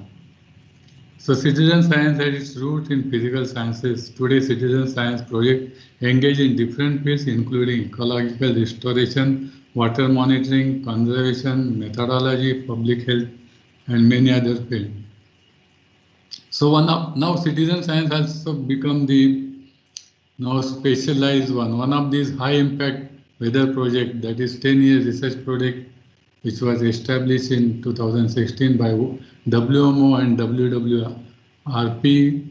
The high weather project is aiming for achieving improvements in effectiveness of weather-related hazard warnings following recent advancement in numerical weather prediction. So, high weather citizen science project with many new ongoing citizen projects planned are underway within the high impact weather community. This project is designed to share information and provide tools to help groups and agencies to develop new systems. What are the benefits of citizen science? The collection of data to support modeling, prediction, and forecasting, better understanding of impacts during an event, improved engagement between trained scientists and community, enhanced community understanding of physical process, capacity building for community members, building community resilience, contribution to the effectiveness of warning system. And this is the working group, international working group, and I was invited to give talk for our activity in this international citizen science group. So we in India, we were the first to start the citizen science activity in 2012, 23rd March 2012. And our objectives are to promote citizen science in India and to solve various social environmental issues with help of science and technology, to work as bridge between social and research institutes, to initiate research projects and science outreach programs where citizen science research are working together. We are working under guidance of retired and working scientists from various national institutes in Pune. So our activity is limited to Pune, IITM, IMD, IUCA, NCRA, NCCS, NCL, ARI, and ISER. This is the our team which had contributed for the present work. We had completed many projects and we have many ongoing projects. So Satat Landslide Prediction System, Project Meghdut, Study of Monsoon across India, Kabul Wish, CSN Citizen Science Network, Lona Study and Conservation Program, Project Sahyadri, Light Pollution Monitoring, Maharashtra Drought Monitoring, Nature 24 Observing Nature for monitoring seasonal changes, study of fireflies and hailstorm, dust storm. So we can see the extent of our activity started. So coming to the today's topic of my talk, what was the motivation? On 30th July 2014, a major landslide occurred in the village of Malin, just near to Pune, Ambegaon Taluka of Pune, district of Maharashtra. The landslide hit early in the morning while residents were asleep. Total 151 people died. In addition to the death, 160 people were believed to be buried under the debris. Heavy rainfall occurred over the area for 3 days before the incident. And then there was demand whether we can predict the landslide in advance. So this is a picture of the same village before the landslide, the picture on the left hand side and picture on the right hand side, what has happened after the landslide. Then we had our survey team, we visited the place and studied the phenomena. So this was the motivation. The motivation was GSI survey after the incident identified 20 more villages in the mountain range along west coast of India known as Western Ghat, which was prone to the landslide. This raised concern about the safety of the people residing in this area.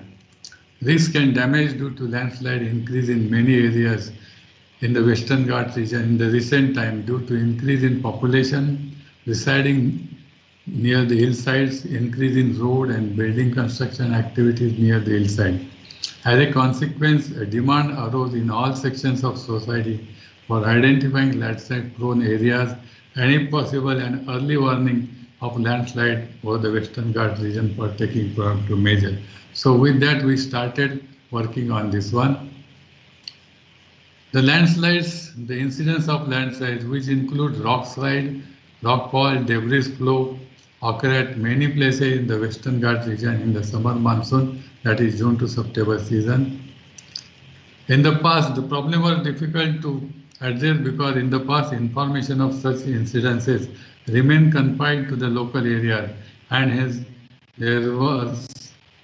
was missed in the attention of people at large. So there is no record, long-term record of such events available at any one place. So we started working on this one. Kisbom prepared a global landslide susceptibility map based on indices derived from 6 parameters. So these parameters are slope, soil type, soil texture, elevation, land cover, drainage density. This map shows the global landslide susceptibility index. So these are the different categories: 0, 1, 2, 3, 4, 5, 4 and 5.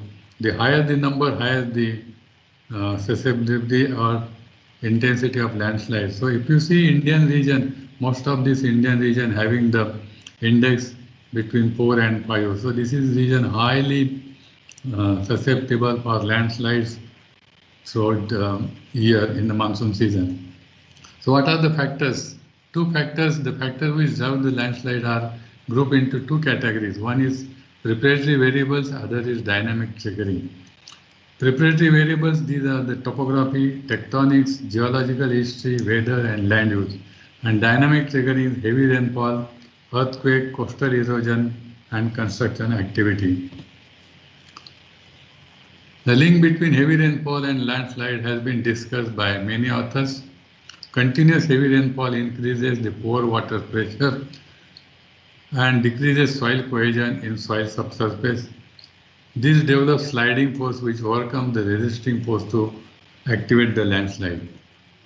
And then this is a clue, studies are done different parts of the world using the rainfall intensity duration approach. That is not only the intensity of rainfall, it is the intensity duration which is very important for landslide occurrence. So Kane has developed this study using this approach in the California, then West 4 in California, Larson and Simpro in Puerto Rico region. So these are some of the earlier studies. People have started working on this one and taking RID, that is rainfall intensity duration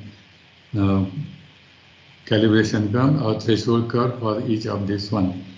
So after the launch of the Tropical Rainfall Measurement Mission TRMM, rainfall data was available over the tropical region, and TRMM multi-satellite precipitation analysis, that is TMPA, at resolution of 0.25, 0.25 and 3 hours lead, has shown promise in predicting landslide events using statistical and empirical methodology.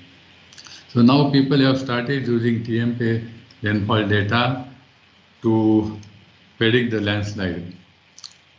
So these are some of the references which have used the TMPA data. Kiefer used the RID method for the landslide in the San Francisco Bay, then National Weather Service RID curve, then Kisbom you use for the same thing for in the areas of USA and European Center. So this is the starting point of our work. So there were queries whether we can predict the landslide, and then we surveyed the literature and we got that the rainfall intensity duration curve is the key factor in deciding or forecasting the landslide. This is the picture of, we initially focused on the West Coast India, and this is the map of the West Coast of India. And the numbers in this figure, they show the heights of the Western Ghats, that the top height is about 1 kilometer, but the ridges extending toward the east have heights about 600 to 400 or 500 meters above this one. So we categorize the entire area into the 6 or 7 regions, and we collected the data. So the first problem was getting the data. There was no depository any one place, not in IMD, not in Geological Survey of India. And so we have to collect the data from the various sources, which includes press reports, media reports, local contacts, governmental machineries. And Chris Baum introduced the metric called the confidence limit for identification of location of landslide. So the confidence limit is exact latitude, longitude. So the exact location of the place should be there. So we have identified all the landslide events and exact latitude locations, latitude, longitude locations of the study area. We divide into 7 areas. These are Aurangabad area, Buldana, Mumbai, Nashik, Raigad, Ratnagiri, Kolhapur, and Sindhudurg. And total number of sites, we had 137 sites which are prone to landslide. The statistics of landslide events after collection of the data from 2000 onward.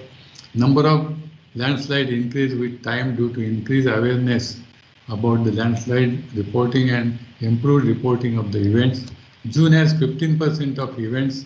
These are associated with the high rainfall during the onset phase of monsoon. July and August account for 74% of events, and September are 9% of events. May, October have very little or less event, about 2% of event.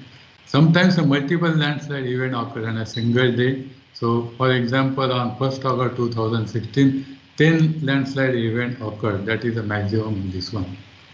Then, so what are the large-scale synoptic systems prevailing during this landslide event? On 90% of events, a low-pressure system was present over the Bay of Bengal. 70% of the events, west coast trough was present. 50% of events, cyclonic circulation in mid-troposphere, that is 850 to 500 HPA level, was present over the central India. Thus, LPS was found to be most influential for high rainfall and landslide occurrence. Then some of the earlier studies that the intense rainfall sustained for at least period of time is required for landslide occurrence. The soil gets wet up to certain depth depending on the location of continuous location. Continuous rainfall is effective to increase the wetness depth of the soil. Synoptic scale system have a characteristic period of 7 days. Rainfall intensified due to synoptic scale activity remains active for a period of 1 week. Hence, a cumulative rainfall 7 days prior to the event, that is landslide minus 7 days, has been taken as a starting point and to every day, and has been considered in the present study as threshold for landslide occurrence. So important thing is the rainfall intensity duration curve. It is not the only intensity, not the duration. So the integration of both these things, and that is different for different landslide locations. So we studied all the landslide and derived the intensity duration curve for each of the landslide. For 1 day rainfall, what is the 1 day rainfall, 3 day rainfall, 7 day rainfall. This is some example I am giving. So 1 day rainfall of intensity 6 millimeter per hour and accumulated of 50 millimeter, that is the starting point, but that is not the end of it. So rainfall should continue for another 50 hours with the intensity of 4 millimeter per hour minimum, and then it should continue and accumulated rainfall should be 300 millimeter for the rest of the days, for the 7 days.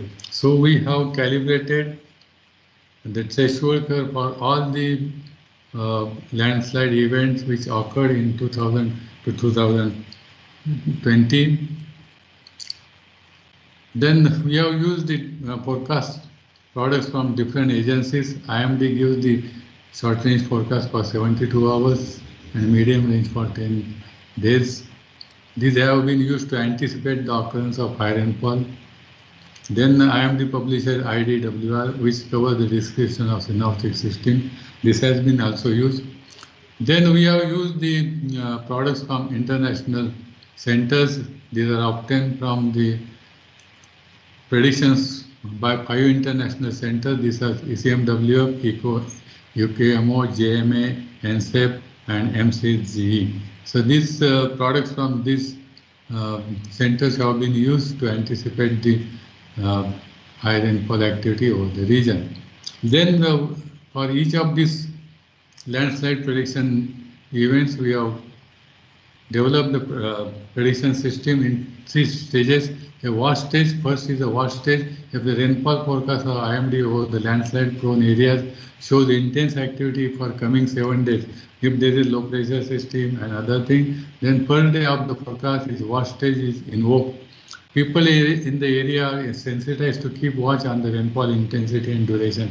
And rainfall at the landslide location is monitored continuously using different from different sites. That is, Marin is one of the sites which gives the rainfall over on a circle scale, 10 kilometer scale.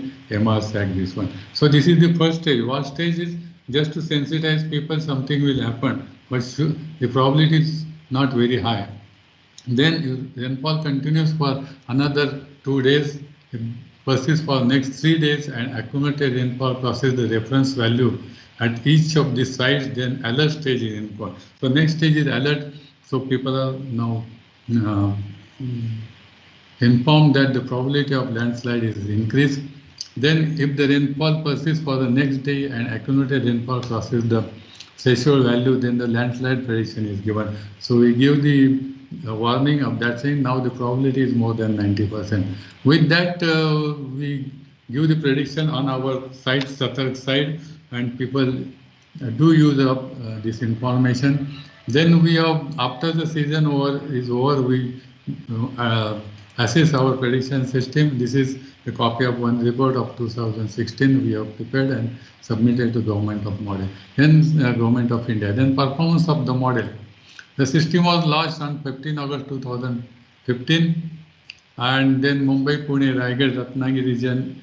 There are 7 events in the 6 in which 6 were forecasted. So that was the only season we have some part of August and September. Sindhudurga, Goa region has 3 cases and which was forecasted. Successful the rainfall, the success rate of landfall prediction is 85% in Mumbai, Pune region. For that year, Raigad, Ratnagiri 100%. Then this is the some details of the landslides from 2000. I will not go for all the years and all them, just seeing the showing here what has happened in the 2016. So there was events like rockfall, mud flow, debris flow, different type of system. So total 30 events occurred in the 2016, and this is some statistic of our prediction system we are giving from 31st July to 5th of August. This shows the in 4 regions we have given the prediction. Blue shows that the watch level of warning, watch level was given, and then we stopped, rainfall stopped, and accumulation, the threshold rainfall, accumulation rainfall was below the threshold, so we stopped the next 2 stages. But that day, during those periods, the landslide also occurred. So our forecast was partly correct, not exactly correct. Then we have, for some cases, we have gone to the second stage, that is that yellow sign gives that it is the. Okay, I am completing within 2 minutes. Okay, so this is the performance of model. In that year, total we had 24 events. Warning was given 11, alert was 10, and watch was given in 10 in 3 cases, and no false warning was given. So moreover, people benefited from our warning, and this is the percentage of success in August 15 and up to July 17. We have percentage of success ranging from 66% to 100%, and total we have 120 events we have predicted in this one. So this is another case I am showing. There were cracks in the village near Bhimashankar, and those people contacted various government organizations.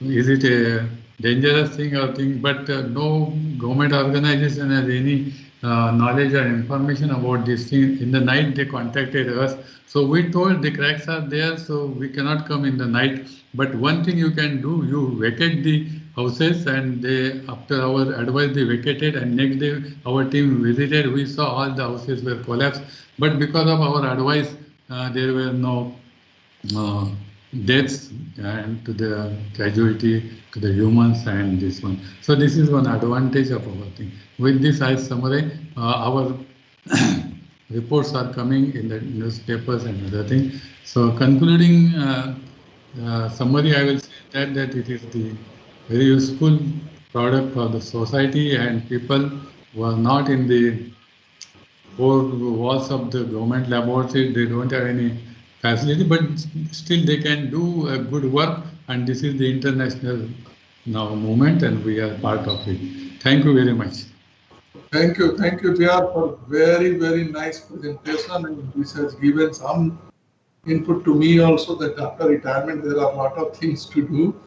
Okay, nice presentation. Dr. Sai, you are welcome, and our activity will be strengthened with your participation, like CGMD when you joined. So our CGMD becomes very strong. So there are questions, any question from anyone in the YouTube or here?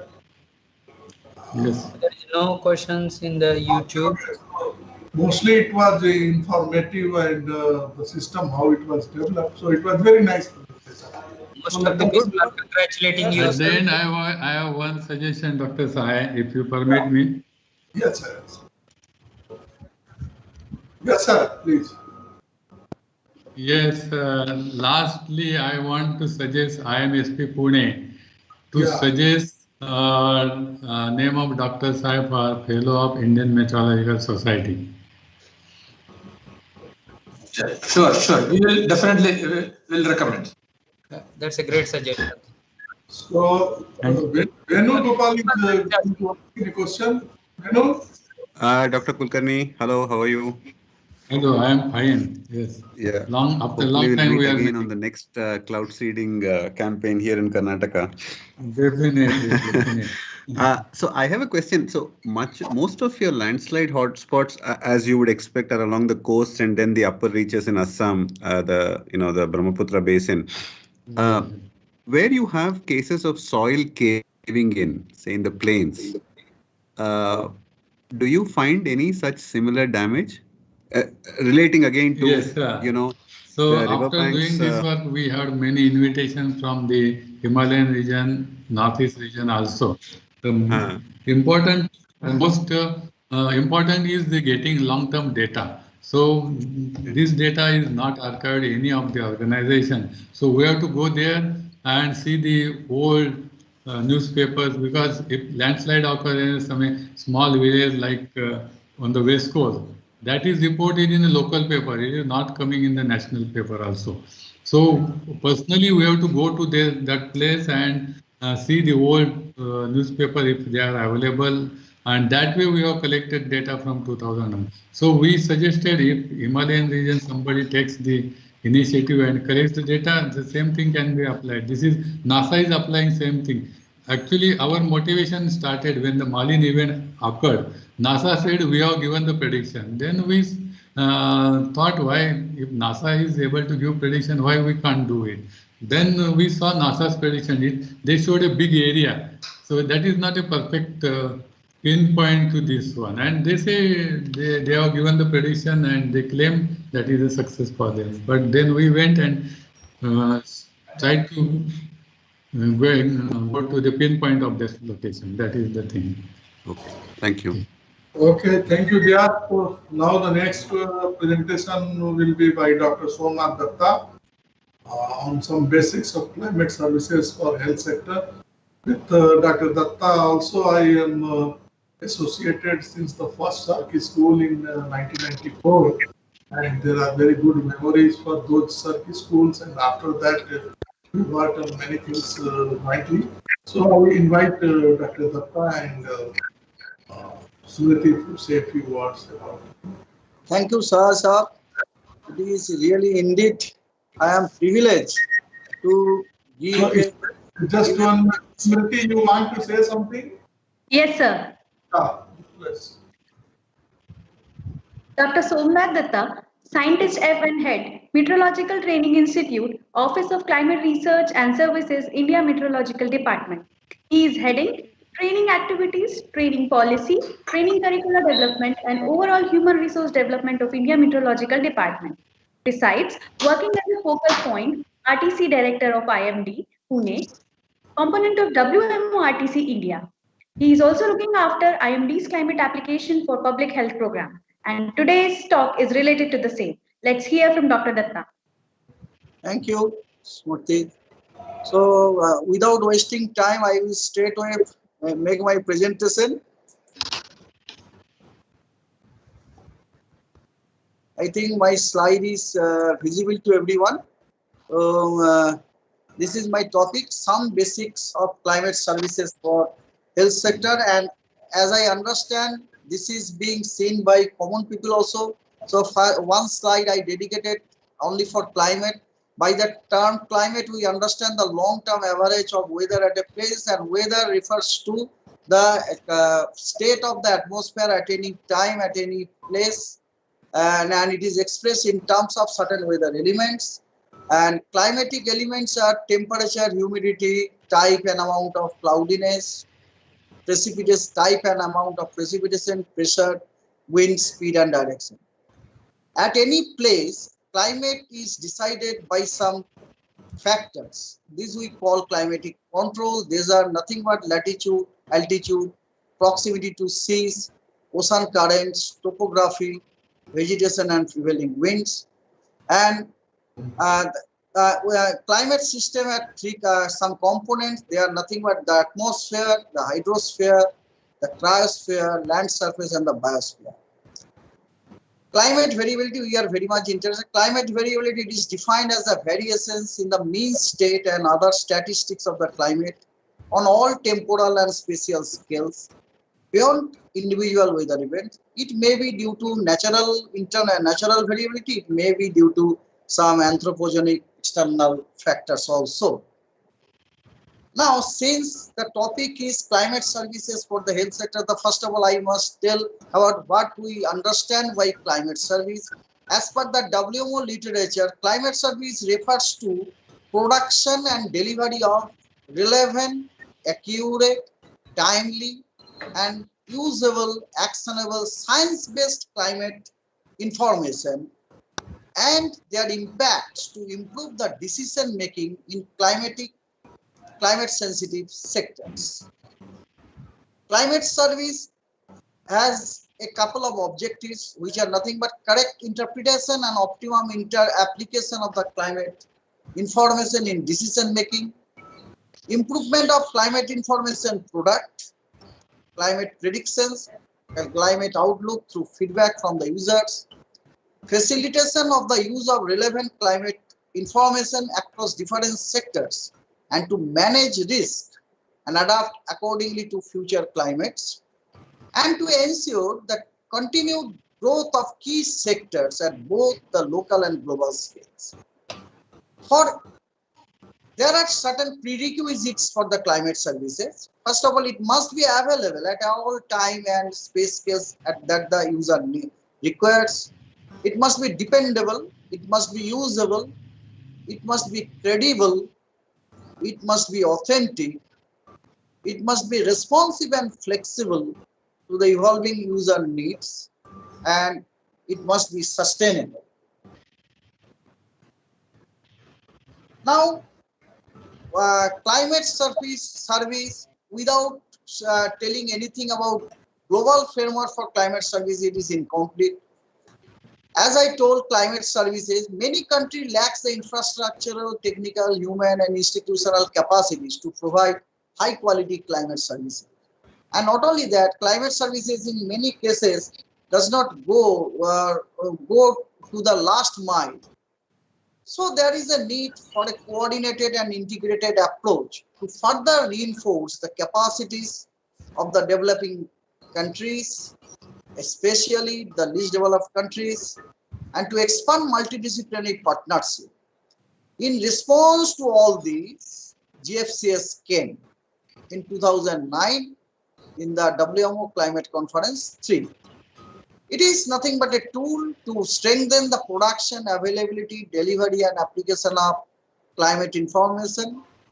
And overreaching goals of the GFCS are reducing the vulnerability of society to climate-related hazards through better provision of climate information and service, advancing the key global development goals through better provision of climate information and services, mainstreaming the use of climate information and services in decision making, strengthening and engagement of the providers and users of climate services, and maximizing the utility of existing climate service infrastructure. GFCS has this is the pillars of the GFCS: user interface platform, climate service information system, observation and monitoring, research, modeling and prediction, and to strengthen all these things, capacity building is there.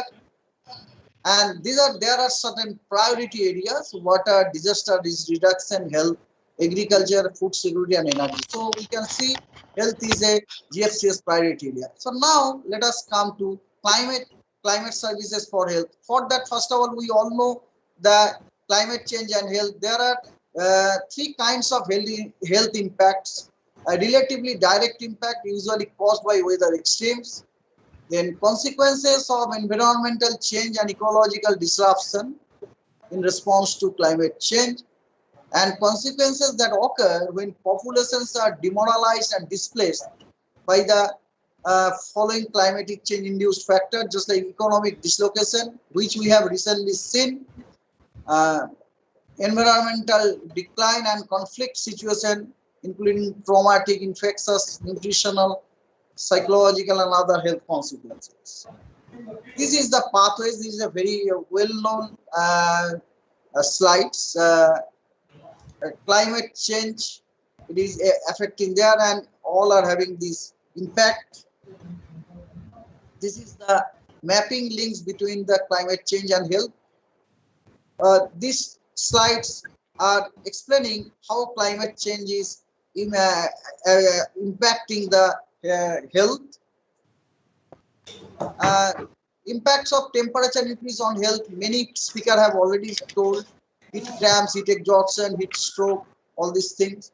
And there are certain indirect impacts are also there, known thing, range of areas that can potentially be affected with gradual and extreme temperature increases, like that. Then health impacts of floods.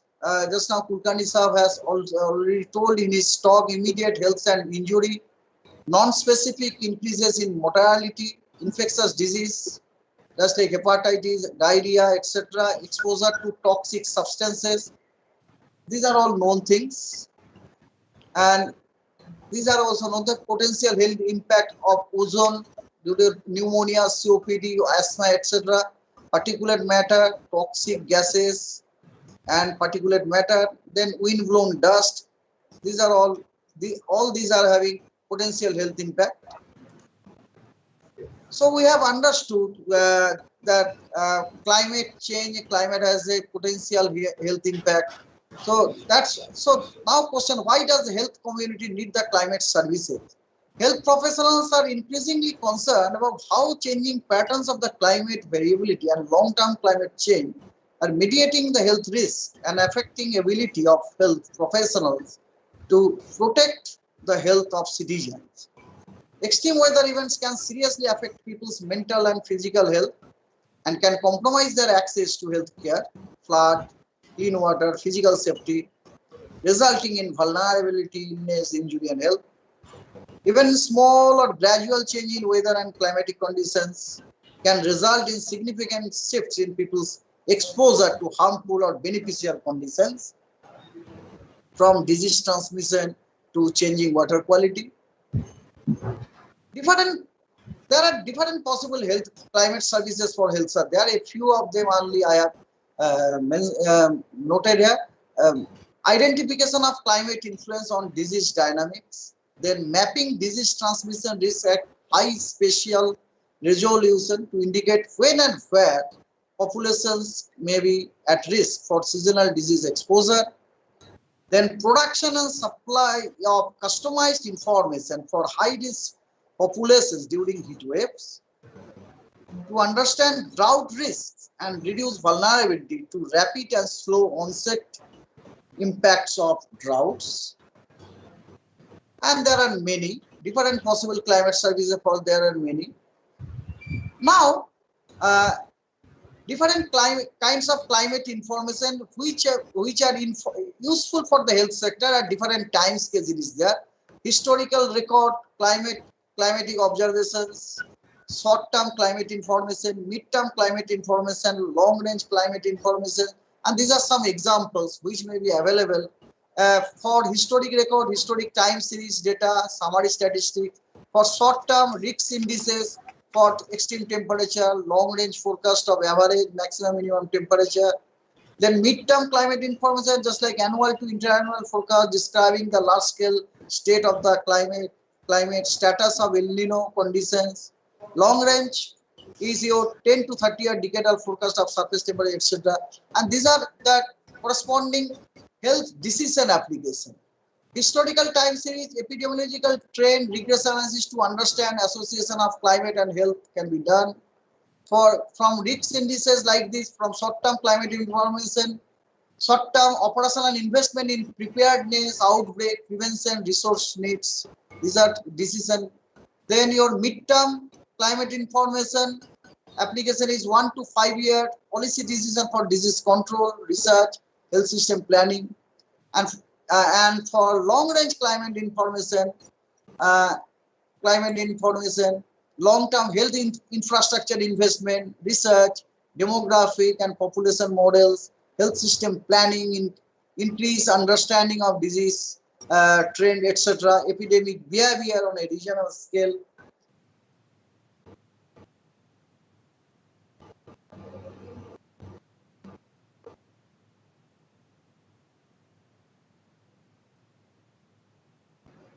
Hello, sir. Are you there? Yes. Okay. And these are the possible benefits from climate information services for health. These are risks and vulnerability identification, disease control strategy, health policy and regulation, disease monitoring and surveillance, financial and human resource allocation, etc. Now we have it is clear that climate services for health is very much essential. Health sector is very much essential. And what are the different types of climate services for health sector can be there, that also we have seen. Now question is how one national meteorological service will approach, what should be the approach of a national meteorological service towards this for this climate service towards health. For that, WMO, WHO jointly they have given a guidelines for six approach. These are the six approach. One is your enabling environment. Its example is organizing regular meeting, training, workshop with all stakeholders. And these are the personnel involved: health, climate, health determining sector, information and communication technology personnel, policymakers, legal experts, statisticians, community representatives also. Second thing is capacity building, training on health risks exacerbated by climate and weather conditions, conducting workshop, design and conduction of tailored training and outreach program, and personnel involved are should be health and climate, multidisciplinary health, relevant partners, citizens. Then third thing is research, climate and health relation study. Example, development of tools for visualization and communication of information. Recently, SWISAF's group has done one thing using self-organizing map. Personnel involved are health, climate, academics and researcher. Then generation of product and services, application of climate outlooks, forecast, climate indicator, threshold, early warning system. IMD brings out this climate outlook. Then who are the personnel involved? Health, climate, civic bodies, public health, NGOs, etc. Then application, holding workshop with national health authorities, pilot testing the service prior to extensive implementation. And personnel involved are health, climate, civic bodies, public health academician, researchers. And last is your evaluation. It is the test, the user friendliness of the climate service, life safe, cost effectiveness, etc. Here all stakeholders are involved. There are some examples of good example, I should say, success stories of there are many examples. I am not going reading all these things. Yes, I am mostly finishing. This is our possible impacts of projected climate change. Then, as per National Action Plan, mostly this we know. And this is the proposed initiative by NAPH.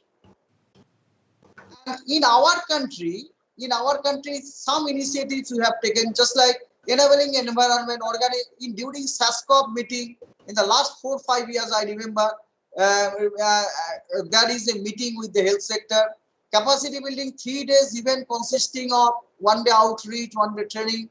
It has been initiated. Then some research has also been done, just like Sahai group brought one paper. Then product and service, IMD and CRS office is regularly providing this through its CUI group. It is a website. Application yet to be done, and evaluation since May 2017. IMD using ERPS product has started one initiative, and its short-term evaluation has been done. This I am going to show you. This is the product. Every week IMD is giving, and its short-term evaluation has been done. This is given in this two table 7 and table 8, and for both the disease only it is given. And here actually what happened every week, based on the ERPS product and based on the transmission window information regarding Tmax and Tmin, India Meteorological Department indicates the region where the anticipated maximum temperature would be within the threshold limit of the malaria and dengue, and similarly for minimum temperature, and its evaluation also they are doing. And a short-term evaluation of this service was done, and this is the result. And not only that, as I told you, during IMD officially through its official initiative, it got some disease data also from different states, from different municipality, and using that, they tried to bring out some research paper so that local level transmission window can be found out. So this is such what it has been recently published, and lot of authors are there. You can see even doctors are also there. This is one publication. This is another one publication. And this is another one report. Thank you. Thank you, Dr. Dutta. I think there are no questions. No questions from YouTube, sir. No questions from. So it was very nice for introducing the general public about the health services which are being provided by India Meteorological Department, and Professor has introduced very nicely. Thank you. Starting beginning to this, and it was very good. So now we will move to next presentation, and that is by Dr. D.R. Patnaik, with whom also I am associated since the first circuit school in 1994, and then he joined IITM as a research scholar, and subsequently he joined IMD, and now he is leading the extended and prediction group in IMD. So we are working very closely with each other, and we are long friends. I invite Dr. Patnaik for this presentation, and Smriti also to say a few words. Sir, is Dr. Patnaik available? I don't see his meeting. Yeah, Dr. Patnaik is there or not? Hello. Hello. Let me see. I don't see his name in participants.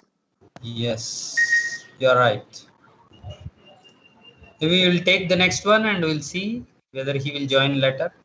So next one you ask, Prasad is there? Yeah, he is there, sir. Prasad, are you ready? Yes, okay. Yeah. So then again, Dr. V.S. Prasad, who is a senior scientist in NCMRWF, from him also, from the first surface school 1994, and actually that time for 1.5 months we were room partners here in the IMD guest house, and he enjoyed a lot, and since then we are having a close bond relationship. So I invite Dr. Prasad for a 20-year 1989 to 2018 retrospective analysis and hindcast using MOES GFS on this topic. And I also invite Smriti to say a few words about it. Thank you. Thank you, sir.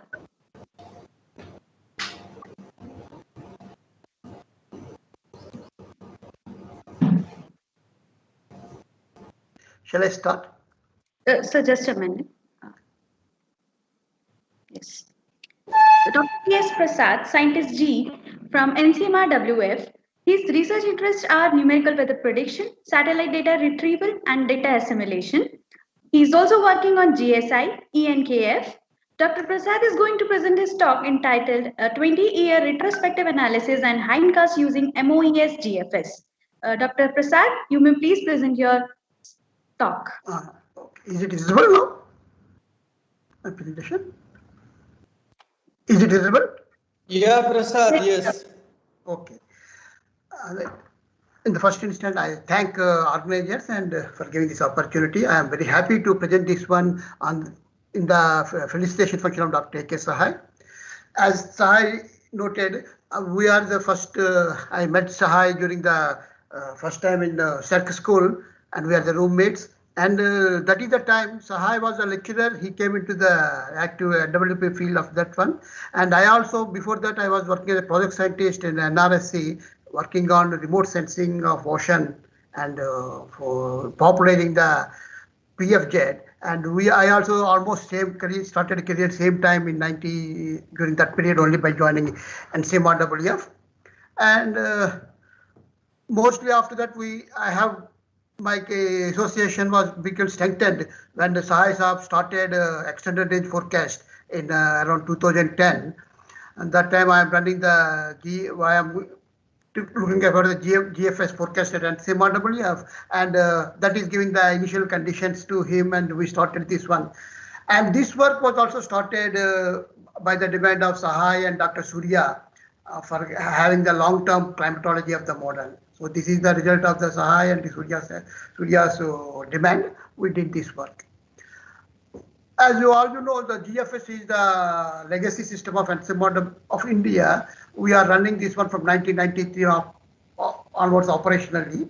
And if you see that one, most of the period, we are with the low computing systems, about in megaflops and gigaflops.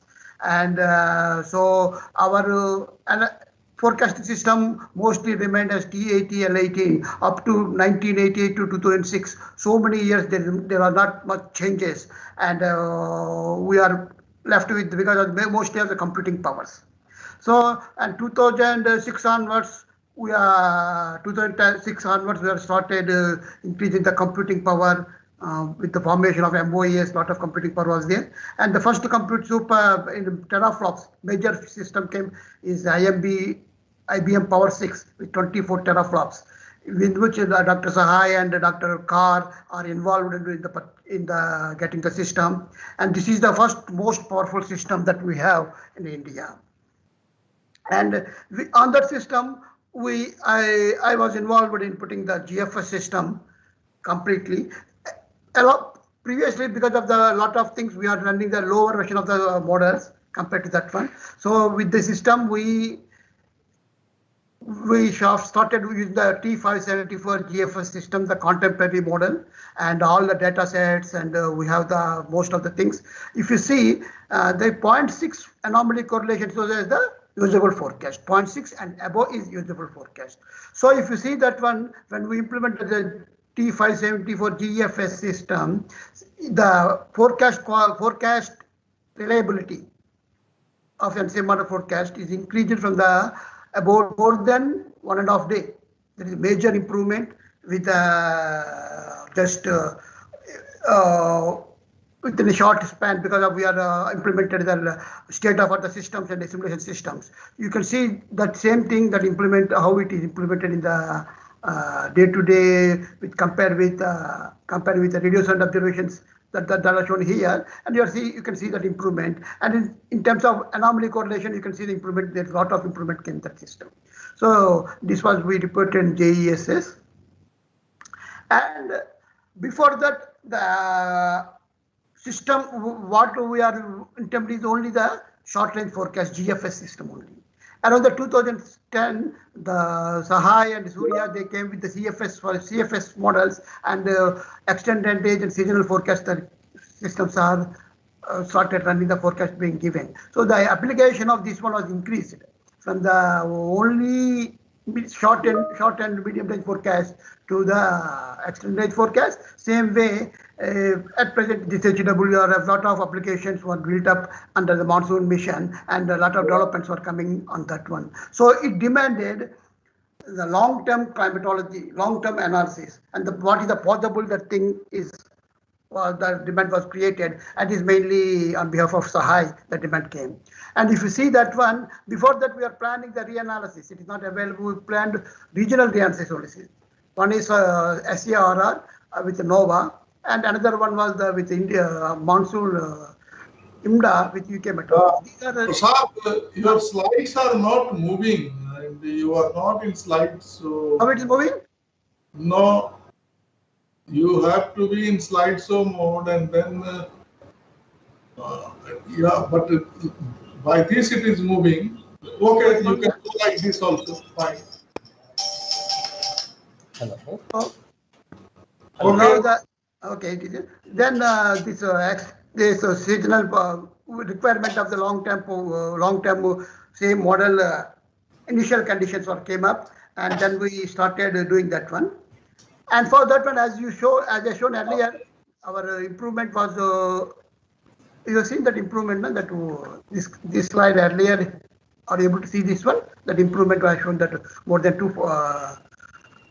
1.5 day improvement in the forecast. So this system we made made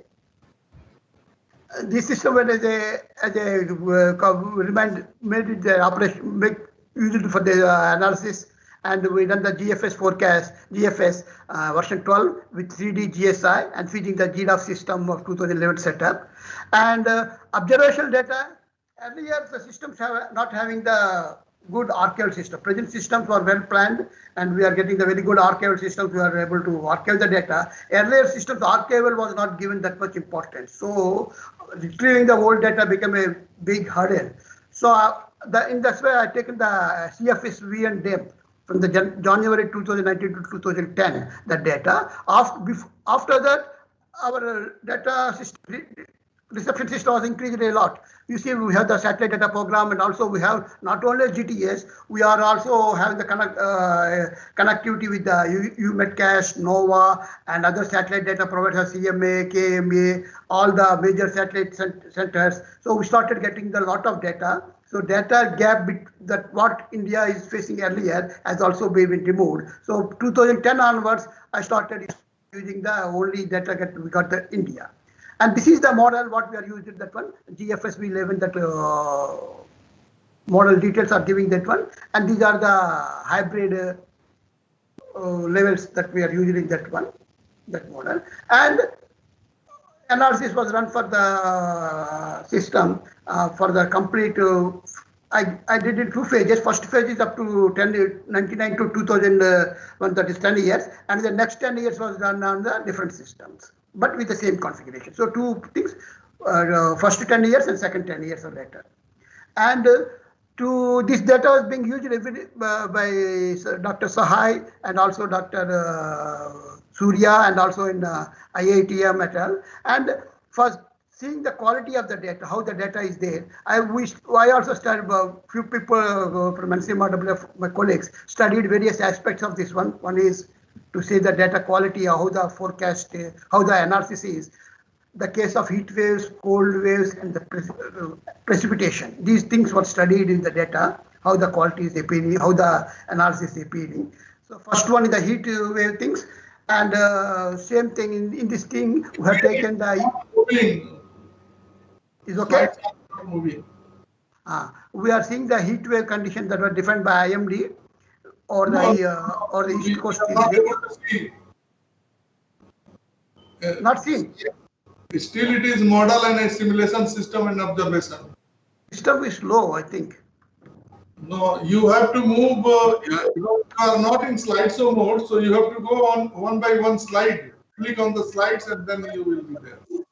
On the left panel.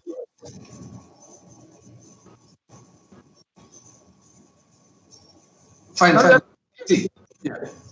Yeah.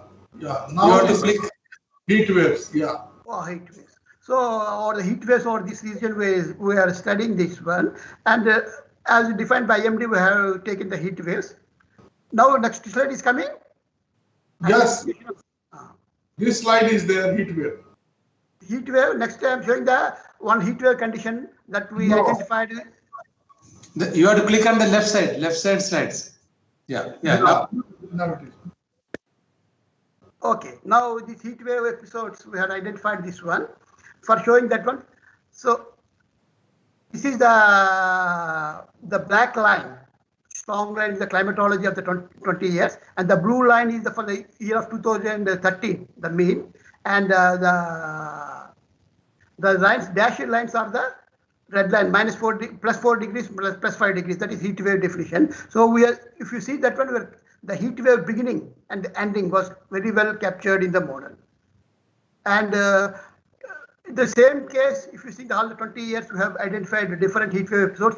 They are very well came. In the year, number of heat waves, 20 maximum came.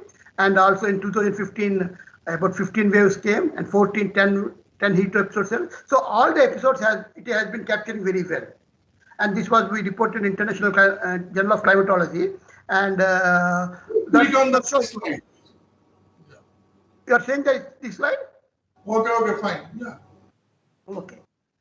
And this interannual variability also we studied that one. You can see that one, that interannual it captured very well all the years, and the episodes are stronger in some years.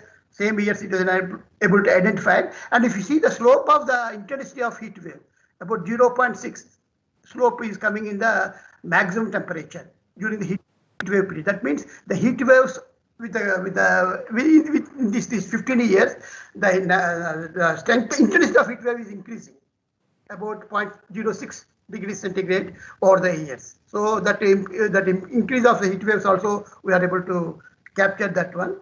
And the plausible explanation mechanisms also that was happened with the anomaly in the upper air temperature, and also the relative humidity and soil moisture. All these characteristics of the plausible explanation for the heat waves can be seen in the analysis. So that analysis is able to capture the heat wave things very, very well. Similarly, we studied the episodes of the cold waves also.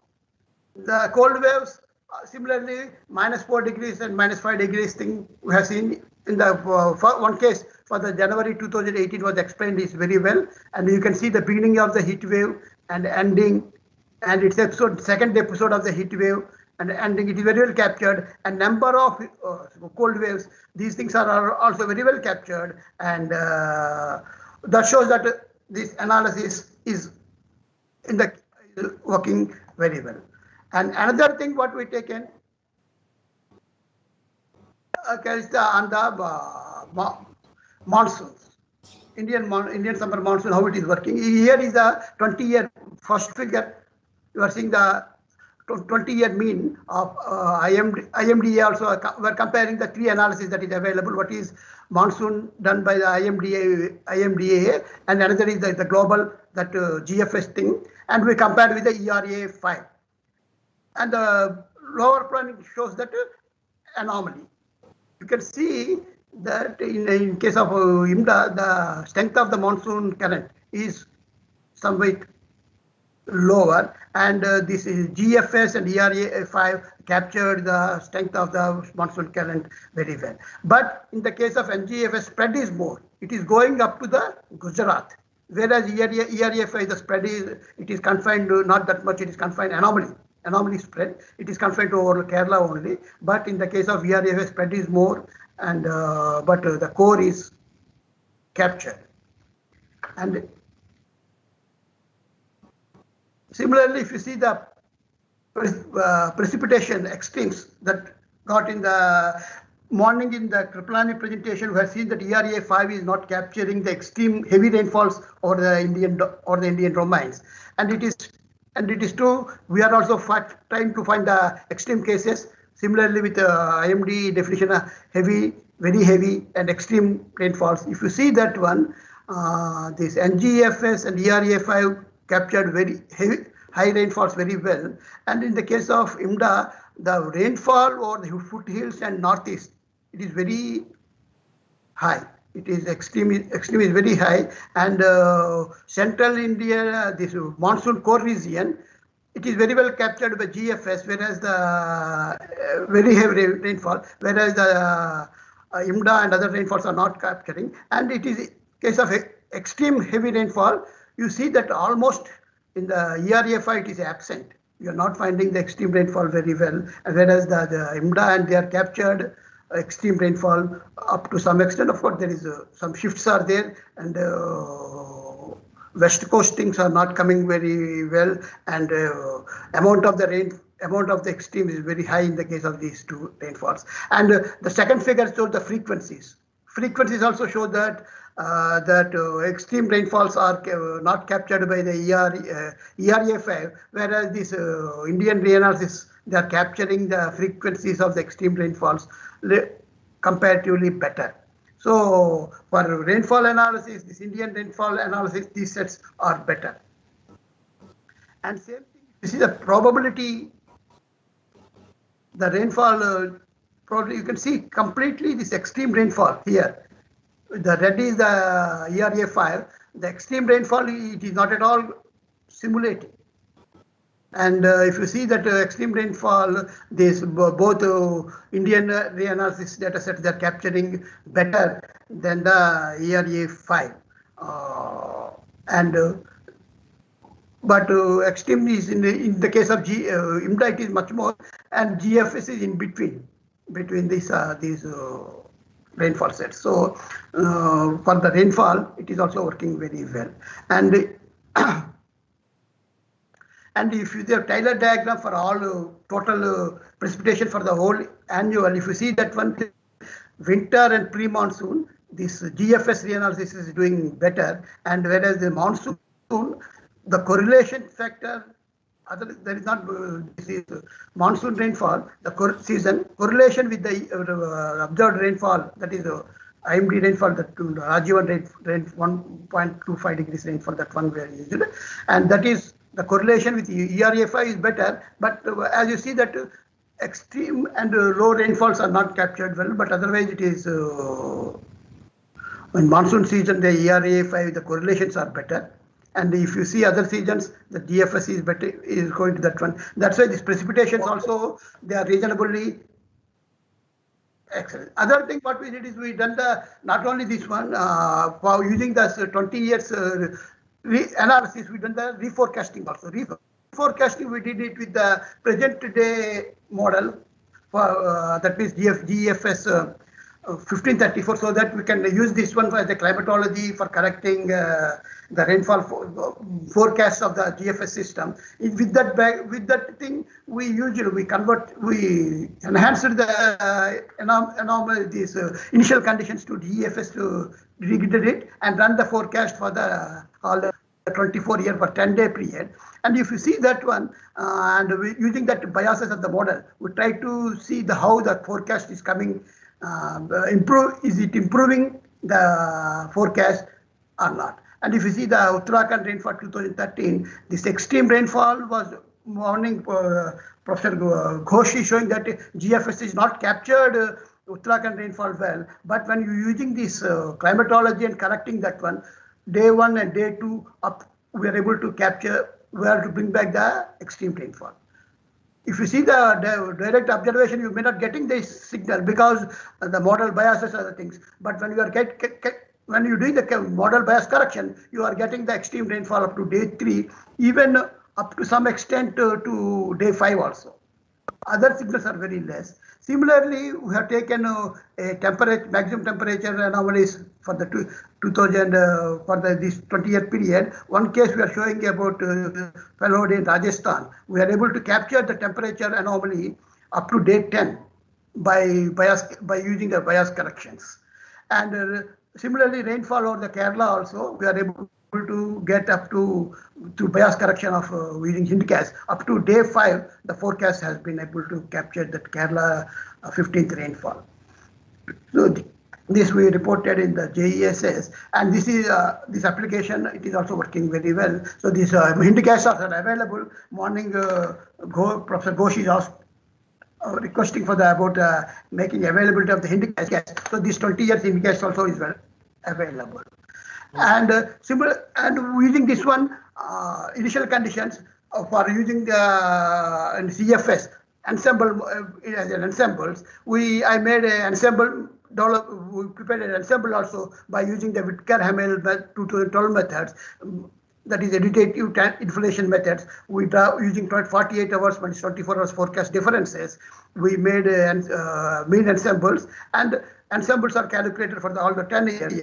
And Ankur and Surya used these ensembles for the CFS seasonal forecasting in 2 modes. They tested with the burst ensemble. That means all the 15 members together. What are the GFS reanalysis ensembles that I created with that above methods, and also their lagged ensembles. And they found that by using the ensembles methods, GFS things, they are able to increase the forecasting thing by 1 month. Because for lagged ensembles, they have to wait for 1 month, whereas in the burst ensemble, more number of ensembles can be made available at the first day itself. And they found this ASMR skill is improving very much with using this ensemble created from the initial retrospective analysis better.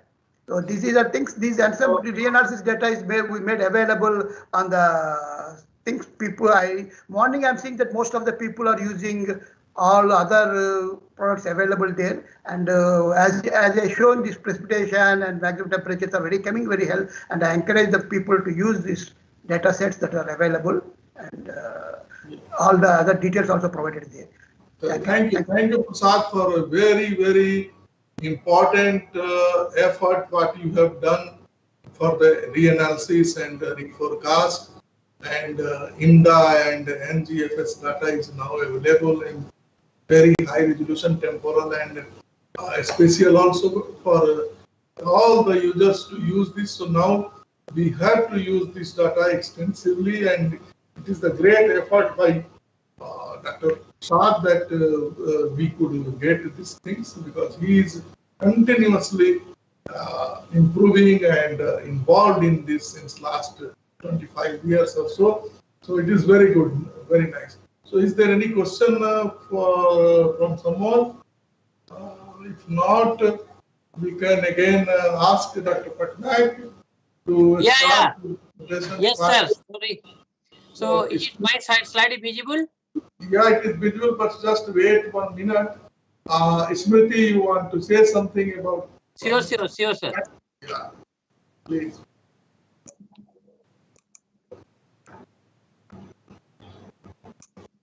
Smriti,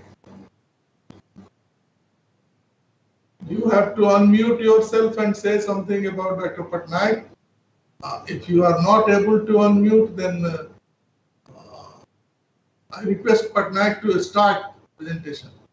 Patnaik, you can start now. Yes, sir. Yeah. Please make it full screen. Yeah.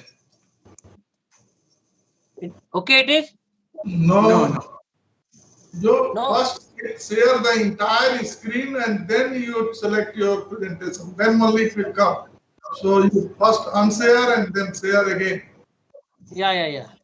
Yes, Stop sharing and share again the entire screen, and then you do.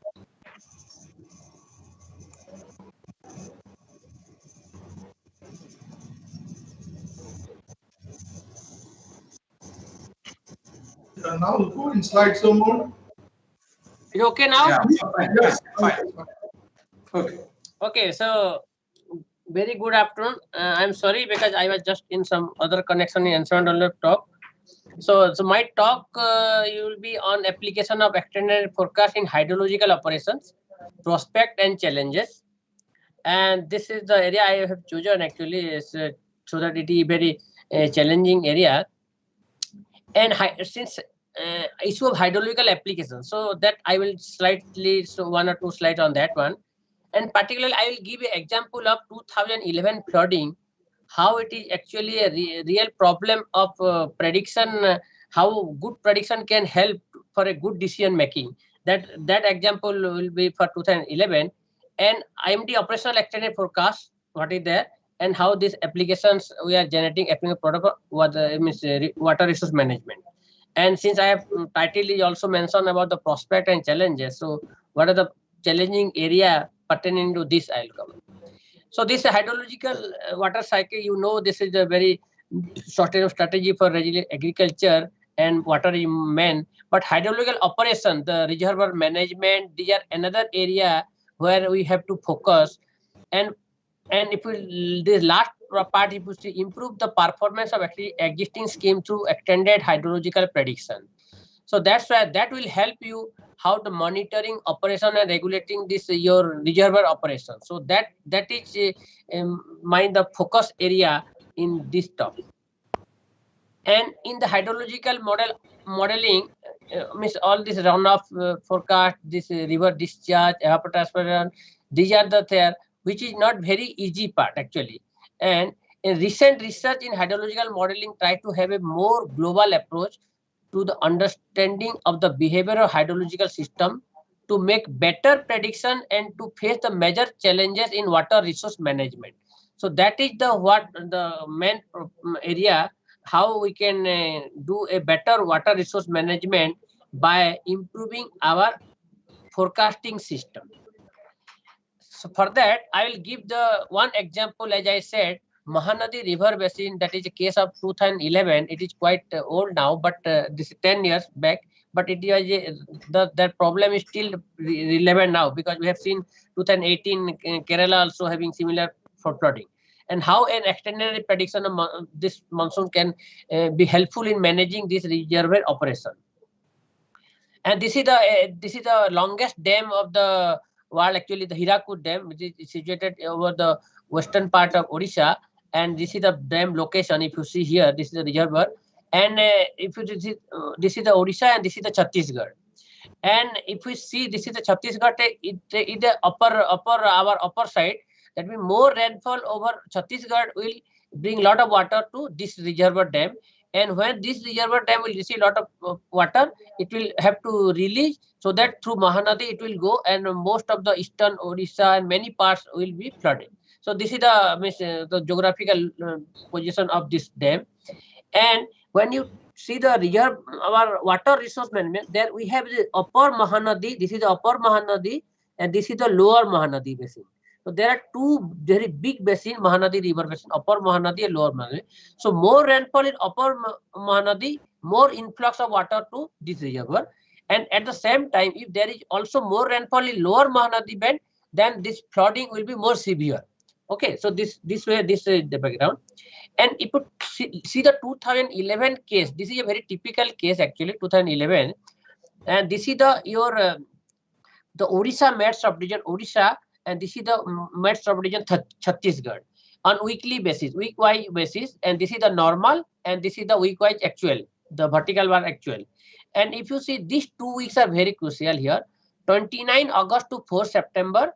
And this is the Odisha also got very high rainfall compared to previous week. Everywhere it was less than almost normal.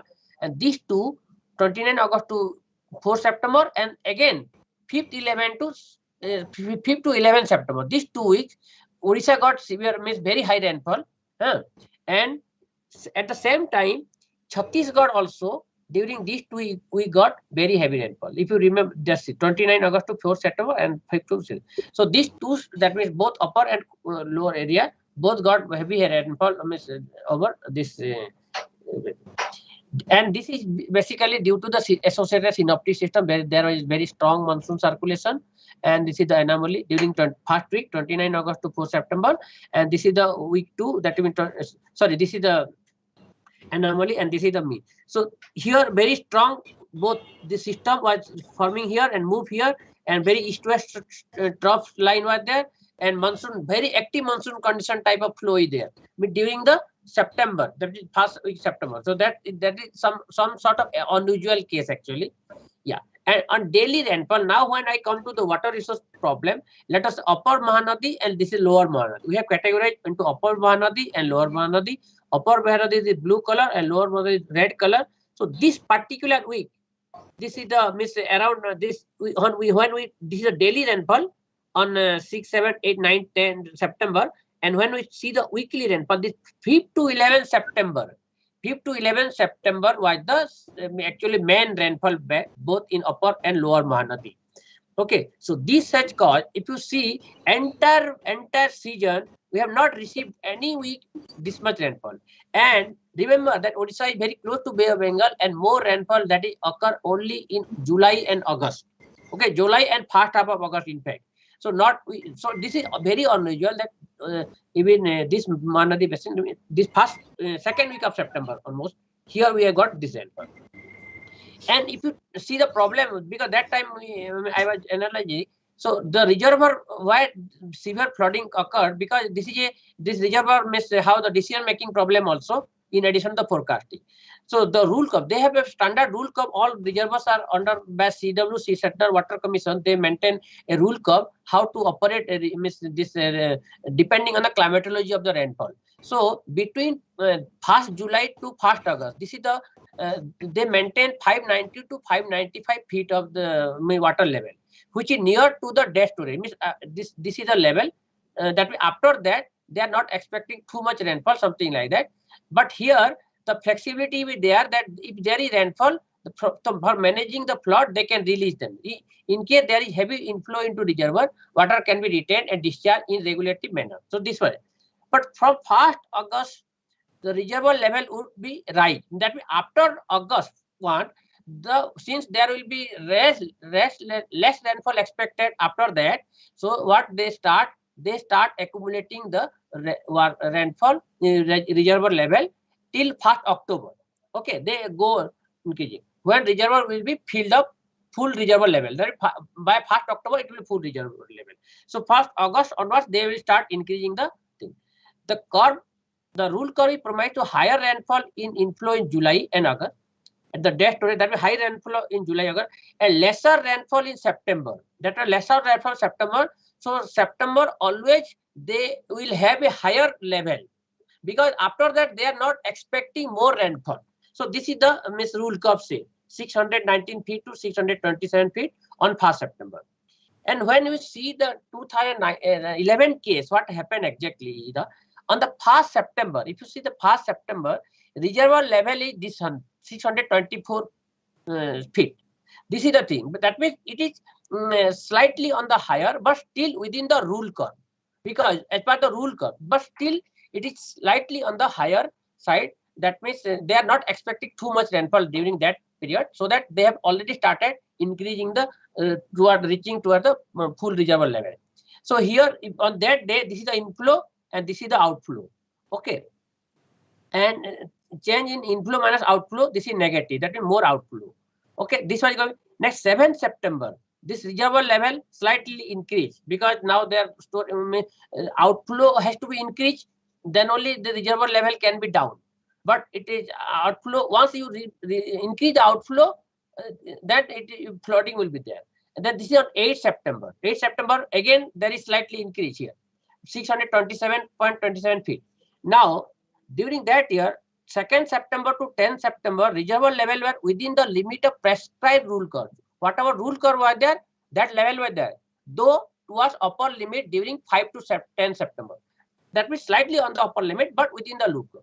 Due to this, there was absence of any flood water retaining capacity. Since it was already towards the higher level, so that flood water retaining capacity was not much that time. So on 10th of September, what happened? That we remember 5 to 11 September. So 10th September, when inflow jumped to 11 lakhs cusack at 10 hours on 10th September. That means on that day, 11 lakh cusack, that was the inflow. Dam authority were forced to release more than 9 lakh cusack of water. That was what that day it was released, which increased threat. That means, so this is a typical. There are many issues are involved here. Means what are your climatology? What are your forecast? What is expected rainfall? How much amount of rainfall is expected in 24 hours? Then discharge, whether you have capacity of holding water or not. If your forecast was accurate, you could have released some more water, but they don't want to release the more water, because if there will be no rainfall, then there is a problem. So this is a typical problem of that case, and that led to severe flood when there was nothing, particularly in September. So it was also called a man-made flood, and just like even some people also talk of 2018 Kerala flood. So during that period, we are working on having some operational extended range forecast system. So since I belong to the state, so I thought whether we are doing this thing using some whatever empirical model, dynamical couple models products were available from different agency. So we are preparing MME. So I wanted to see whether if there is some indication of forecast, whether it could have been useful for that. So that was my objective, and we did this analysis, and ECMWF, IMSP, CFS2 and GMA models products were available, and we prepared this 3-week, 4-week forecast. And just I wanted to see on best 2 weeks we wanted to see here. The 25th August ECMWF model, this is the ECMWF model. If you look at this 25th August, and this is the week 1, that is 29 August to 4 September, and this is 5 to 11 September. If you look at this thing, very active circulation associated with the system that is well predicted in the ECMWF. This anomaly also very strong. So that means circulation is very well predicted. That means system is well predicted in the model. And rainfall also. If you see, this is week 1 rainfall, and this is week 2 slightly increase, and this is the anomaly. Anomaly also very high, and this is also anomaly. This part is high, but still there are some southern part of actually is negative. So that means rainfall predicted. But this is on bigger scale. When you are to take this is from the MME. That means when we are doing MME and IMSP and ECMWF, we combine. That also was showing is active monsoon condition during this period. That means that what circulation shows anomaly. Then when we want to take a decision making process, actually where we will go for a river basin. Then we prepare the forecast anomaly over that river basin of Mahanadi, upper and lower Mahanadi, and this is week 1 and week 2. And if you see, this is the anomaly. So what I want to highlight here is, although the positive anomaly were predicted, but the forecast part, if you look at here, actually observed rainfall is upper Mahanadi and lower Mahanadi. This during 25th to August to 29 August to 4 September, it is about 60 to 70%, let us say here. And when it comes to your 5th to 11 September, observed rainfall 324%, upper Mahanadi, that is the main, and lower Mahanadi 134%.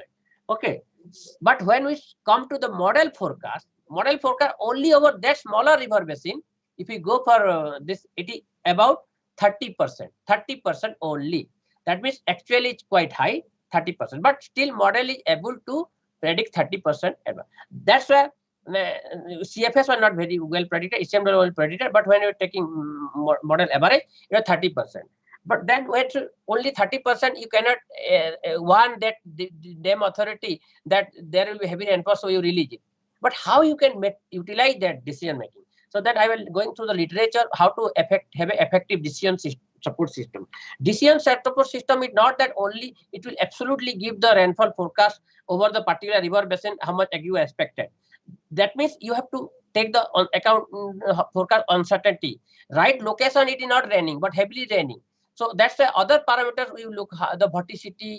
So that means this is a very clear cut case that verticity means or other dynamic parameters, thermodynamic parameters are very favorable.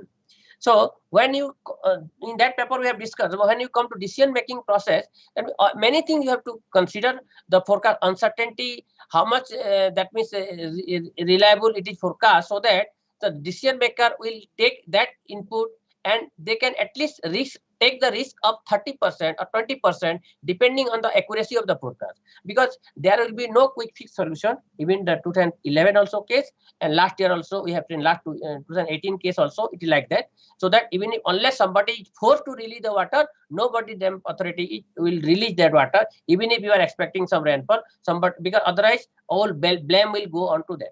So that is a clear problem. And with this operational background, that when we have evolved our operational forecasting system, and this is since the Felicitation program of Dr. Sahai Sahab, and we have worked together since beginning to have a good operational extended forecast system for in IMD, and that through MOES efforts, and we have worked together and we have come up with this thing. And now IMD implemented a own couple modeling system which were not there even 2011, but now with that thing CFS V2 models are there and customized in IITM, and these models are every Wednesday we are running, and Thursday we are generating forecast, and this you all people are knowing, so I am not going into that. But for 4-week forecast we are generating, and this is giving quite good information both in other sectors, and my area is on water resource, so I will just highlight 1 or 2 cases and then I will come to the problem. So if this is 2017, if you Maharashtra, if you remember 2017, last week of August, there was very heavy rainfall over Maharashtra and Mumbai region. I mean, and there are many doctors, some lost their life also. Yeah, probably you might have remember that one. So if you look at this one, this is the different lead time of particular that 25th to 31 August 2017. This is the week 1 forecast rainfall anomaly. This is the week 2 forecast, week 3 forecast, week 4 forecast. That means with different lead time. So that active phase of monsoon over that western coast of India, high rainfall, was very well predicted in our operational thing. And this is the comparison of four met subdivision of that Maharashtra. That is, this is the observed rainfall departure over Konkan and Goa. This is Madhya Maharashtra. This is Marathwada, and this is Vidarbha. So Vidarbha is less, but if you see Konkan, Maharashtra, so this is your week 1, week 2, week 3, week 4 forecast. So more or less, it is very well predicted. That means with sufficient lead time. Similarly, this product we are also generated SPA, standard precipitation index, in terms of your rainfall, standardized anomaly of rainfall. So this data are being used for several application in water resource sectors that can be utilized. So this is one example.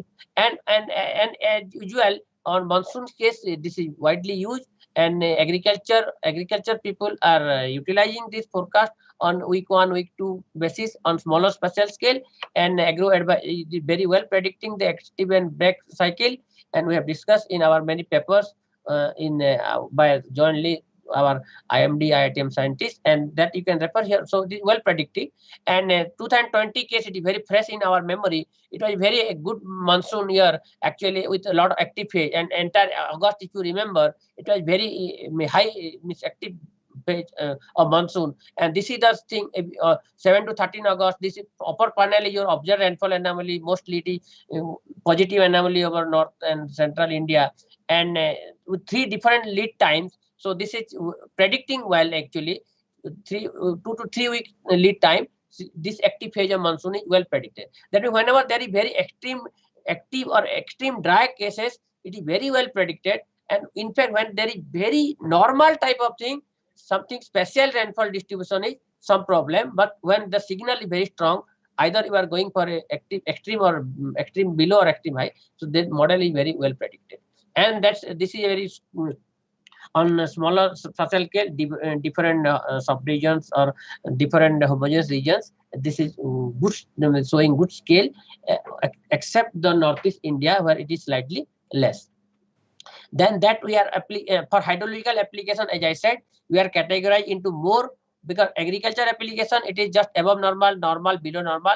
But in above normal case, whenever it is exceeding 20, we are categorized into 2, means excess and large excess, because we want to see how much rainfall actually accumulated because only 20% departure we say that is not sufficient. If you are expecting 150% departure rainfall, that is more rainfall. So like that, this way. Similarly, drought case also deficient and large deficient, whereas normal is same.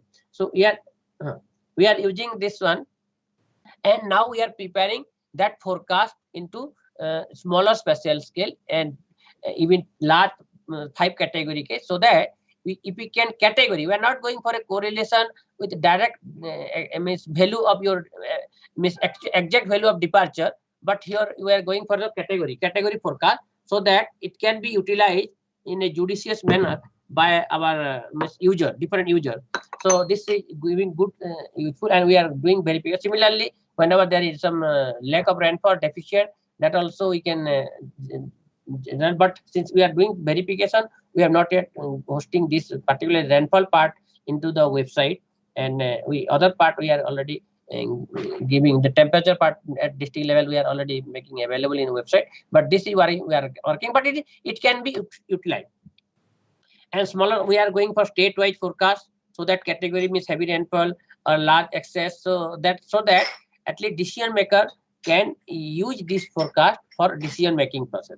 But as I mentioned initially, the exact value of forecast, that means the correct percentage may be difficult. That's why we are going for a category forecast. And once we go for category forecast, 5 category, that large excess, normal, deficient, large deficient. Okay, in that case, if it is perfectly matching the area, then we can correct forecast and correct match. If it is one away, it is partial match, and if it is 2 away forecast, then it is wrong. So about 80% it is correct to partially correct, or match to partial match. And when it is gradually the wrong forecast increases. That means up to 2 weeks to 3 weeks, this category forecast can be is having very skillful result, and we can utilize this one. And this is on week-wise basis. How this correct this is on subdivision scale. Correct category about this much. Some week can very good, but average 80-40%. Some week maybe less, and this is the week 2 correct category. That means out of 36 match subdivision, 40, if I say on average, it is about 15 match subdivision, 15 to 16 match subdivisions are correctly matching that correct category. And this is another 30% is partially correct, means 1 out. That is also useful. That also only wrong category, wrong thing is there. So this is the correct category, and this is the partially correct case, 40% week 1, week 2, week 3, week 4. But wrong, it is slightly more. So that means 2 weeks and even up to 3 weeks, we can go with a reliable forecast for all type of application, your agriculture, your water resource, and other things. But in climate service, these are all areas, means your application is not only in, as I mentioned, agriculture is widely used, and your water resource. Now I have shown many challenging area, heavy rainfall forecasting, reservoir operation, flood. So all these things are there. How this can be utilized. But when disaster risk reduction, if you are expecting some heavy severe cyclone storm, very heavy rain, that also have a disaster implication. That also there. Heat wave, cold wave, energy sectors, and human health, vector-borne disease. So that also. So many sectors we are working, and it is well known agriculture. So I'm not going to discuss here more. These people are using our division people, agreement division people are using our forecast, and smaller scale they are giving advisory to farmers at different state level. Then coming to CWC, since the expectation increases, now CWC also last year 2020 they wanted 10 river basins to select and give the extended forecast. Okay, so since we are giving that forecast on every week basis, we also did some verification over these different river basins. But if you look at this is not a very homogeneous pattern. Some river basins are very high, some are very low in size, and location also, because if the western coast and Kerala region, the predictive skill is slightly less compared to other. That's why here there is very small Udiki, because that 2018 case was over that one, that Kerala flood. So that this is how you can predict. But when we did analysis of that one, what we thought, actually there is no point in taking the percentage departure. So the hydrological problem is the accumulated rainfall. So week 1, week 2 accumulated rainfall we compared, and Dr. Patnaik, you summarize your after this is last one. So yes, this one, so all the rivers, so in this river case, one result is that the bigger river basin is showing better skill, decreasing by smaller skill. The smaller river basin are having not much skill. Okay, so in summary, so my summary, operational ERF shows useful skill for at least 2 weeks, that's fine. There you need to have a decision support system by incorporating many more factors to operate the dam water flow management. Since I have discussed this one, only it is not a only simple forecasting or the problem. There how you can make a decision support system based on many other informations, the climatology information, then model uncertainty information, probability forecast information, then the rainfall immediately the normal has to be very updated like that.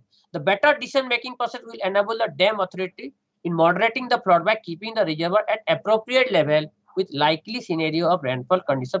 Suppose that means that also decision support system will need all this information. Thus, a decision support system can be developed in India context to balance the water storage and water release decisions to prevent lack of water in summer and flood in rainy season, because the reservoirs are having different objective also. So for managing the thing and feeding the agriculture, many things are there. So proper decision support system in Indian context, that is a need of the hour actually. But probably use a probability forecast and AI/ML.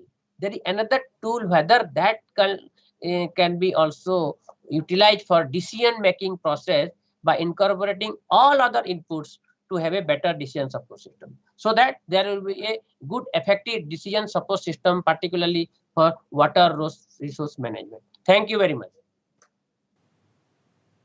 Thank you, Dr. Patnaik, for very nice presentation of usefulness of explainer and forecast for various sectors. So now I request Gyansilan to wind up this session and say about tomorrow's session. Then it will start. Any question? Thank you, sir. Sorry, sir. Any questions in Madhu?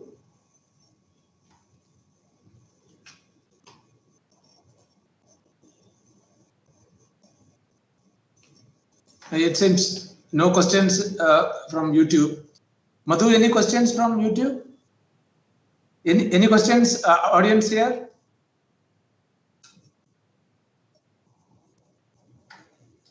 Okay, maybe because Patnaik had explained it so clearly, so that there is not much questions.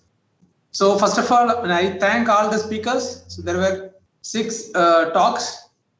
If you see, this is one of very important session covering 6 topics of very relevance to common. We got some new aspects of the monsoon droughts, especially non-El Nino droughts. So that's a topic. So we need to explore much more. And then on the regional air system modeling, there is a new concept introduced in the Indian context. So that is also very important because it is highlighting the importance of Indian Ocean.